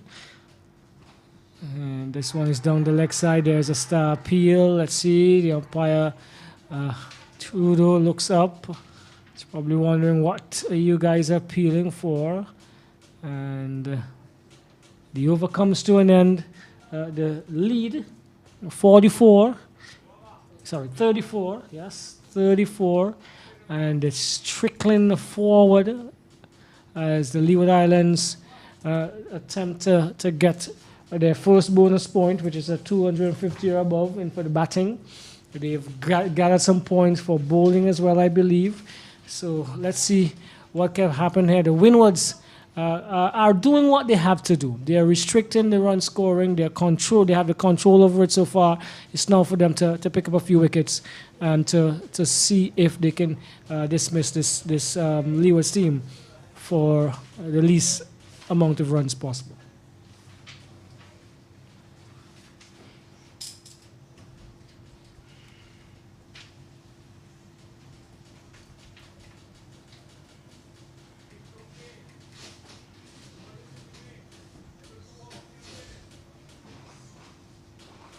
So I wonder if the umpire is just questioning in terms of the over rate. The quota of overs allowed. Remember, there's some restrictions as it relates to the number of overs these young fast bowlers could bowl at this level in competitions like this in a spell. I believe it's 6. Yes, I think they are allowed 6 maximum in a spell for the fast bowlers. Costello, I think the idea is that they're not as well built and strong like you guys are.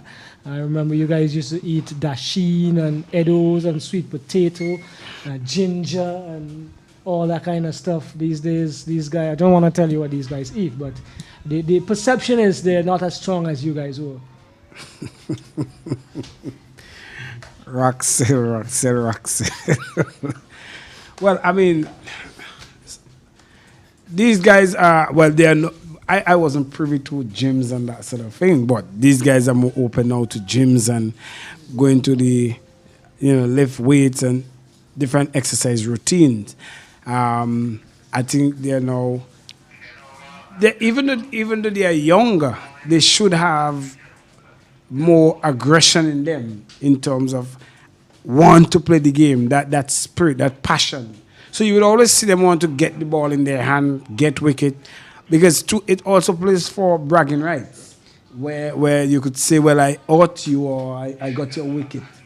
It's a protective mechanism now. Now that we are more knowledgeable of the science of the sport and the make of the body and all that kind of stuff, you want to make sure that they mature properly and they develop properly and not strain their bodies, so to speak. So half a dozen one, 6 of the other, as we try to make sure that we don't overwork them and get them into levels where their bodies are strained and because they're underdeveloped at the ages at which they are.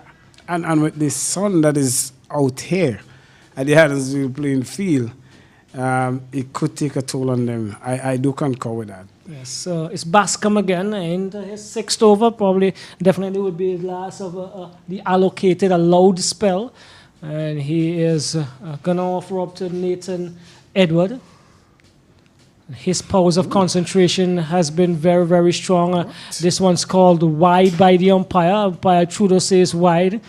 That's a harsh call from our end.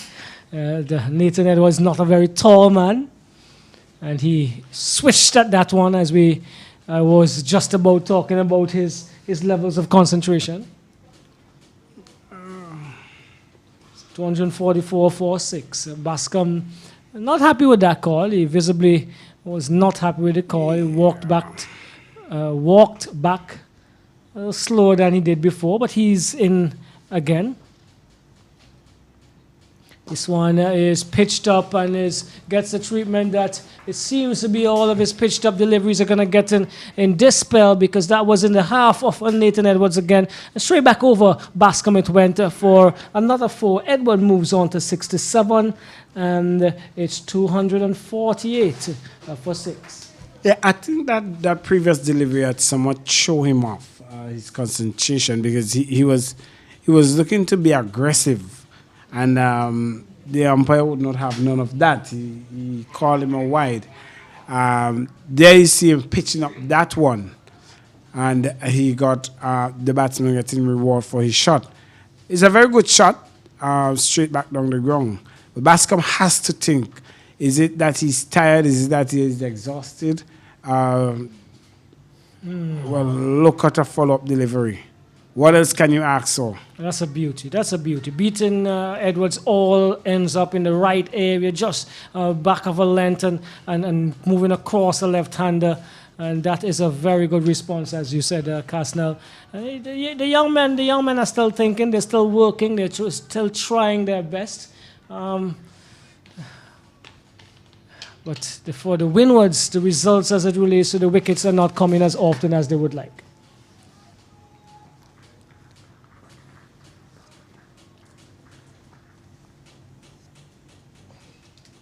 It's another good delivery, rushing into the upper area, midriff area of Edwards. He's still behind it solidly. And he has led the scoring for his team. It's been the leading player for them these past day and a half, almost 2. Yeah, I'm still questioning John. Nothing is happening around the wicket. Over the wicket. Why not try around? Do something. Bring in a short leg, bring in a silly point, bring in somebody and try something. See if the batsman could make their own mistake. If you continue to run up there and just give him an area or a line, he will just be satisfied with that. Well, you're also asking Bascom to possibly do something he's not accustomed to or comfortable with. So that's another question that comes into our minds. But your suggestion is also well taken. You have to make something happen at this stage, as opposed to just allowing the game to flow and the Windward Islands or the Leeward Islands keep going forward in terms of their scoring. You have to now take the game by the scruff of his neck and try to make something happen. And Bascom is now leaving the field as he's finished that quarter and probably need to get some attention from their physio.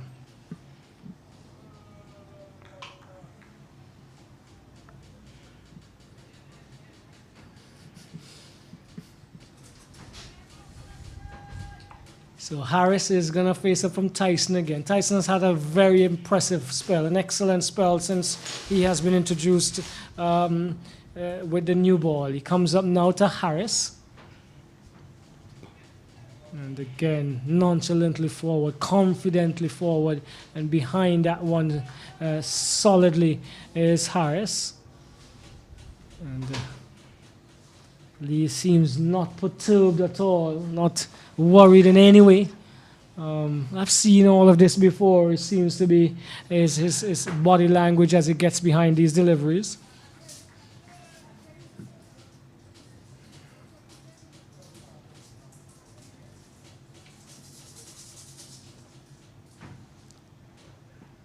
He drives now, and he's going to get a second run as they challenge the arm of Wilson. Wilson has broken the stumps, but home safely is Edwards. Harris moves to 2, and the score moves very close to 250. They're 249.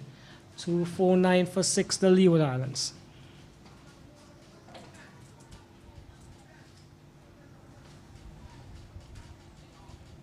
So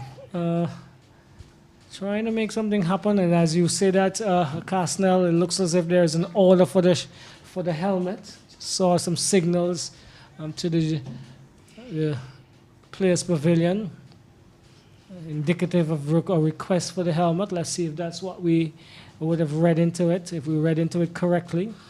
Or maybe Spin is going to take up the attack from the other end. And trying to make some inroads, but another good delivery from Tyson. Short rising into the area. It's a few of these batsmen have been uncomfortable with. This would have been a good time with the ball hard and newish. A good time to bring Ethan Gibson, because he would have gotten some pace with turn on that ball, leg spin, because you have two left-handers at the crease. Get the ball come into them, and if you want to operate with maybe if you want to bring Luke Wilson or even back Edwards, it would have been helpful for the Windwards at this time. Well, Ogis will have to put his thinking cap on, along with his vice captain, and they will have to chart the best course forward for the Windwards as they attempt to restrict and dismiss the remaining 4 batsmen for the Leeward Islands. But that has definitely proven more difficult than just speaking. And this one is heaved over a wide, long position. They're going to get one. And coming back for the second now is Nathan Edwards. He moves on to 69. And he's quite content with just playing through the line when it's in his area and scoring from those deliveries and not making any rash strokes at others. And the 250 comes up for the Leeward Islands. 251, 251 for 6. So as hard as Tyson has been working, I believe those are the first 3 runs off of him in a very long time. He comes up now to Edwards, who punches it into the point area. Coming around is Ogis, he feels, and fires it back into the gloves of Leo. End of that over. The helmet comes out, so you read correctly there. Cosnell, your idea of probably bringing back Edwards has been taken into consideration. And it seems as if he is the one with the ball as he shines it on his shirt. That's Tariq Edwards. And he's going to pick up the attack from this northern end.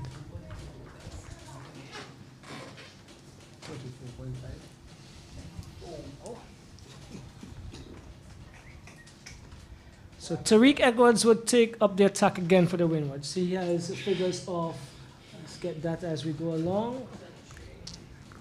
23 overs, 6 maidens, 4 for 56. 4 for 56, Tariq Edwards, the most successful bowler, and by no means, well, by all means, one of the more attacking options that the Windward Islands have.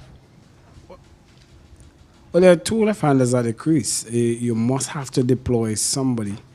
And again, it will take either a run out or something to break this partnership.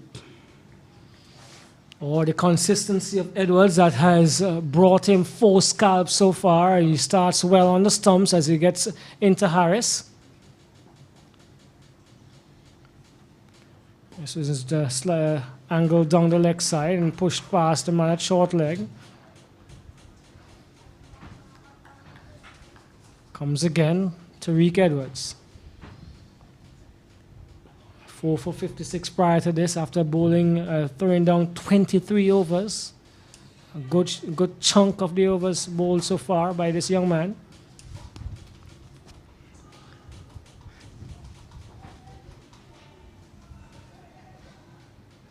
He's on the leg stump, shortish, and Harris steps back into his wicket, looking to turn it away. Eventually drops it in front of the short leg fielder. Punches this time into short extra cover. Still can't score. This one is fielded well by Pascal in that area. This is a better delivery. This is what we've come to know from Tariq Edwards as what he offers up. He begins his new spell with a maiden, and again, this is one of the bowlers who've been always there and thereabout on the stumps, asking questions of the batters, and he's been rewarded for his consistency. Yes, one of the things I see is his variation. He's not pushing it through. He's just looping it. That is good. You're asking the batsman to create your own strength to play shots. But in that case, if you're just looping it there and it is just going outside the off stump, it is not creating any threat. What you have to do is put it on that stump, because you're just looping it there, allow him to come down the track, and either with those grass on the spikes or the rough areas there, that ball will spin. So Kelshan Andrew is going to be taking up the attack now from the backway end. He has bowled 13 overs and has thrown down 3 maidens and has taken 1 for 13, so 3-0, 1 for 30. And this one is slashed past the man at a wideish, well, I would say third slip area into the boundary, and that takes Edwards into the 70s. He's now 73, short and wide, and slashing at it outside the off stump. Goes into the third man fence for 4, and it is now 255. 255, as it doesn't sound like the friends of ours in the box are happy with what's happening. They're stretching, they're sighing, they're hoping for a wicket. But this is the nature of the game. Two teams are playing. One has to be above the other. Both teams can't win, right? Or whether there's possibly a tie. It's now Andrew into Nathan Edwards. Looks better on this occasion as he gets behind it solidly. Good delivery away again from Andrew. And he's been there and thereabout as well. So in all honesty, the bowlers have not been bad. Their consistency in some cases could have been better at some stages of their bowling spells. But they have been asking questions. But the wicket-taking deliveries have been far and few between. As I said, I'm very impressed with the Leeward Island batting. They have come a very long way in terms of the board in itself have worked well to bring the standard of even the under-19s up to scratch. This shows you that the Leeward Island is placed on a good pillar for its future. The temperament of the batsmen in terms of their patience and everything is really showing. They're not playing rash shots. They're not playing the odd deliveries. They're very patient. Now you've seen that Tyson is changing the angle. Andrew, is changing the angle. This is not something that we are seeing by the bowlers. You need to create something. Something different to think about. He comes around the wicket now, and this one is driven into the extra mid-wicket, short mid-wicket area. And there's no addition to the total. What we know for sure is that the coaches in St. Martin and Antigua, they've been doing their work, and possibly a little bit more could be done to have all the teams playing each other in a tournament up there, because from our understanding it was just 2 series, Antigua against St. Martin and St. Kitts against Nevis, and then they selected the players to probably continue training, and then a final selection was made. But the coaching in the individual territories seem to be on par and really getting the job done here for the Leewards. Andrew, Kelshawn again, this time to Nathan Edward. And he aborts his run. I remember some years ago, there was a lot of Vincent who played for the Leeward Islands on a tour, because there's a lot of Vincent who have moved to places like Antigua and St. Kitts in these areas. And when it comes to cricket, Vincent always knocking on the door. Caribbean integration. This one is a short outside the off, some shoulder arms. Is Nathan Edwards trusting the bounce of the wicket, and Not sure if Andrew is getting as much as the other two pace bowlers would get, but end of an over, and that brought them a few more runs. And the Leeward Islands are pushing on slowly but surely. We're just 6 minutes away from the tea break, and they will be looking, as we've been keep saying, they were looking to go to this break without another wicket. And this is around the time where they lose a wicket just before each of these important breaks, and it would be the Windwards will probably be cognizant of this and try to continue their wicket taking spree, so to speak, at these times of the innings. And Harris would not have none of my comment as he comes forward and solidly in defense to Tariq Edward. Ball is 25th over.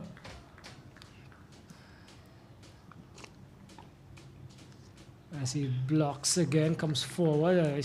Block is probably making it sound negative, but he came forward in the correct fashion as Auguste attempted to catch him out of his crease. The ball evaded everyone, and it's now back into the hands of Tariq Edward.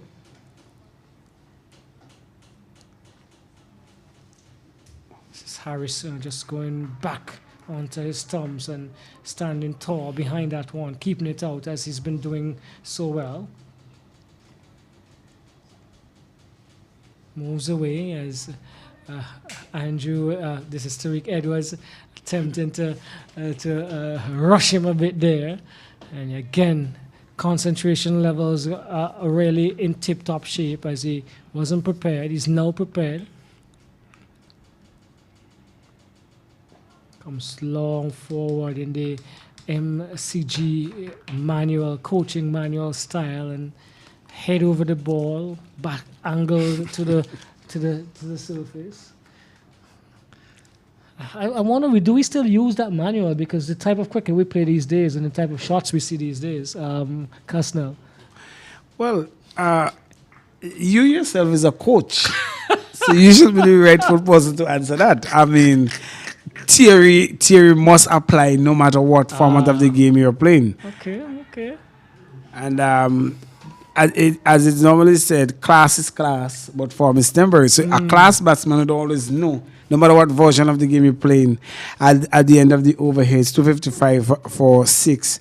You must keep that theoretical part of you intact. There must be a solid foundation from which you've built, and if you don't have that, then there's going to be problems, as that one was played airy in the air, just short of the man coming in from point, as Harris was looking to be attacking, probably one of the first attacking strokes in his innings.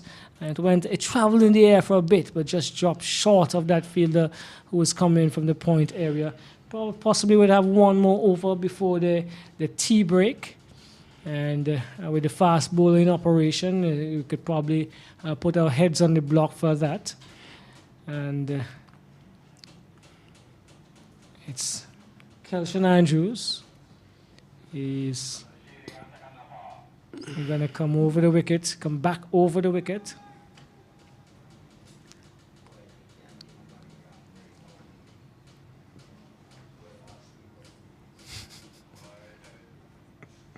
Andrew is going to come into Nathan Edwards. And this is a wide outside the off stump, and he just watches it through to Leo. He's been doing a good job. The wicketkeeper Leo, he looks as if he's enjoying his job. He's been there. His glove work has been clean and really aesthetically pleasing as well. Well, anytime you're a keeper, Roxelle, even though the game somewhat seems to be, what we'll say, dead, you as a keeper is the voice piece that will tend to create that impetus to the innings. Live wire, most of his deliveries have been more so being caught below his waist. As a keeper, you want to be taking ball above your waist area, above your shoulder. And that even make you more spring into action and bring that live wire out of you to the rest of the team members. Andrew, again, is offers up to Edwards, who drives onto I make it Wilson. And mid-off position, he feels. And there's no addition to the total. The game is petering out to a quiet break as the tea interval looms.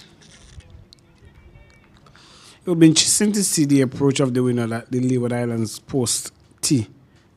A good delivery. This is a probing delivery here from Andrew on the stumps and rushing Edwards into a defensive stroke. He's equal to the task again.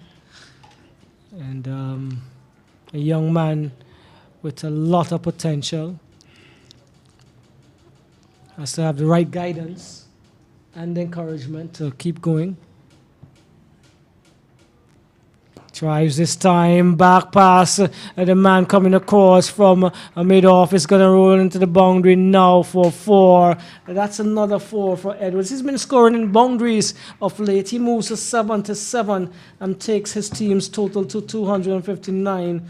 259, the Leeward Islands. And the fingers of our scorers are going quite slowly. I'm not sure why. He's probably waiting for the tea break, but...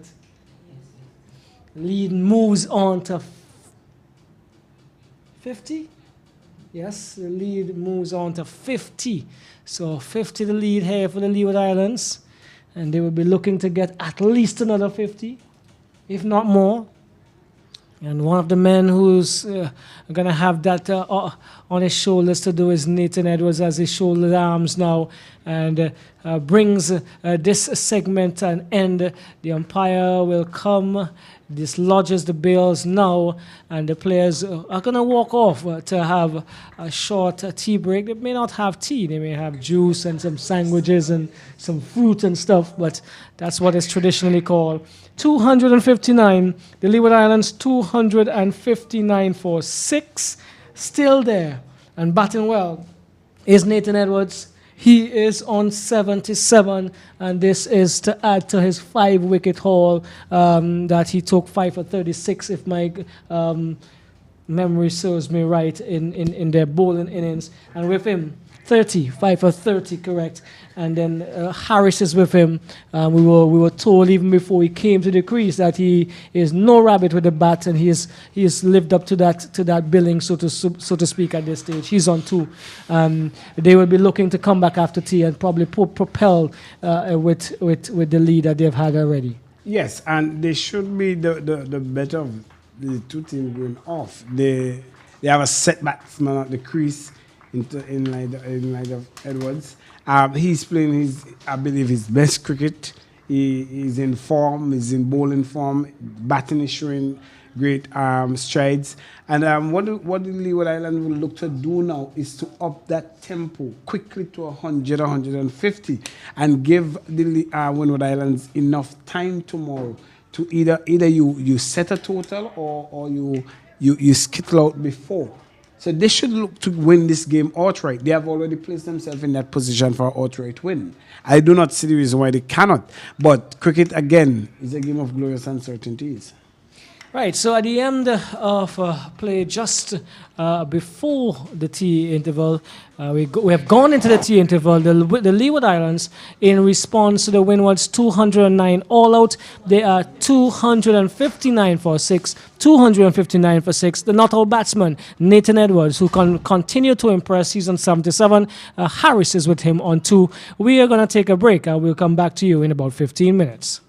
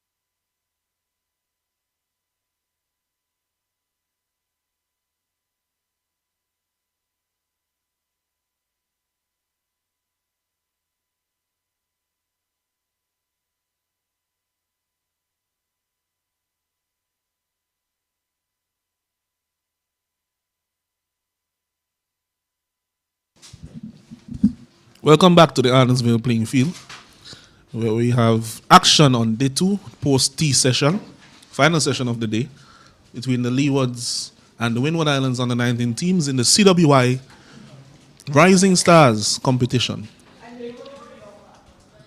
Current score is 259 for 6. The Leeward Islands, they are 50 runs ahead of the Windward Islands, scoring quite slowly in that session between lunch and tea, but they would still be pleased because they are 50 runs ahead. They have also gained their first batting points, having scored between 250 and 299, and they would want to extend that lead as far as possible. With me for the time being is Casdell Morris, until we are joined by Roxelle John.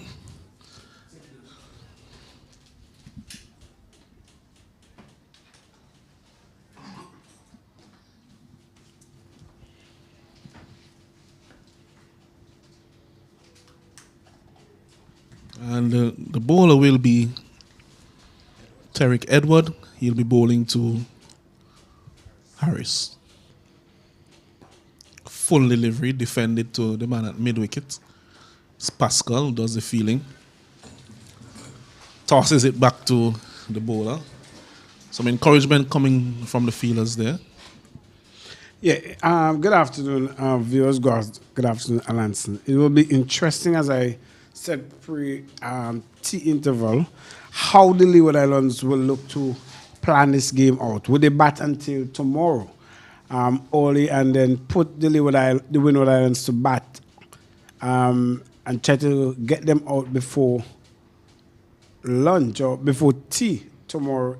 And then here you are at a position where the Windward Islands, this seems to be just waiting for something to happen without creating an opportunity.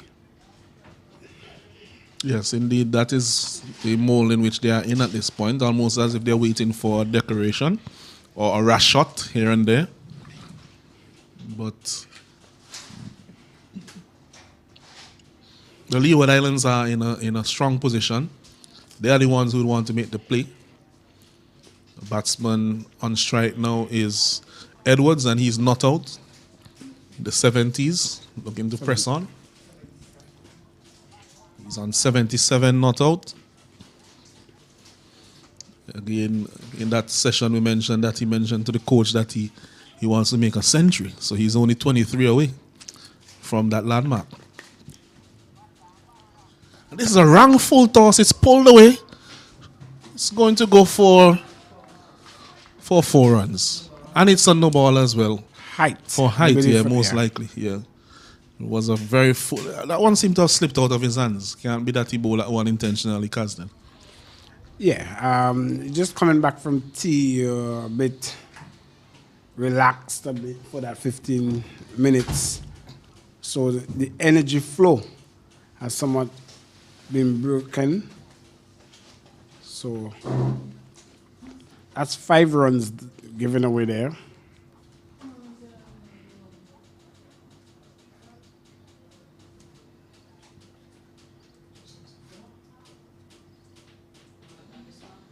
So Roxelle John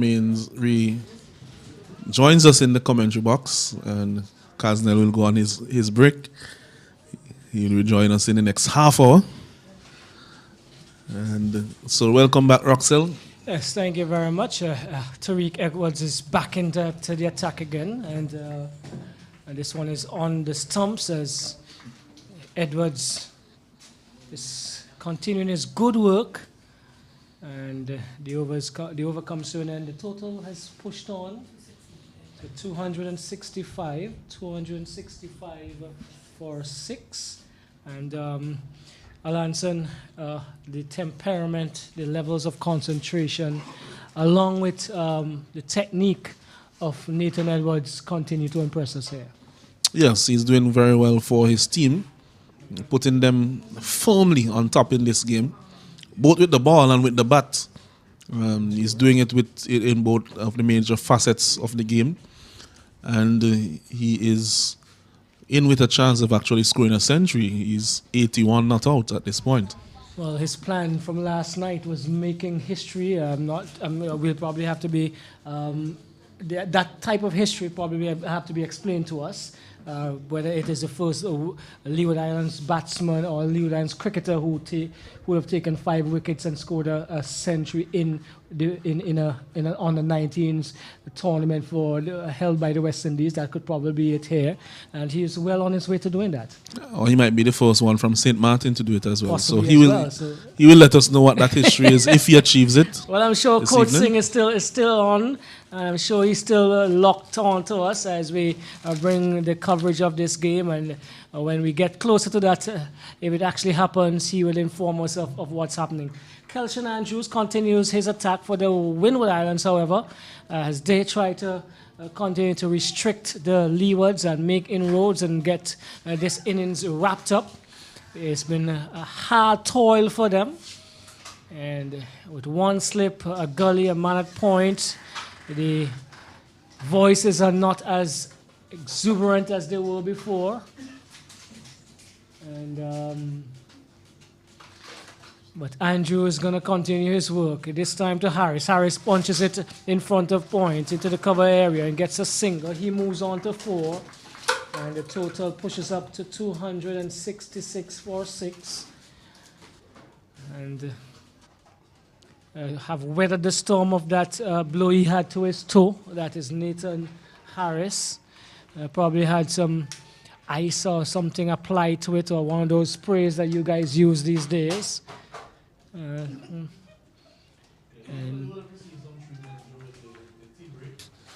he's not looking as ginger as he was prior to the interval. The ruffling noise you may be hearing in the background is that of us trying to employ the services of one of our former fast bowlers, Windward Islands on the 19 fast bowlers in Rion Williams. He's now doing some work outside of the cricket ground today to make sure this competition actually runs smoothly. Yes, and we have to employ him in more ways than one. Yeah, and he's doing a very good job. He's doing a very good job. Yes, he is, and he's called upon to do a number of things during the course of these 2 days so far. And he's driving a full pitch delivery. It looks like a full toss from my vantage point, was it? Yes. Again, the batsman's back is to us from where we are and didn't make use of that. Probably surprised with it in the end and didn't get as much as he would have liked on it. That is Nathan Edwards. Andrews looking to get another wicket. And he would be happy to do so for the Windwards. This is now taking Edwards on the pad, Edward on the pad. One of those few deliveries to have beaten the bat, and as he tried to turn it into the onside, didn't make contact, but it was well down the leg side, possibly pitching outside leg initially as well. And the over comes to an end. Score stays on 266 for 6. Andrew, that is completing his 16th over.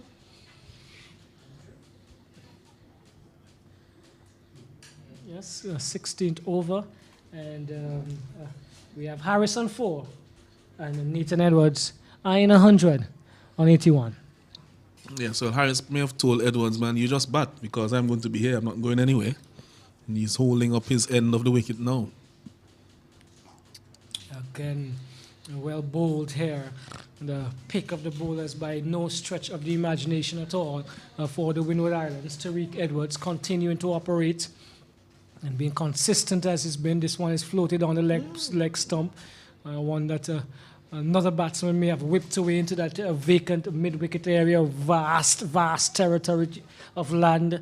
Looks almost like Guyana out there with so much real estate. But this one is now just pitching and just shorter of the length that he offered up before. Harris punches back to the bowler. This one is floated up outside the off stump and is coming forward in the correct fashion, the approved fashion, pushes it out geese on the offside. He's at a short extra cover position. Once more floated up, and this one is a good delivery, and moving away, taking the outside portion of the bat, beating the man at slip, and he gets one more. And this is what we've been talking about, mixing them up and asking the batsman to be on his guard. And this one, I don't think he was in full control, Alanson. No, not at all. This one bounced and came off the top outer edge of the bat as he was looking to defend. It went past the man at slip. Good feeling by the man at short third, man. It looks like Solomon Bascom to keep them to 1 as they were looking for 2. But that one had some bounce and some turn on it away from the left-hander. Oh, this is another beauty. This is an awesome delivery. A peach of a delivery there by Edwards. He's been just doing his due, and he's been hitting those areas, bunks and turn this time. And this one was a little quicker through the air as well, and beat Edward. All ends up to end good over again by Tariq Edwards. Yes, very good bowling by Edward. Not just today, but yesterday as well. So he has done well. Bowling throughout the innings. The innings is now over 100 overs all. So he has been doing a good job so far.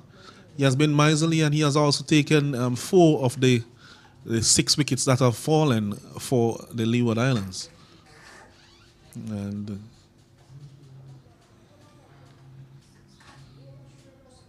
Andrew would continue from the Beckway end, bowling to Harris. 1 slip in and a gully. Oh, this one is beating him outside the off stump, and an attempt to run him out, it seems, by Leo. As he nonchalantly was rehearsing a stroke. He's now going to get some advice from Nathan Edward, who's been there for a long, long time. This is over number 63 of the day, I'm being told, and we are required to complete 94. I'm going to get some correction.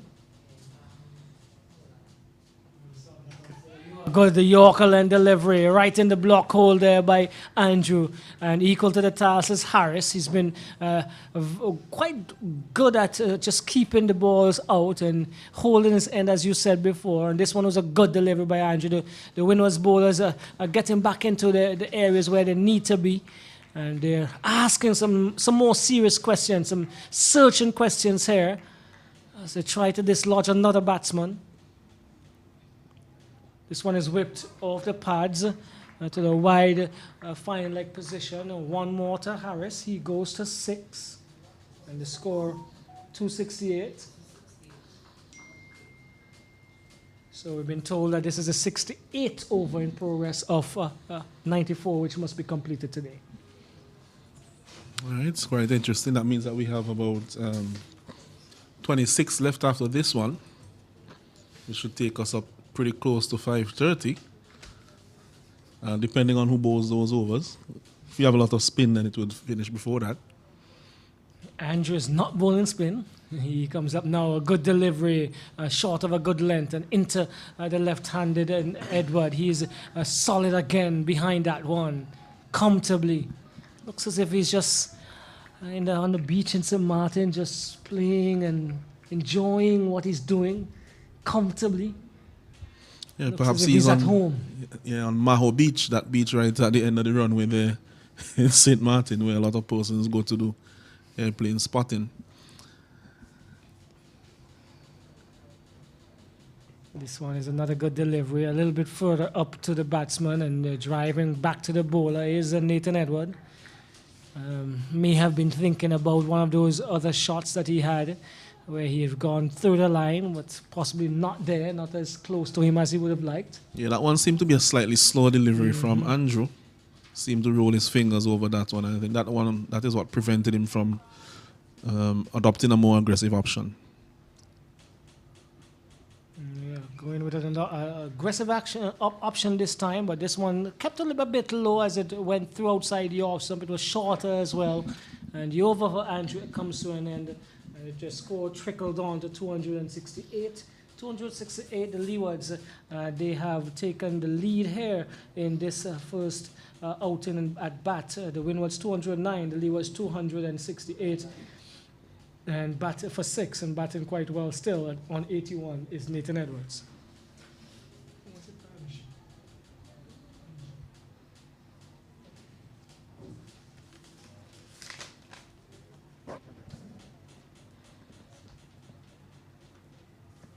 So partnership of 39 between Harris and Edwards, and all of these partnership they would chip in to make sure that some more nails are hammered into the coffin.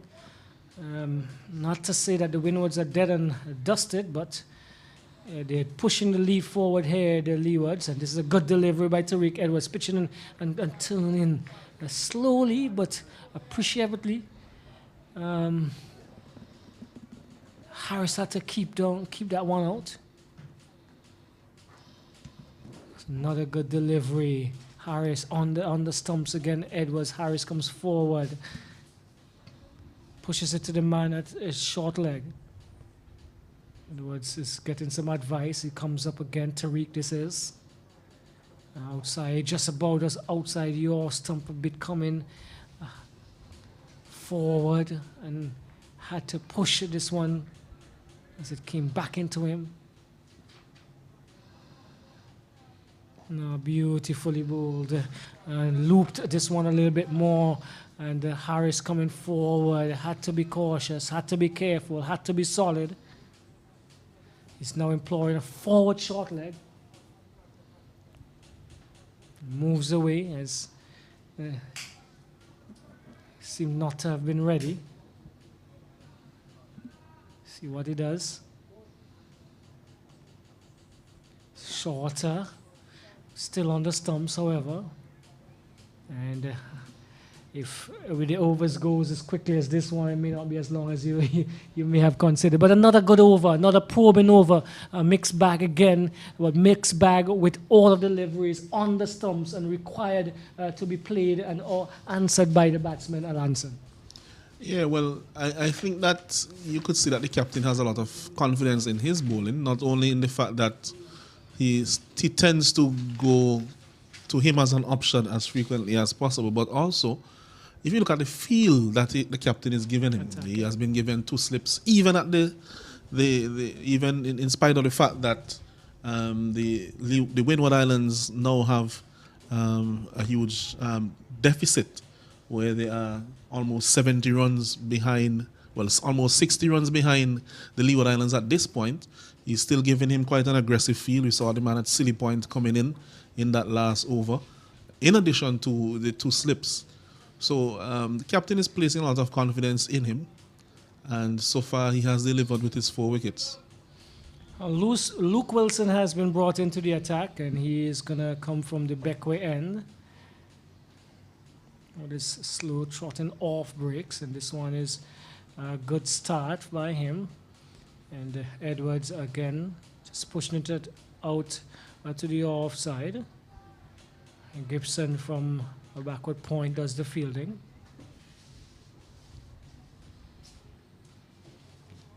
This is a good delivery in that area where you want to be as an off-spin bowler, and coming back into the left-hander.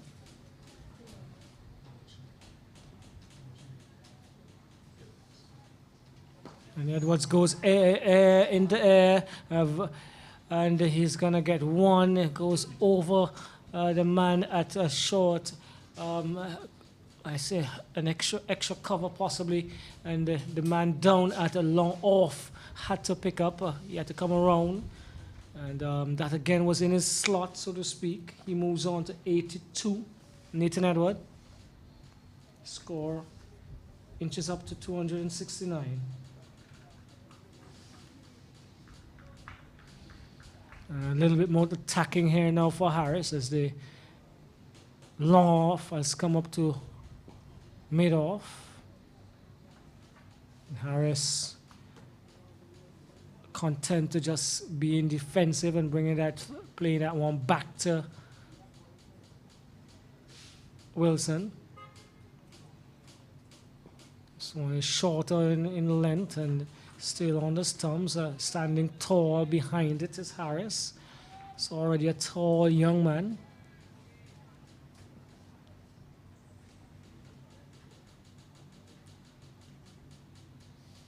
This one is a good delivery. This one went through the quicker and got through Harris, not causing any problems, but through to the keeper. And that is the end of another over. Moving through these quite quickly this afternoon after the break. The Leewards are looking to push forward and get as many as they can by the end of this afternoon. That might be their plan. While the Windwards are looking definitely to snatch up the next 4 wickets to restrict whatever deficit they may be faced with later on.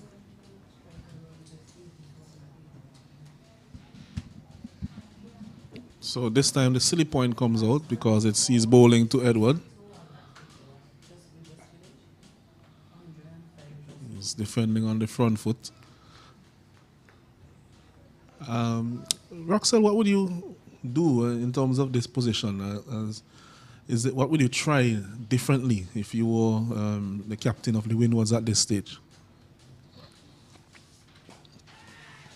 And this one is in the air. Let's see, he's under it. He's gone.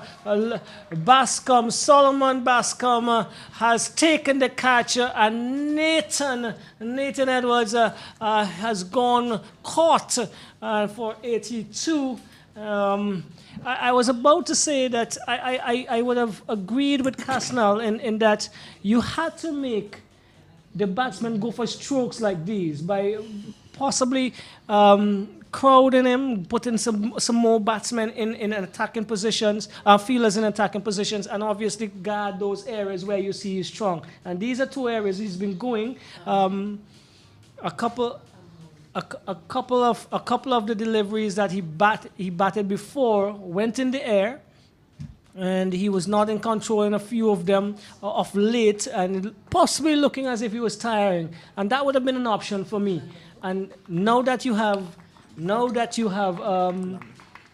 2 relatively new batsmen, Harris not new, but he's not been attacking, and now Landerford, although we were told that he can bat, you need to attack these players, and you need to have them go for options that they may not be comfortable in terms of run scoring. Yes, absolutely, and credit to Edward, he has now taken a fifer to back up his 50 in the first innings, so. And he's dismissed his opposite number.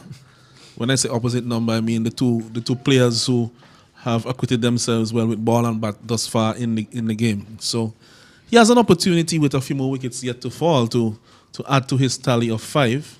7 wickets down. Who knows how many he may end up with if he continues to bowl like this. Let's take nothing away from the innings of Nathan Edwards. He's looked the part. He looks really, really positive. A good head on those shoulders, and has pushed his team into a position where they could try to rush with his help and get a couple of wickets before the deficit is wiped off. 82 by Nathan Edwards. A good innings in the context of the game for sure. Absolutely, and with Landerford now on strike, we realize that there's a leg slip, a short leg, and a slip in place, so attacking field. Landerford also from St. Martin, and he's getting some advice from Harris. The Bears have been dislodged by Edwards, who's having a smile with umpire Ban. Well, he attempted to, he didn't. Having a smile, some byplay there. Umpire Banwari, but it is Tariq Edwards. Always seem to be jovial and have a positive demeanor on the field of play as he comes in now to land the fort.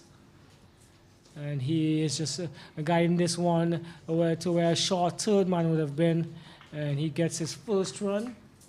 Score moves on to 270, 270 for 7, and Landerford is on 1, Harris on 6.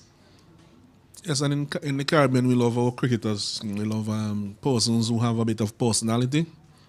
And, of course, I'm sure that persons will like the fact that he plays the game with a smile on his face and is happy even if his team is in a bad position. He's trying to do his best to bring them out of that position. But he will not be in a position where he is totally overwhelmed by the situation or depressed by the situation. So that is very good. We know persons of the past, people like Walsh for sure. Other people love to call him Walsh because they would always get an occasional laugh or something comical from him. Right. And even if the cricket wasn't going the way we wanted to at the time, you would still feel a little bit of enjoyment and entertainment. And that's what it's all about. sports at the end of the day is about entertainment for the fans. Well, I'm not sure we're going to get some entertainment now because for once in the innings of Harris, we just saw an attempt of attacking stroke. He has now changed bats, so I'm not sure if we're going to see a different gear from Harris as he goes. We go into the latter part of their team's batting innings. But Lander Ford is on strike, and he is going to take strike from Wilson, Luke Wilson. This is 270 for 7.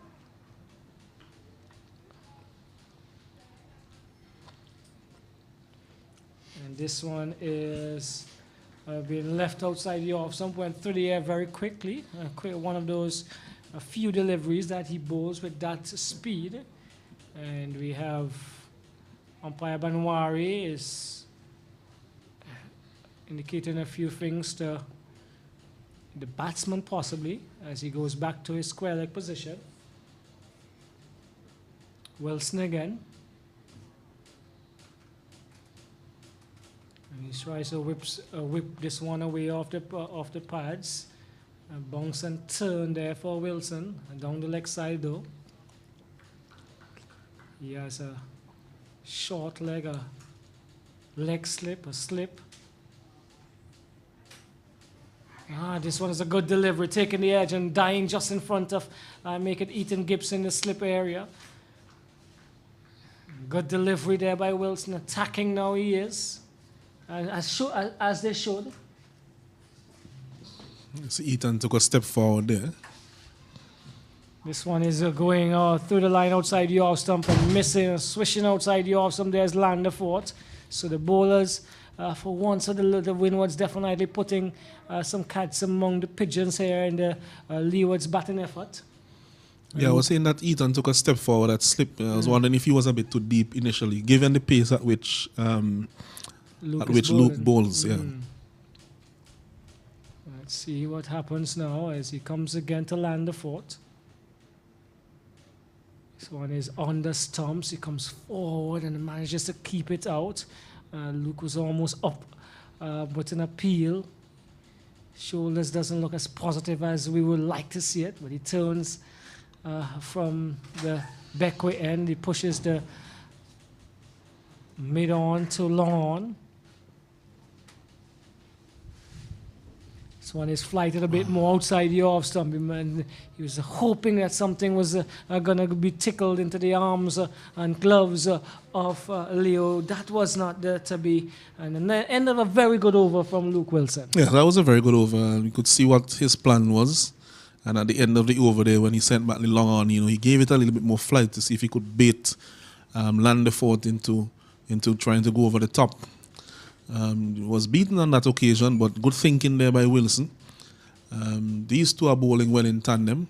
Perhaps they will continue for a while yet because they're looking good together. They would want to make some inroads to try to wrap up the Leeward Islands innings as quickly as possible and limit the lead that the Leeward Islands get. Well, Tariq Edwards, 5. He's taken 5. We're going to get his complete figures for you in a bit. As he prepares to do action again. 29 overs. He's bowled 9 maidens, and this is not going to be a maiden because this one has been punched past him at that point, and they're going to come back for 2. He's made 3 attempts, making Wilson to pick that one up. And every time he grabbed it, it just went a little further in front of him. So 2 more to the total, 272 for 7. That's 2 more to Harris, who has looked more attacking than he's been all innings, and another dimension to his game now. He has the responsibility to propel the scoring possibly from here, and he just nudges this one onto the onside.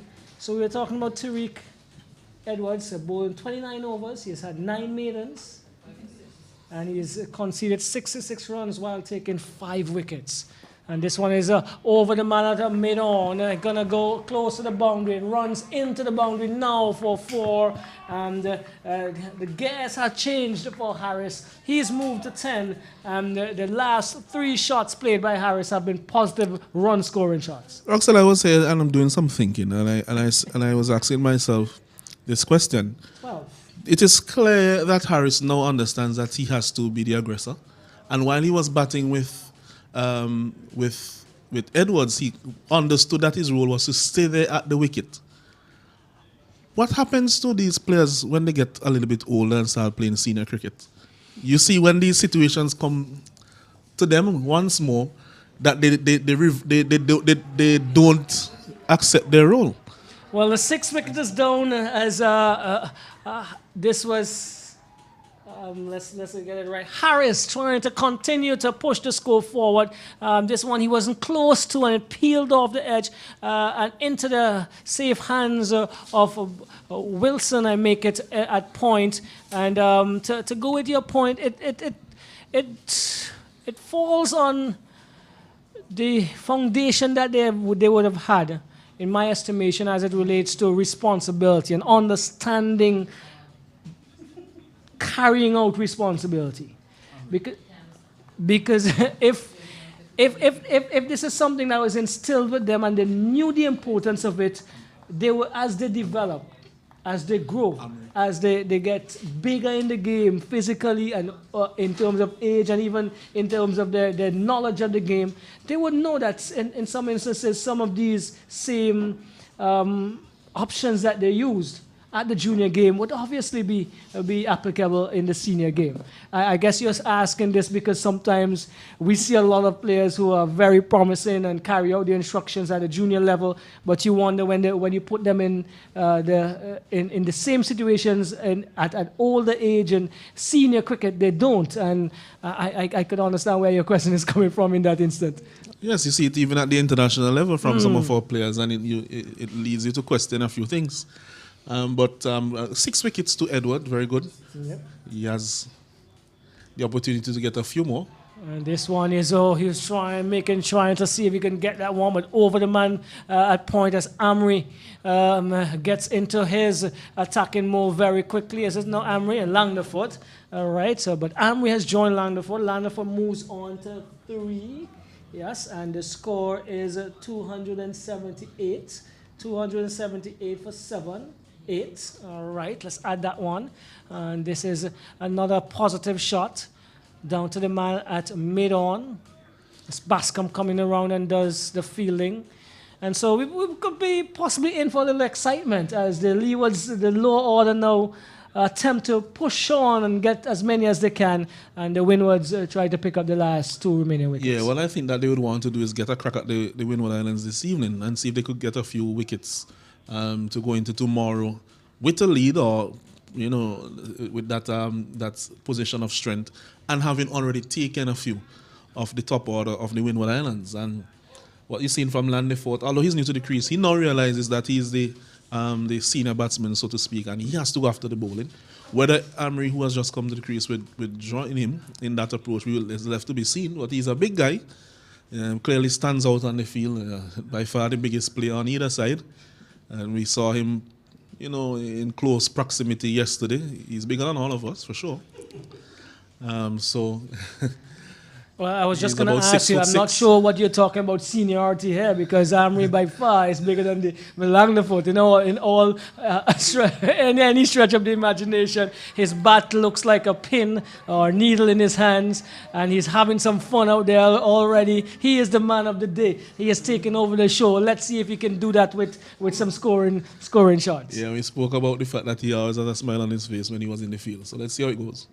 Wilson to Amri, he comes forward, walks away. My word, some antics here. He's cracking up the fielders. I'm not sure if the umpires are also joining in the fun, but we are definitely having a lot of fun here as Amri is just trying to keep Wilson out. Let's see if he attempts an attacking stroke. This one he gets inside, he walks away again. I guess keeps it out. Oh, well, we talk about Shandapur with everything he has to do before he faces a ball, but this is something new here and exciting as well. This time he pushes it out, and he keeps it out. He stands hands akimbo as he walks to the square leg fielder.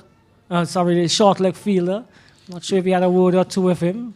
He reminds us of Courtney Walsh, especially against. I remember that 1995 tour when Australia was here. I'll get back to that a little later.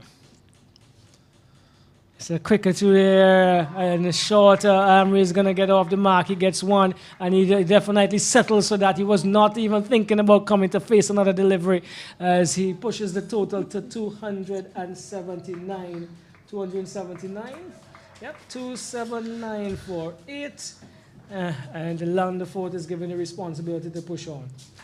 Yeah, we're saying that Walsh against Australia.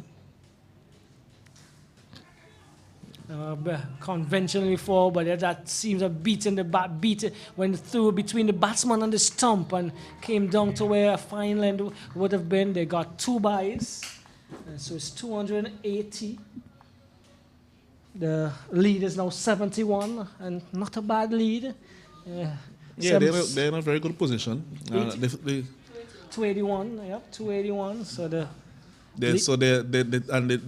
fact is that this pitch is taking a bit more turn than before, and so they have their leg spinner in there, and they also have a leg spinner who also bowls a googly, which we haven't seen a lot from the Windwards bowlers. And I was just saying that Amri reminds me of Walsh against Australia. He was leaving the ball alone and then putting his bat up under his arm, as if he I think that is still on YouTube, so one of you should go home and try to find that. Walsh batting antics against Australia 95. Oh my word. And a wonderful, wonderful game that we so love dearly. Tariq is looking for his 7th wicket. He has 6 at this stage, Tariq Edwards. And he is offering up to Amri.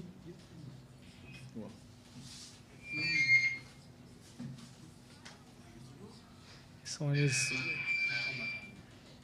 just trying to sort out the information that's gathered here. And so we would have Tariq Edwards once again into Amri. This was he's playing it right into the the short left fielder's hand. He didn't catch it, it caught him, and then he caught it after that was the case. It went right into his midriff, and he's elated that he effected the hold, I should say. I'm not sure if I should say the catch, but he held on to it eventually, Aladson. And Emery has been dismissed trying to turn one onto the onside. It's one of the times when you are actually genuinely sad to see a batsman walk off the field. Because in the short time that he has been here, Amri has been quite entertaining on what has been, well, at least for the afternoon session, a bit of an attritional session. Trust me. So we even as he walks off, we say thank you, Amri, for that bit of entertainment. But he was there trying to tuck that one on the onside, flicking it, but it went right into the midriff of the fielder there at short leg. Mm-hmm. And it seems as if the new batsman is Mackenzie. At this time, I'll be replaced in the commentary box as we are joined now by Kasnell Morris. Mackenzie is that spinner that you spoke of, who has that googly, and would be relishing the opportunity to bowl at a few at the Windward opening pair or top order this afternoon in the next hour, so that we, just over an hour, we have remaining of play. And picking up his 7th, however, is Tariq Edwards, and he has done the business for the Windwards. We've spoken about his consistency, and he comes up now to Mackenzie. And there's a good delivery. A pitch and turning and bouncing as well. That could have gone anywhere. Oh, wow. He was looking to get his 8, but it resulted in a single. 282 Cosnell. 282. Mackenzie off the mark. Edwards has been doing a very good job here for the Windward Islands. That's his 7th wicket for 73 runs. And he clearly has stamped his authority. Comes up to Langford, who again turns this one into the onside, a backward of square. Gets 2 over the head of the man at the short leg position.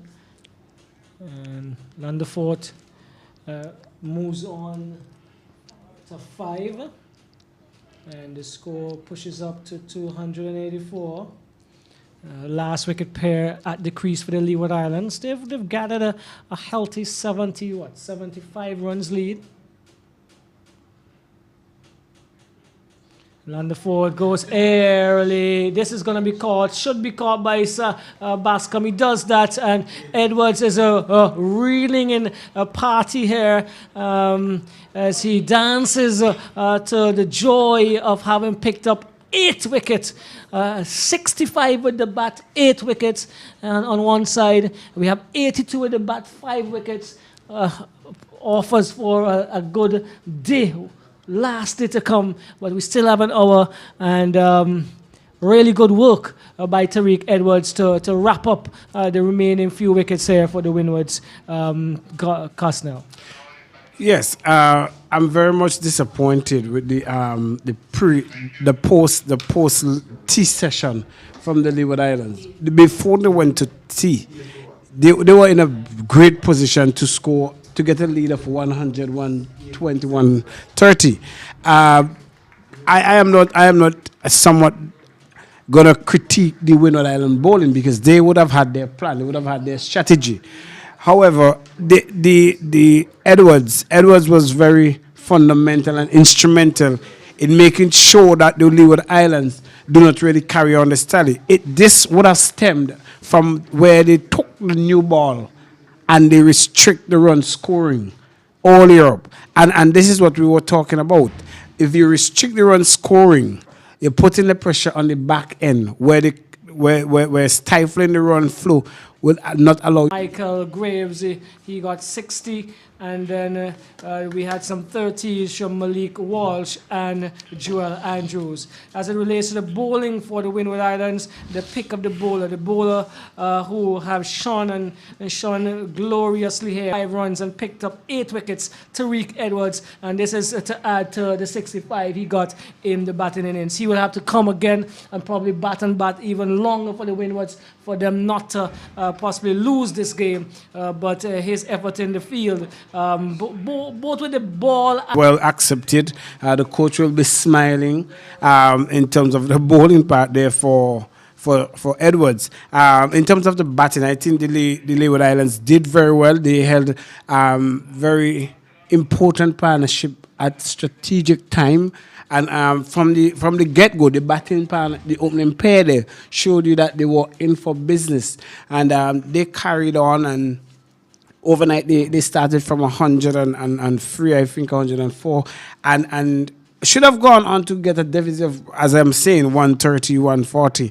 But it's not so. Cricket, again, a game of glorious uncertainties. They're now going to come back out.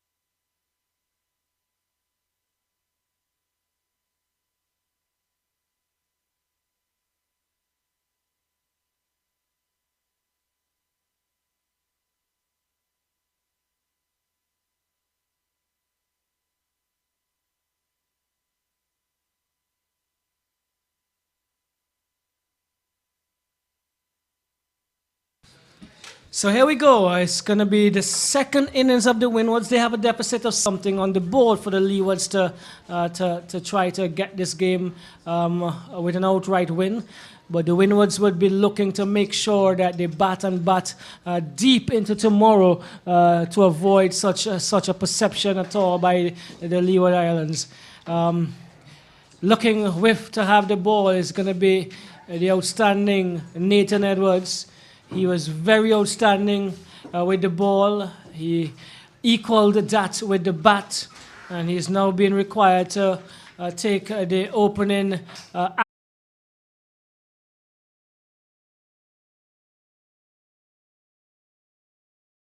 Very discomforting for a bowler because you know that is pushing against the shoe as a similar delivery to what he offered up to Pascal in the first innings and dislodged the stumps. Didn't get through the blockage of Pascal, but let's see how we're gonna continue. This one is on the pads again. There's an appeal, but this one would have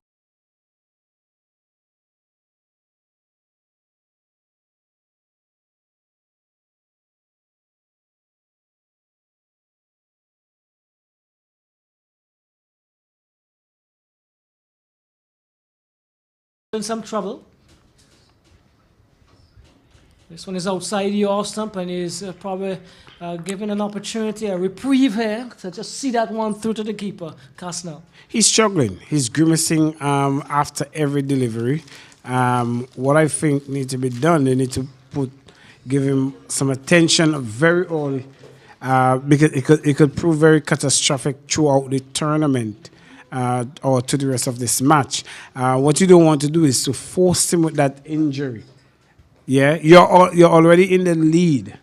You could trust the other bowlers that you have. Not saying that he can't bowl at this time, but you do not want to aggravate this injury any further.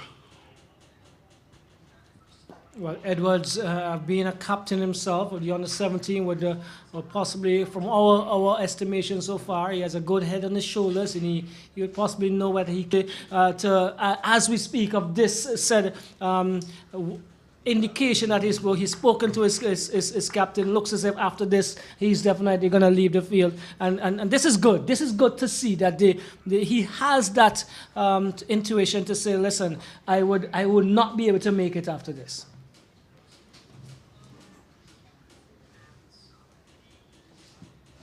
Good delivery once more, sliding down the leg side still with that swing. And the first run is a leg bye. A leg bye being signaled. And let's make sure that we're right. Yes, so there's it. He's going to leave the field. You hit the nail on the head. And as we're about to talk about him, with the head he has on his shoulder, what he's displayed with to us as a knowledgeable youngster, he at that moment signaled that it was time for him to leave. Yes, any bowler, you're a fast bowler, and injury is something that you don't play with. You nip it in the bud early, and you take it out. He was really struggling. He was struggling even to get he has the rhythm, but the pace, because he do not want to land on that injury because he was struck on whilst he was batting. Yeah, and that would affect him greatly because his landing foot would take most of the pain. And there you see him, he has to just say, no, skipper, I can't make it. Maybe you have to go and get some medical attention close by. So Landefort will have to take up the responsibility as the lead bowler now, as Edwards has left the field. And he also has 3 slips a goal in a point. Comes the beautiful delivery. Up to Pascal. Pascal seems to be getting the best deliveries bowled on in this game. Offered up to him. It pitched just short of a good length and jagged away. He was about to play. And the very last man decided not to. Excellent start by Landefort. What the Windward Island batsmen need to do this opening pair is to be patient. We saw it in the opening pair with the Leeward Island batsmen. They have to understand it's a new ball. It will do that. It will swing. It will draw you. It will leave you. You have to know how to negotiate the bounce, what ball to play, what ball to leave. Whilst you are there, you have Edwards now leave the field. It should be even easier. Somewhat to say because you don't have him has to torment your stumps and toes because his toes were tormented by Andrew in his batting innings, And as we can see, he didn't recover from that. Hope all goes well for him. As Landeford comes up now to Pascal, another delivery just outside the awesome. This is a shorter one, and allowed him the opportunity to see it pass through to the keeper. Willett is the keeper, is it? Tuckett, the keeper, yeah. Boyne Tuckett. You're seeing a movement towards the slip corner. That is excellent. You have 3-4 slips waiting at goalie, waiting on that outer edge. What happens there? It appears to me that the batsman is using a leg stump guard, and he's making that adjustment as the bowler approaches the crease. Okay, that will be good. If the bowler is to get one that just drops straight on him and leaves him, the slips could be in contention. Well, he brought that one even closer to Pascal, but this one with a little bit more bounce, just over the off stump as he left this one, trusting the bounce of the wicket as the other batsmen have done. This one was looking to go into the big, wide area on the onside, but pulled out of the shot. Again, another delivery just about that off stump, short and rising. And some good lift as well. Generated some good pace as well. Tuckett is catching very high above him. And this is the type of cricket we love to see here at the Arnos Vale playing field. Well, Tuckett will enjoy that. You don't have to do much bending. Another good delivery, a little wider, still shortish, and coming through with some good height and pace. End of the over, and still won the score. One, and that one came via the leg by route.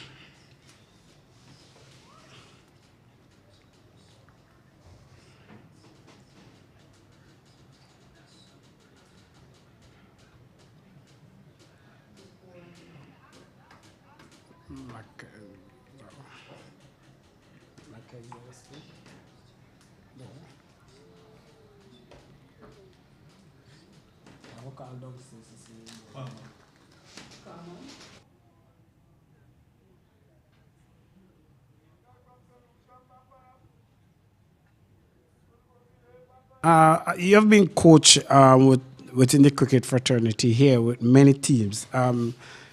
You're in this position as the Windward Islands. Maybe what would you have said to your batsmen going out there? What is it that you would have asked of them? Now they're gonna have to see. They would have had to see of these first two bowlers. If Nathan was there, you knew that you would have been challenged, all right? Because he was. Continue after this. Palmer. It's a Palmer coming into Ethan Gibson, and a short rising delivery, a good delivery first up on the body. But you would have asked the opening batsman to be patient, as you said earlier, and negotiate this early portion. They have an hour. They're going to have to bat the hour. Runs for me at this stage might not have been of maximum importance. Losing wickets, yes. The runs would come. You're going to get some bad balls here and there. But you negotiating, you seeing off, you being very focused in making sure that we did not lose a wicket or two this afternoon would be the first option. We'll deal with the deficit tomorrow, because once you occupy the crease, the bowlers are going to get tired, the fielders are going to get tired. It's going to get easier for you, and this hour is going to be very, very indicative in terms of what would transpire tomorrow.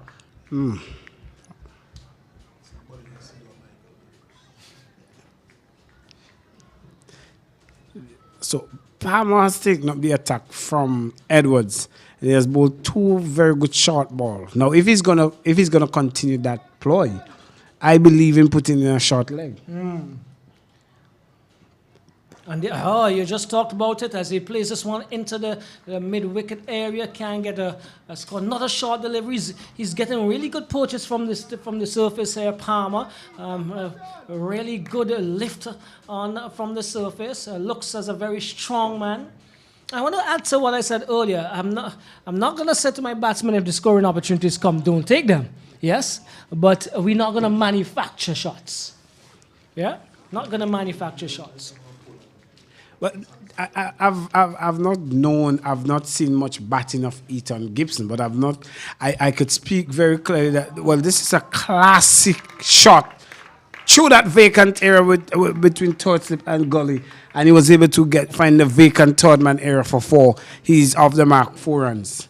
Yeah, well, Ethan, I've seen him a couple of times. We've actually played against him in one of those T20 games this season. If he gets in and he gets comfortable and solid, he can be very prolific with the bad balls. He puts them away. He's quite solid when he gets in defensive, but he needs to get in. He did not get to give himself an opportunity to get in the first innings, and that's what he is required to do here this evening. And he did display some class to you just now in terms of that shot, and that has responded. Palmer responds with a short lift and delivery over the batsman's head for a wide. And we did promise you some excitement this evening, and we're already getting it. Yeah, the bowler appears to be very muscular, have a little upper muscular build. So he would want to test Ethan. He already observed that Ethan is not comfortable somewhat with the short ball or with the pull. So he's going to test him in that area. Now, as I said, if you're going to test him in that area, put a short leg in place or put a man right in front of the bat there. See the point. And his length has to be closer. I was just about to say his length will have to be closer, so the batsman has to play and either fending off of his chest area or like that, where he's bringing the slip cord in that he has a very strong slip cord into play. But Palmer is showing good signs. Has some big shoes to fill because Nathan Edwards is not, his feet may be small, but his shoes are big to fill in terms of the quality brought as it relates to the bowling attack for the Leewards. Of course, I agree with you. Of course. Especially that performance that he has shown us in the first innings. It's Palmer again to Ethan Gibson. So there's a good delivery, Yorker length almost.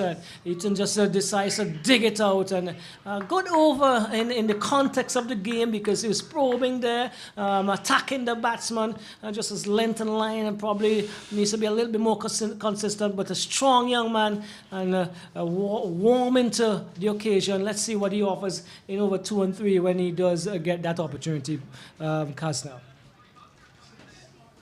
So 6 without loss, the Windwards. They are behind by 75. They have now 69 left to get back into the positive mark. Still in the red. I'm not sure. And that cordon is now 4 slips on a gully. A man at point. A wide-ish mid-off.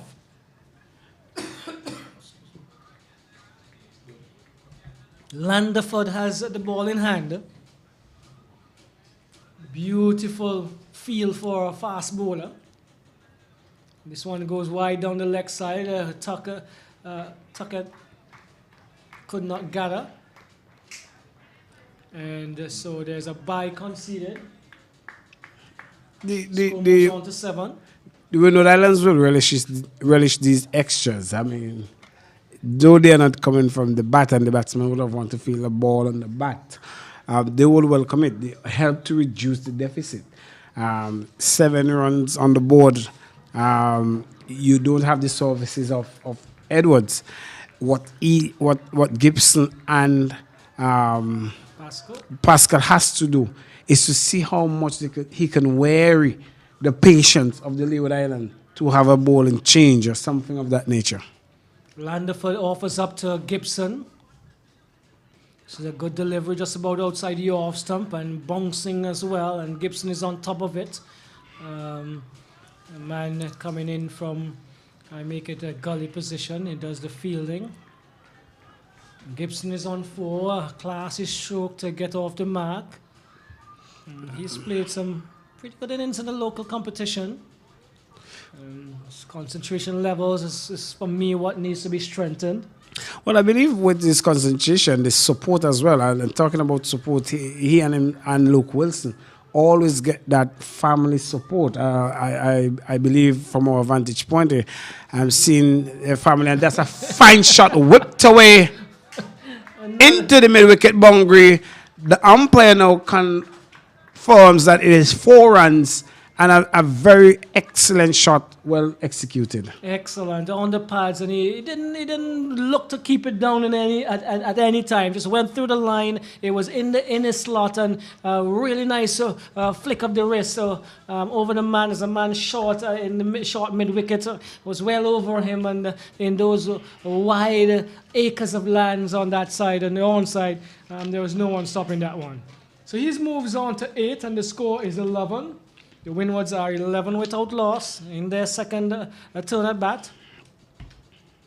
This one is outside the off stump again. Landford would need to be a little closer with his line for the left-hander as he goes across him. Doesn't want him to be comfortable. He wants him to be thinking whether or not he should be playing or leaving. And so far he's not offered those questioning deliveries as he should to Ethan Gibson. The Windwards will be happy with the start. It's most of the left and right combination that is not really throwing him off, but as he's been thrown off in this run-up. But it's more so that you have to adjust the line. And once you get, you may pick up a rhythm for the first 2 balls, and then you see a single comes, and then the right hand or the left hander comes into play, and then you have to adjust again. And this is one goes shorter, goes away from the left-hander. And the angle is as he attempts to angle it across the left-hander, not as strong in a bit with it. Still has the pace, a long walk back to his mark. He's strong, he's big. And he's had a good rest, I make it as well. So he didn't bat for a very long time, and his top order for his team, did some good work during the course of the early parts of today.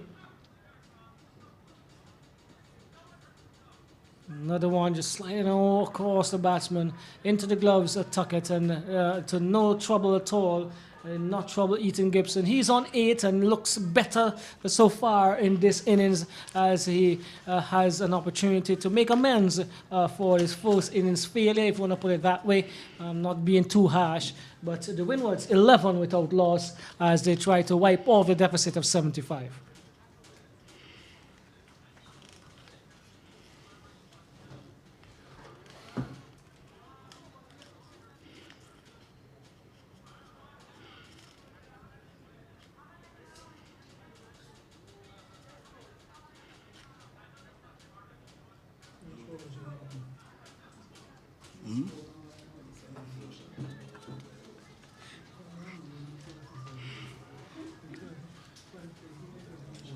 You go take it.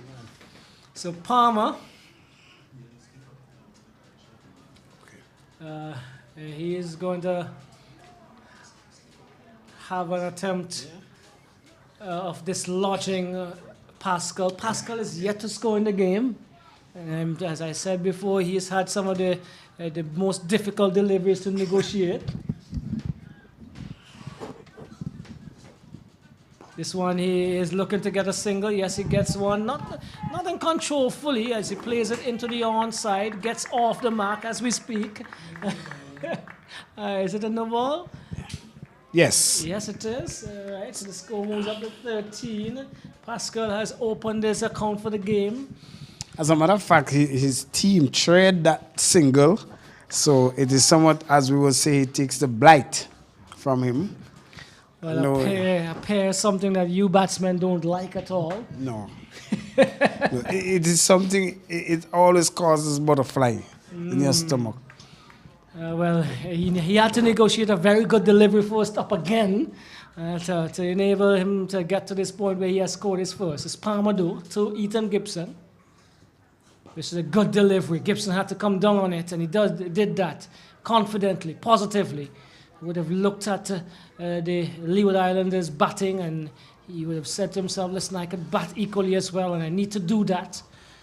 And he had to negotiate this one from Palmer. Support around the ground. Not a lot of people, but they're very vocal. I know the dugout is. What do you think the slips, the keeper, that whole quadrant, that whole cordon of fielders will be saying to Ethan? Well, you won't want to hear it on the mic here at all. Okay, well, I guess, sometimes you're there, you're here, you're a sponge, you're soaking up balls, And this one is short, very short, and Tuckett did well to actually try to keep it from going for 4. It's so short that the presiding umpire signals wide, and he's telling Palmer that's the one for over the shoulder for the over. The score moves on to 14 and 15, all right, 15. And I missed that no ball, correct? And I'll tell you what, there's so many things that you hear as a batsman under so much pressure out there. One's telling you all sorts of stuff. You have to be clean because you know you could be called for sledging and that kind of stuff. But believe you me, under the nose, you're gonna hear a few things. Driving Pascal. This is a good shot, and into the short extra cover fielder. He didn't stop cleanly. Pascal moves on to 2. The score is 16. Score is 16. So and it all offers well for the development of the individual, for his concentration, for his focus, and because it's not going to get easier from the junior level upwards. Yeah, it's not going to get easy. Take away the odd no ball and the wide. I like the aggression of Palmer. It tells the batsman that aggression is coming your way. This is not just put the ball in the air and you come and hit a ball and you feel free about it. It's a loud appeal as Palmer is jumping up and asking umpire Tudor to join with him by putting the finger up. Didn't agree with him, umpire Palmer, and he's signaling. It seems that it came on the tie pad. The slips of cordon, led by the tall, big Amri, is moving and looking very happy. But to their dismay, a decision wasn't given. Palmer will have to come again and turn in the distance. He's up to Ethan Gibson once more. This one, Gibson is getting it out to the man at gully. Another no ball. The aggression here coming through by Palmer. 17 the score. Palmer is actually bending his back, and he is really striding and stretching very, very far forward there.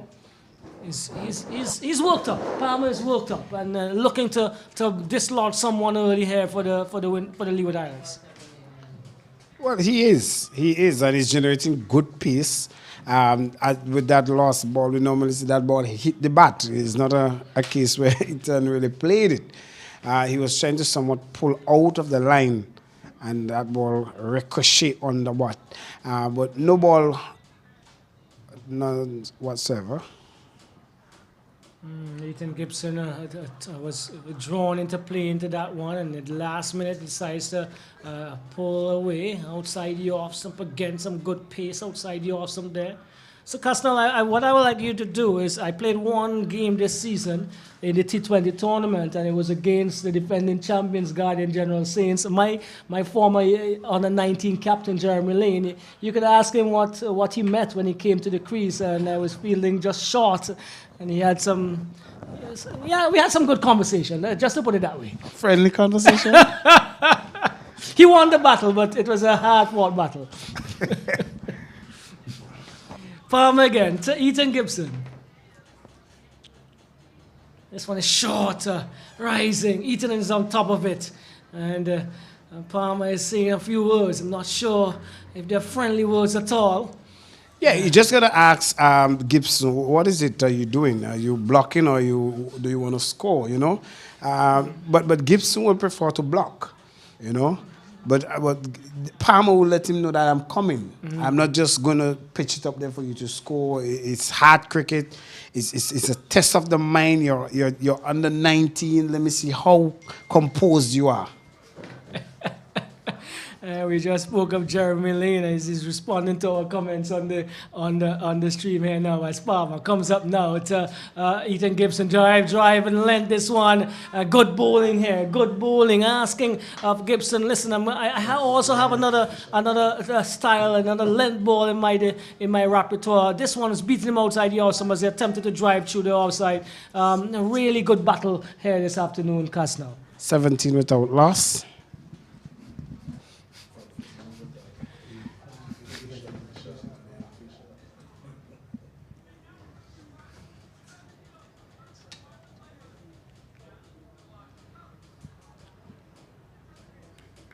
So the batsmen are meeting at mid-wicket and discussing the plans going forward as Landerfort is turning in the distance, getting ready. If we look at the last delivery there, John, the batsman Gibson was somewhat caught between two decisions whether to come forward or, because Palmer is rapidly coming at him short. He got a delivery that was pitched up, and there he was caught waiting on the back foot. So he was somewhat chopped there. Pascal plays this one out on the offside as Pascal himself will need to get some runs behind his belt.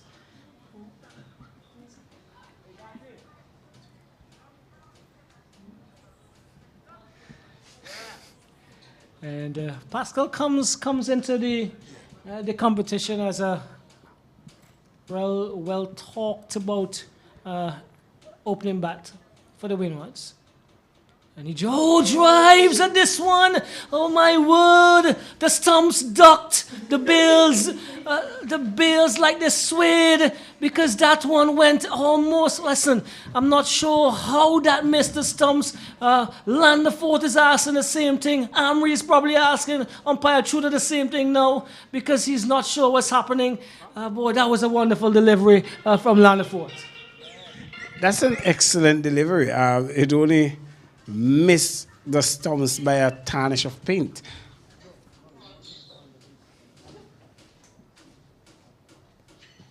This one is wrapping him on the pad. There's a loud appeal. Everybody goes up. No, says umpire Banwari.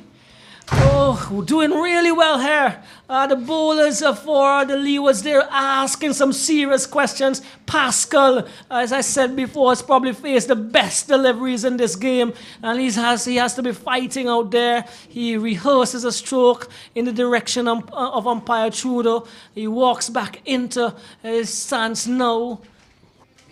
Really testing time here for the opening bats of the Windward Islands. And they're already behind the 8 ball in terms of a deficit. This one he drives beautifully. He's going to get a couple. If doesn't, it runs close to the boundary. Harris is behind it. Harris collects. They're looking for a third, but 2 are all they're going to get. That was a better stroke. Looking at the part there now was, I make it, Pascal. Yes, that's a fine shot. He got back onto it right in time. The difference with Palmer than with Landerfort than Palmer, he's not that aggressive. So you would always have the opportunity to want to come onto the front foot. Unlike Palmer, Palmer is aggressive. He's telling you I'm coming up there. Well, this is a good response on the money, just about in that area, coming into Pascal. And Pascal, for once, was a very, very compact and sound in defense. That scoring shot probably gave him a lot more confidence. And this is a Pascal that we've been hearing about, making a lot of runs and doing well for the Windwards at this level.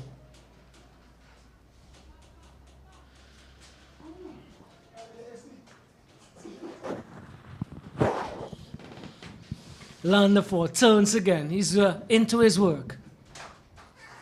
And this one is tucked into the onside. That's going to run close to the boundary. It doesn't, does it? No. They come back for 2 once more. And back with a square. That went. Pascal moves on to 6. The score moves on to 21. And from all they have been able to withstand, this is not a bad start from the Windward Islands cast. No, it could never be a bad start because at the end of the day, you're looking to clear a deficit and not losing your wicket. And they are very mindful of it. As you see, the keeper is signaling for the helmet, which I would assume they were looking to introduce spin all into the attack because the ball is hard. It will extract bongs. Harris will be a good candidate. Emery also will be a good candidate. He's a tall fella. So clearly, they are looking for wickets. Definitely. And yes, possibly a short leg, we've been told here as well. So I will take this next over and then I'll hand over to you guys. We'll see whether you guys could take some wickets or add the runs. But Palmer comes in now to Ethan Gibson. And this one is a good delivery on about the middle stump. Gibson comes solidly behind it and plays it down to the mid-on position. Can't get a run. Really nice, exciting cricket here. Good battle between bat and ball. And fast bowlers always love to see these types of fields employed for them, giving him a lot of support, Captain Tuckett. He now pulls out the man from cover, puts him in mid-wicket, and he puts in a conventional mid-on.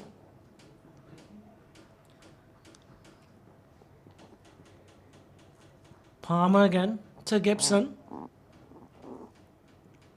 This one is super pitching short and moving away nicely. That would have been ideal on the middle stump, middle and off stump, but a little too wide and not inducing a shot from Gibson. Well, Gibson is not more so looking to be aggressive. He's looking to more secure his wicket into the day's play. Even though they have 30, 40 going at the end of the day, they would accept that, knowing that they have not lost any wicket. And that is crucial at this point in time. I believe that would have been the message during the over break from the Windwards. And he drives this one, he slashes this one over the man at gully. That's going to go into a boundary for 4. The score moves on to 25. Gibson is into double figures on 12. Pascal is there with him on 6. And offered the width, and he went with it, and feet away from it, but definitely still making the contact and getting it over the fielder. Yeah, that was intentional. Clearly, it was intentional. He knows that the ball is hard, the pace of Palmer. Once he gets it over that slip area, there's no third man in place. He will get value for that. It's a bad ball there from Palmer in light of the aggression that he has been given. Definitely. Let's see what his answer is. His response is going to be Ethan Gibson's making sure that he's totally prepared for what Palmer is about to offer. Goes into the stance now. This is the full pitch delivery driven into the mid-off position. He gets one, looking for a second. That he completes with ease. He moves on to 16. And 27 the score, the Windwards. They are behind, or they were behind at the beginning of their innings by 75. So it's just 48 deficit now. The only matter I really like is counting my salary, but I think I was on the ball there. 14? All right, so I probably gave him 2 more than he should be getting. So he's on 14, Gibson. And Pascal is on 6, correct? Thank you, scorers. They've been keeping us on the ball in the commentary booth. As Palmer comes up to Eaton, this is angled down the leg side. He allows it to go through to Captain Bowen Tuckett. He collects neatly. The 2 wicket keepers we've seen on display in this game have been up to the task in terms of the job that they've been asked to carry out.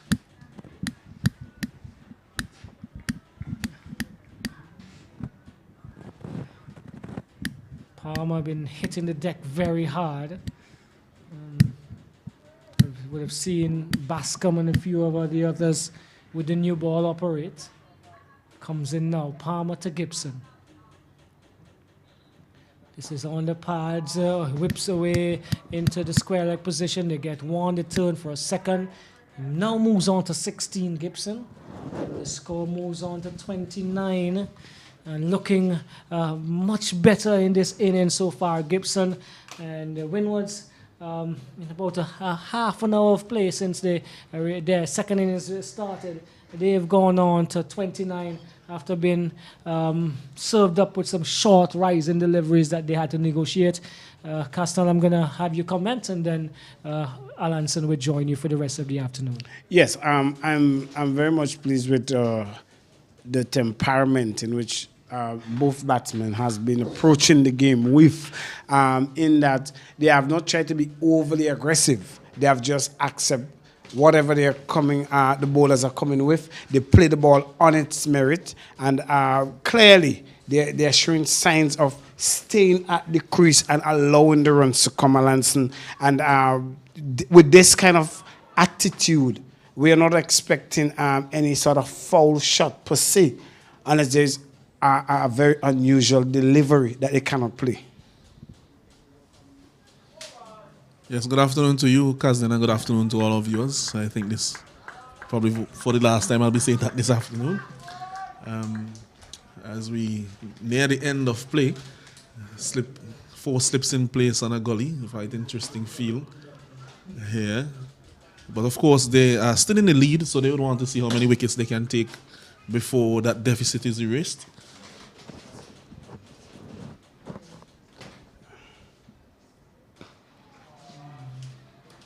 It's a nice looking drive. It's a nice looking drive there by Pascal.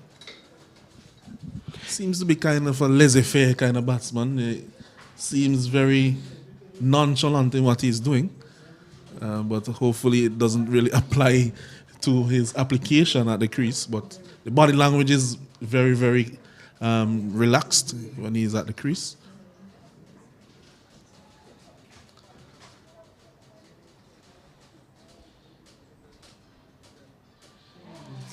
I think it's more so, if I look at him, is more of the confidence. He haven't gotten into that confidence level as yet. If you look at Ethan's way of approaching, Ethan is more comfortable. He's more freestyle playing batsman. But because Pascal was kittled out in the first ball of the first innings, and in this case he has gotten a couple of shouts against him and decision making gone for him. He's still not there in terms of confidence yet.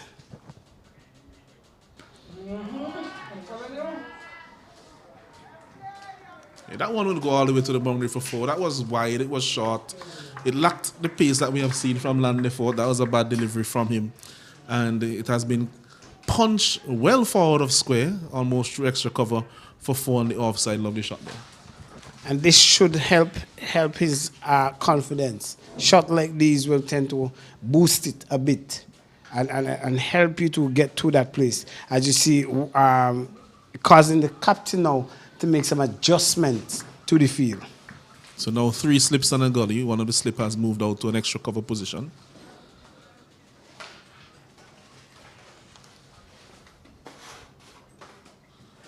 This one lifting delivery, but he punches it in the gap to the offside. They will get 2 as Harris retrieves, gets the throw in now to his captain and keeper Tuckett.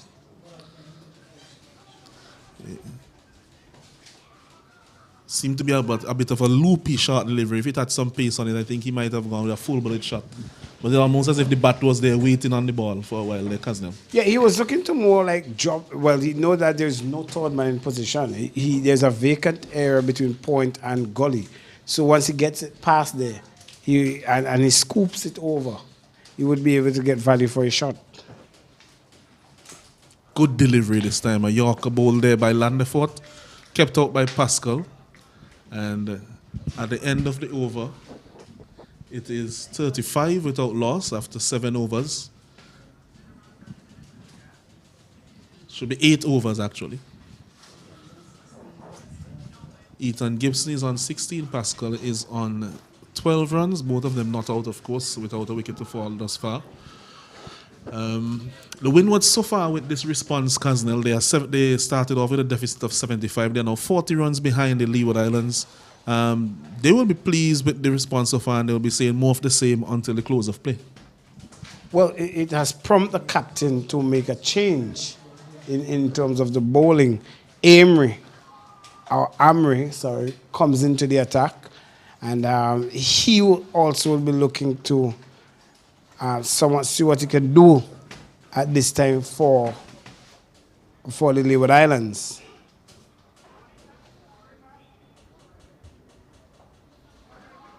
So he comes on to bowl. There is a slip, well, 2 slips actually, on a man at silly point as he's bowling to Gibson.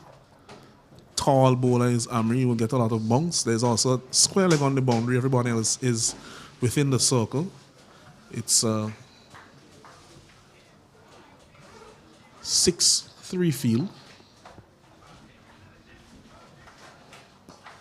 This one is whipped just forward of square. He should be able to get 2 runs. It's in the gap. And they get 2 quite comfortably. So good placement there on that shot. 2 more to Gibson. Takes him on to 18.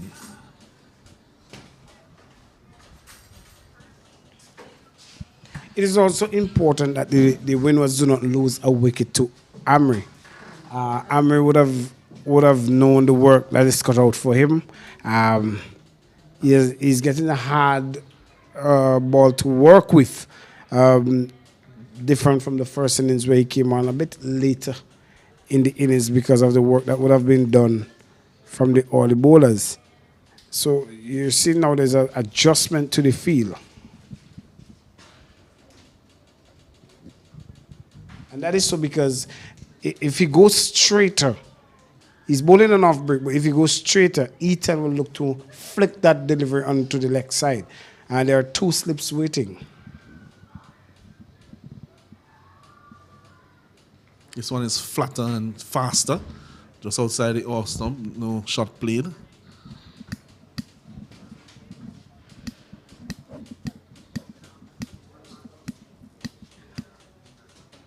This time he gets a shorter delivery, but because of the bounce of Amri, I think if he was a shorter bowler, he may have attempted a cut shot there, but that one, the bounce, he had to get over it quite quickly.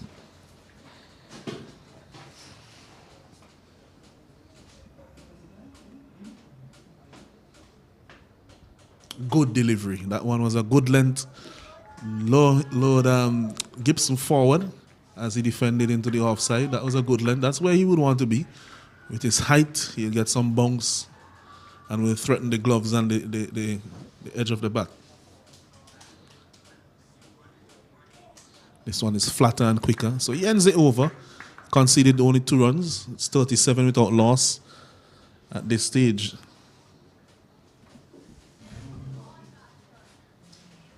So after the 9th over, it's 37 without loss. They're scoring at a run rate of just over 4, which is not necessary, which is a bit immaterial at this stage. What they really want to do is ensure that they go into tomorrow without losing another wicket or losing a wicket at all. Losing more than 1 or 2 wickets, maybe 1 the maximum. And Harris now will come into the bowling to join his finger spinning partner. 3 frontline spinners in the Leeward Islands team. Mackenzie is the leg spinner. He hasn't been brought on just yet.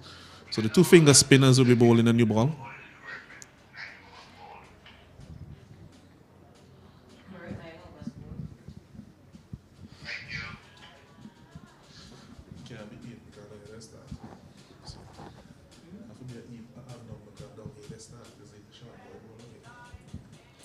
This one is flighted by Harris, slowly looped up to Pascal, and he defends it on the offside. Nice delivery there, looking almost like Bishan Singh Bedi.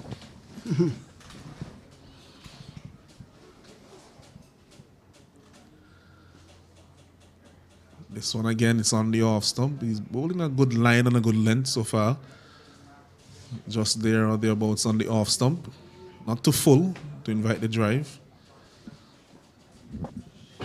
Silly point comes in now in the batsman's face to tell him, be careful how you're defending. You can't just prod forward and push at the ball. I'm here.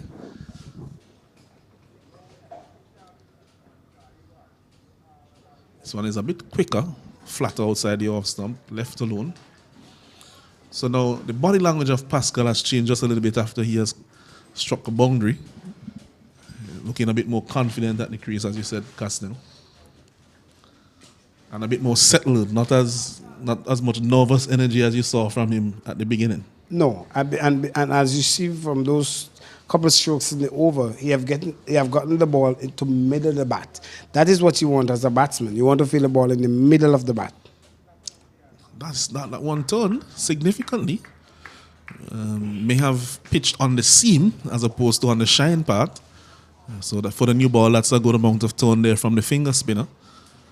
Almost went to slip with that turn. Another flighted delivery. Defended there competently by Pascal. And it's the end of the over.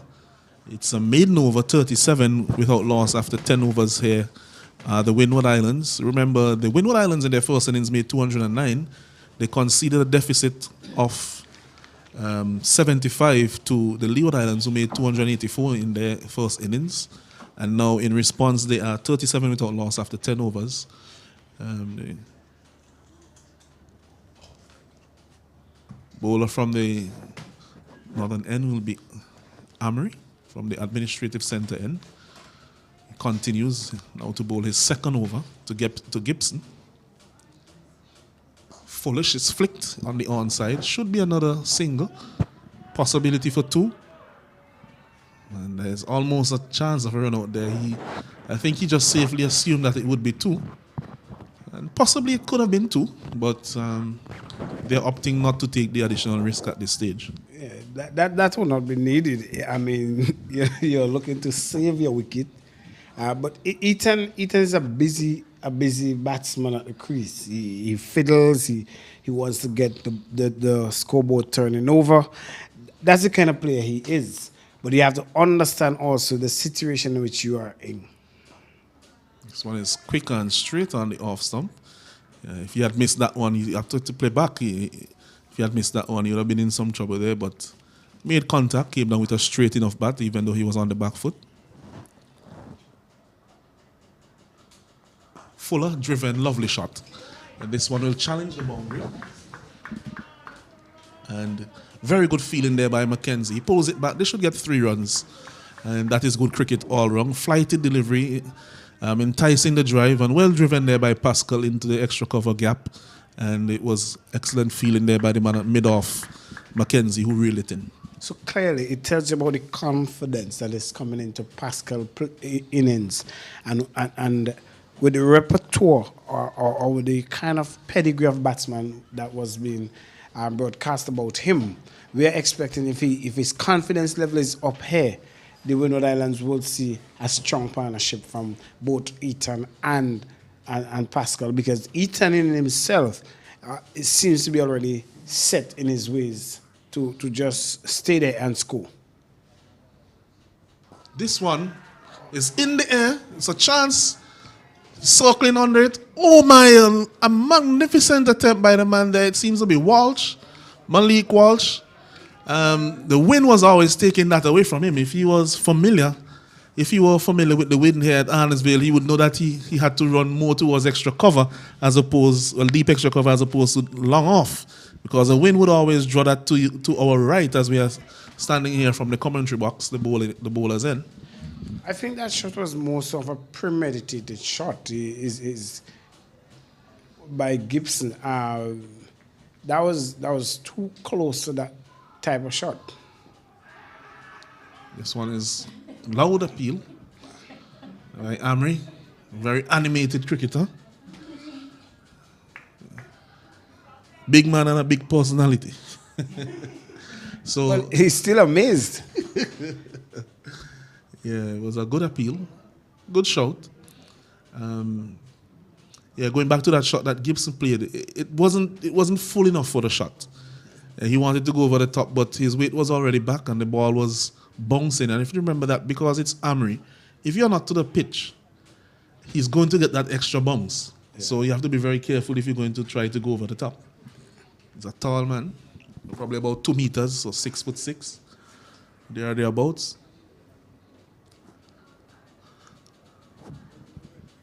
Question: why is it that the tall fellas always like to hug the slip cord? Well, I think it's because they have a bigger reach, so they're placing them there to cover a bigger space. We know that in the past, Joel Garner was at gully, and catches that he would make, others wouldn't be able to reach them. So I think sometimes it has to do with the reach.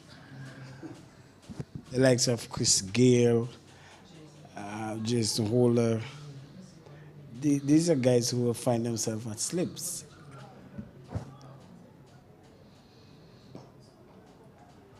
I think in the case of Gale too, it was partially because he had a heart problem as a youngster, so they didn't want to have him running around too much in the outfield. But he has had good hands throughout his career. Holder now is proving to be a very good slipper. Stokes and a few others. Slight misfield there, and he concedes the run. That's land effort. You'll be disappointed with that. He seemed to have it covered. It ricocheted off his leg, and they were able to get the single in the end.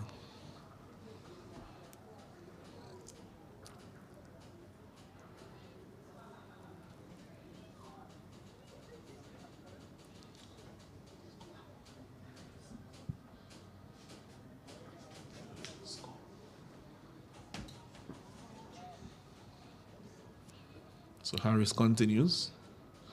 Oh, this one is looking for the drive down the ground. Sent back his Gibson. And peeled off on outer edge. He wasn't to the pitch. And we have already said that Harris and some of the deliveries he's been getting appreciable turn. So that's a shot that is fraught with danger if you are not to the pitch.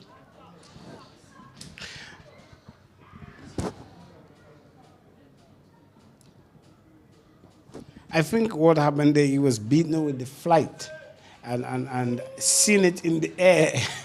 As you would say, he left his head. But clearly, he's still there, and fortunately. This time he goes over the top quite effectively, and that should be 6 runs. Tall batsman, he used his reach, and he just pushed that one basically over the long off boundary for 6. I think that was the shot that he was trying to play with the previous, the ball previously. And at 49 without loss, it was a good shot over the top there.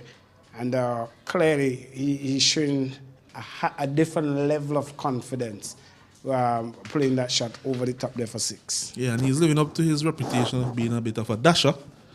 It'll be interesting to see if the innings continues and he gets to bat with the captain, how that would go, because the two of them seem to have that tendency to go after the bowling. Could be quite a brisk partnership. Well, once you clear the deficit, it is happening.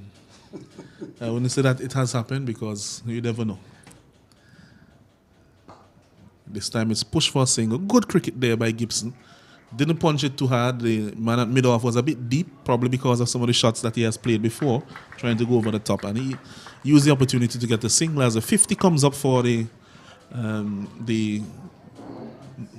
Windwards. So the 50 for the team, and of course the 50 opening partnership as well. This time he defends off the back foot, does Pascal.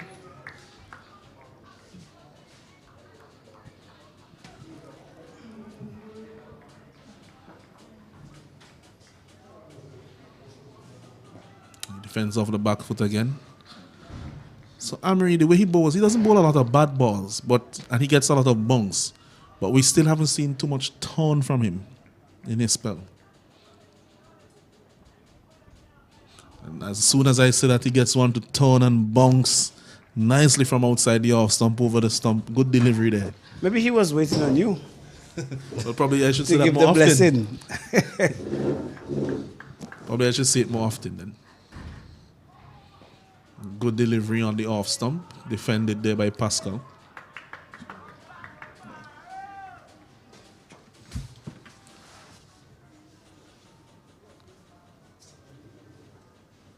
Flighted. That's a good delivery actually. He wasn't to the pitch, but he was able to adjust his shot. He checked his drive. And that's the end of the over. It's 50 without loss.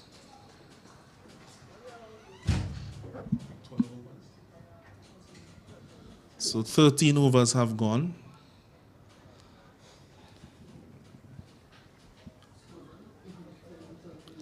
So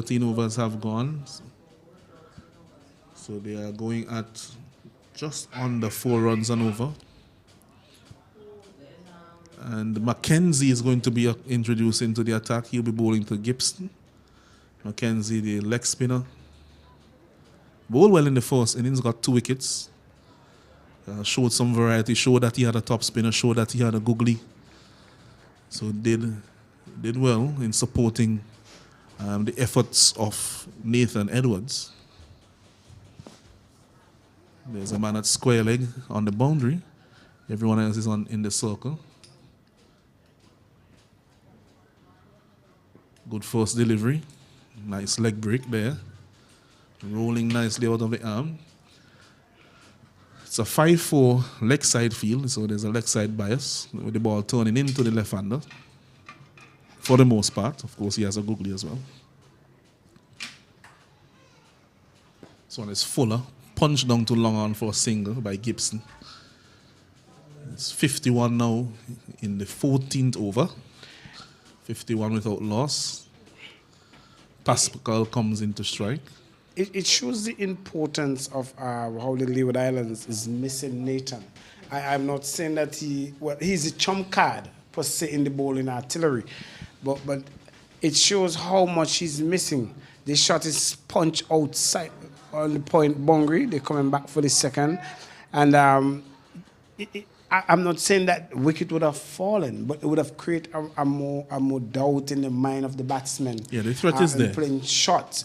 Yeah. So now they are not seeing the presence of Edwards. It makes them even more comfortable to come onto the front foot and play shots than if Edwards was there.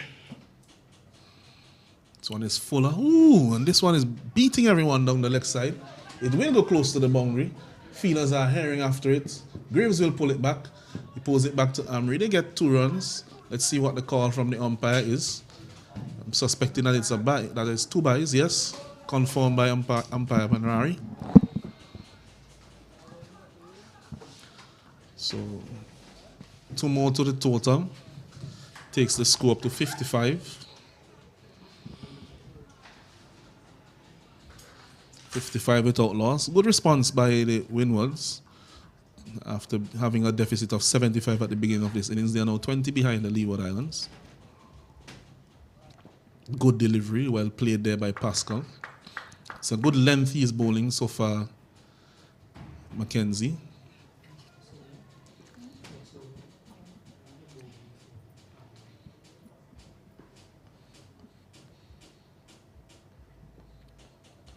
This one is flighted, it's driven nicely by Pascal. Should be a couple runs. He had to wait a little bit on it to drive it a bit square with the turn, so it was well played by him. It was well played. He played it late, I would say, and then opened the face a bit. So he was able to get it away from the man if that was in front. Silly point as well. So that's great thinking there. And again, I cannot stop stress the confidence level coming in as he spent time at the crease. We made mention of that earlier on. The more time you spend at the wicket, batting becomes easier. You get adjusted to the condition. And with Pascal having a 1 ball in the first innings, but now he has faced over 13 overs in the innings. Then it clearly tells you that he is in some sort of comfort. So Amri will continue. Bowling to Gibson.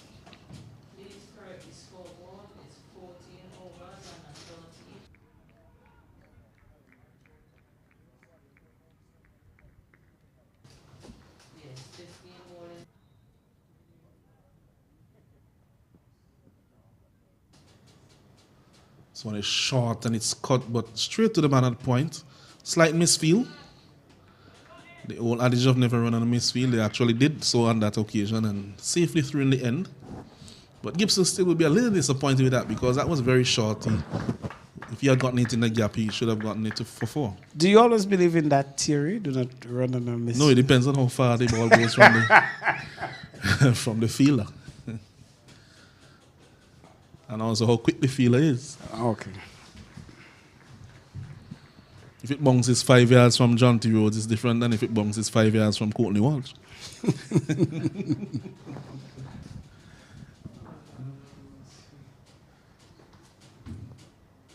So Amri continues.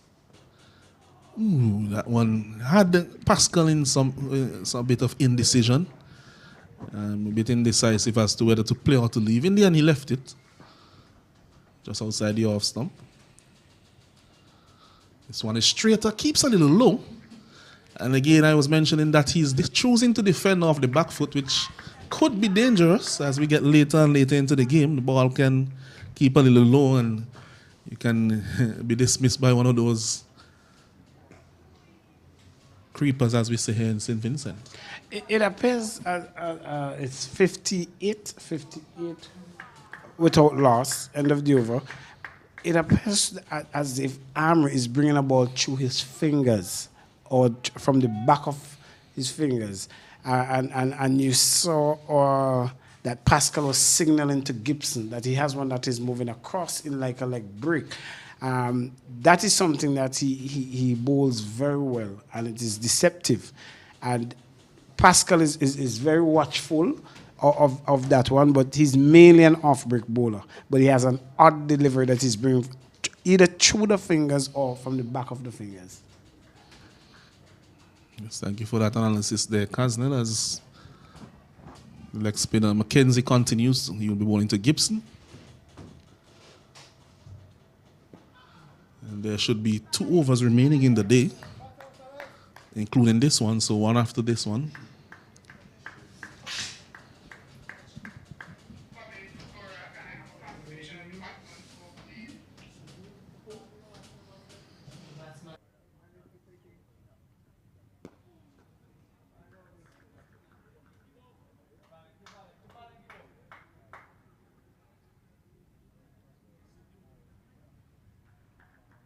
One back to the bowler.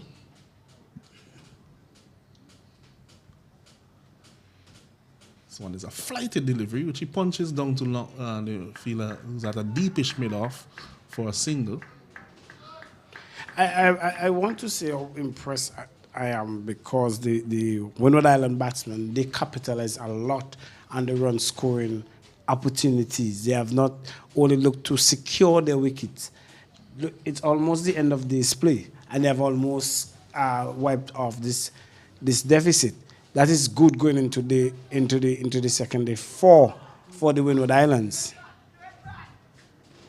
He was looking to play a naughty shot there, looking to turn that one, and into the onside against the turn, and was turning across him, spinning across him quite viciously.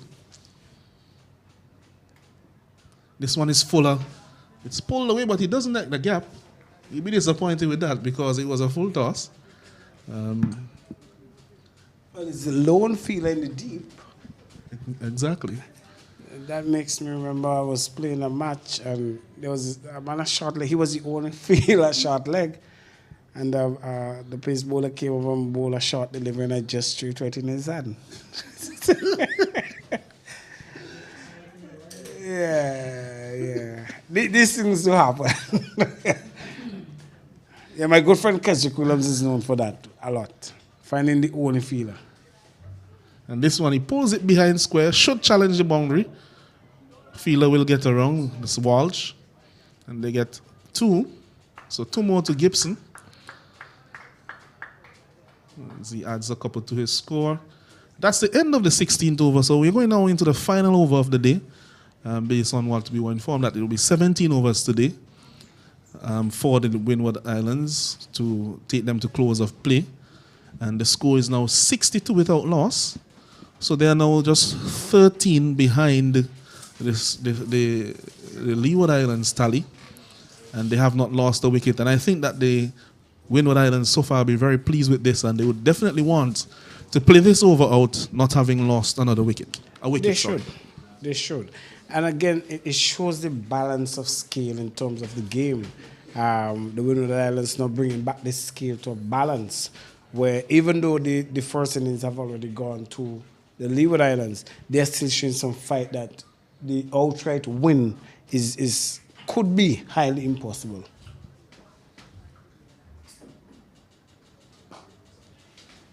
And this one is punched for a single, running on the shot, which is good. We didn't see enough of that from the Windward Islands, I think, in their first innings, but the openers, generally opening batsmen tend to do that too, because, opening is the hardest place to bat. So you're not usually going to let runs pass you by. So opening batsmen are usually known for rotating the strike more so than others. This one is shortish on the off stump, defended by Gibson. As we have a drizzle that is passing us now. But they should be able to complete this over, hopefully. It's defended. Good bounce there from that delivery from Amri. But well negotiated by Gibson, keeping the bottom hand off on that defensive push.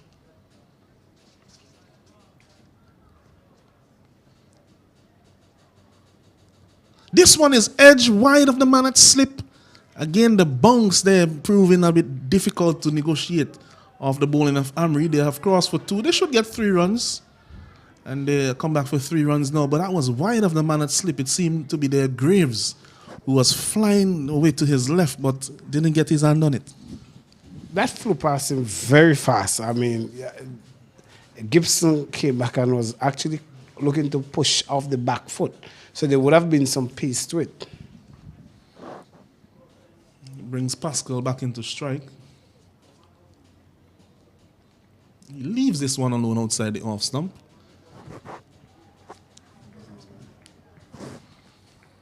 And this should be the final ball of the day, as the rain has timed it perfectly.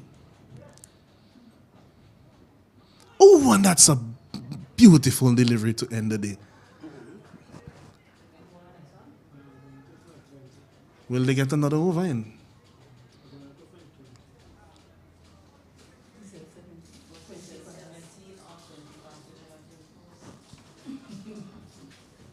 Well, it seems as if they will go to 520, irrespective of whether they have completed the quota of overs. So it's 66 without loss after 17 overs.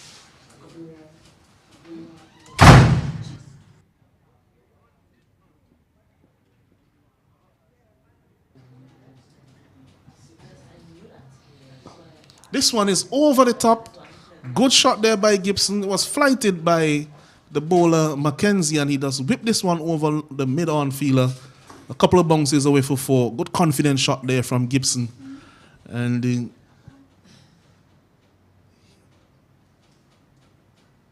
he's looking good so far in this innings.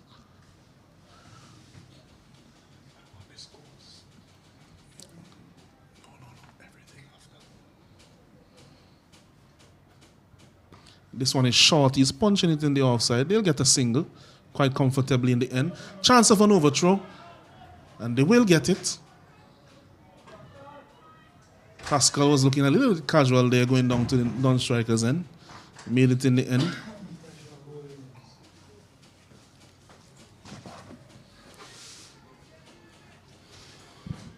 So 2 more to Gibson. Busy player, as he was described by Kaznel. So a bit of on-field discussion there.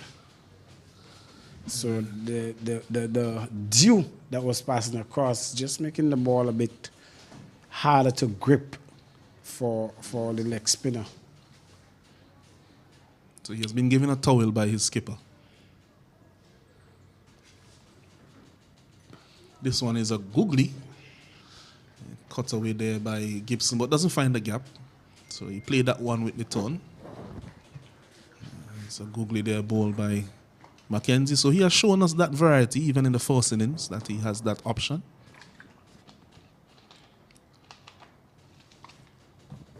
This one is a leg spinner, which is punched down to the man at mid-on. There's no run.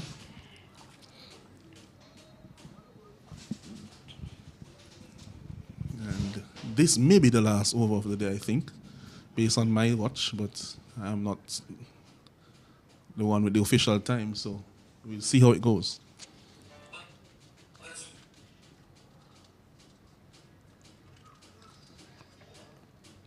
This one is flighted, well defended there by Gibson.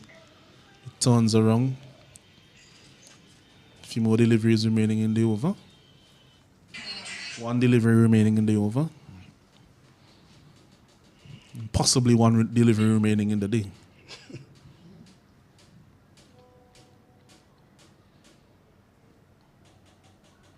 This one is a bit short. It's punched, but straight to the man at extra cover.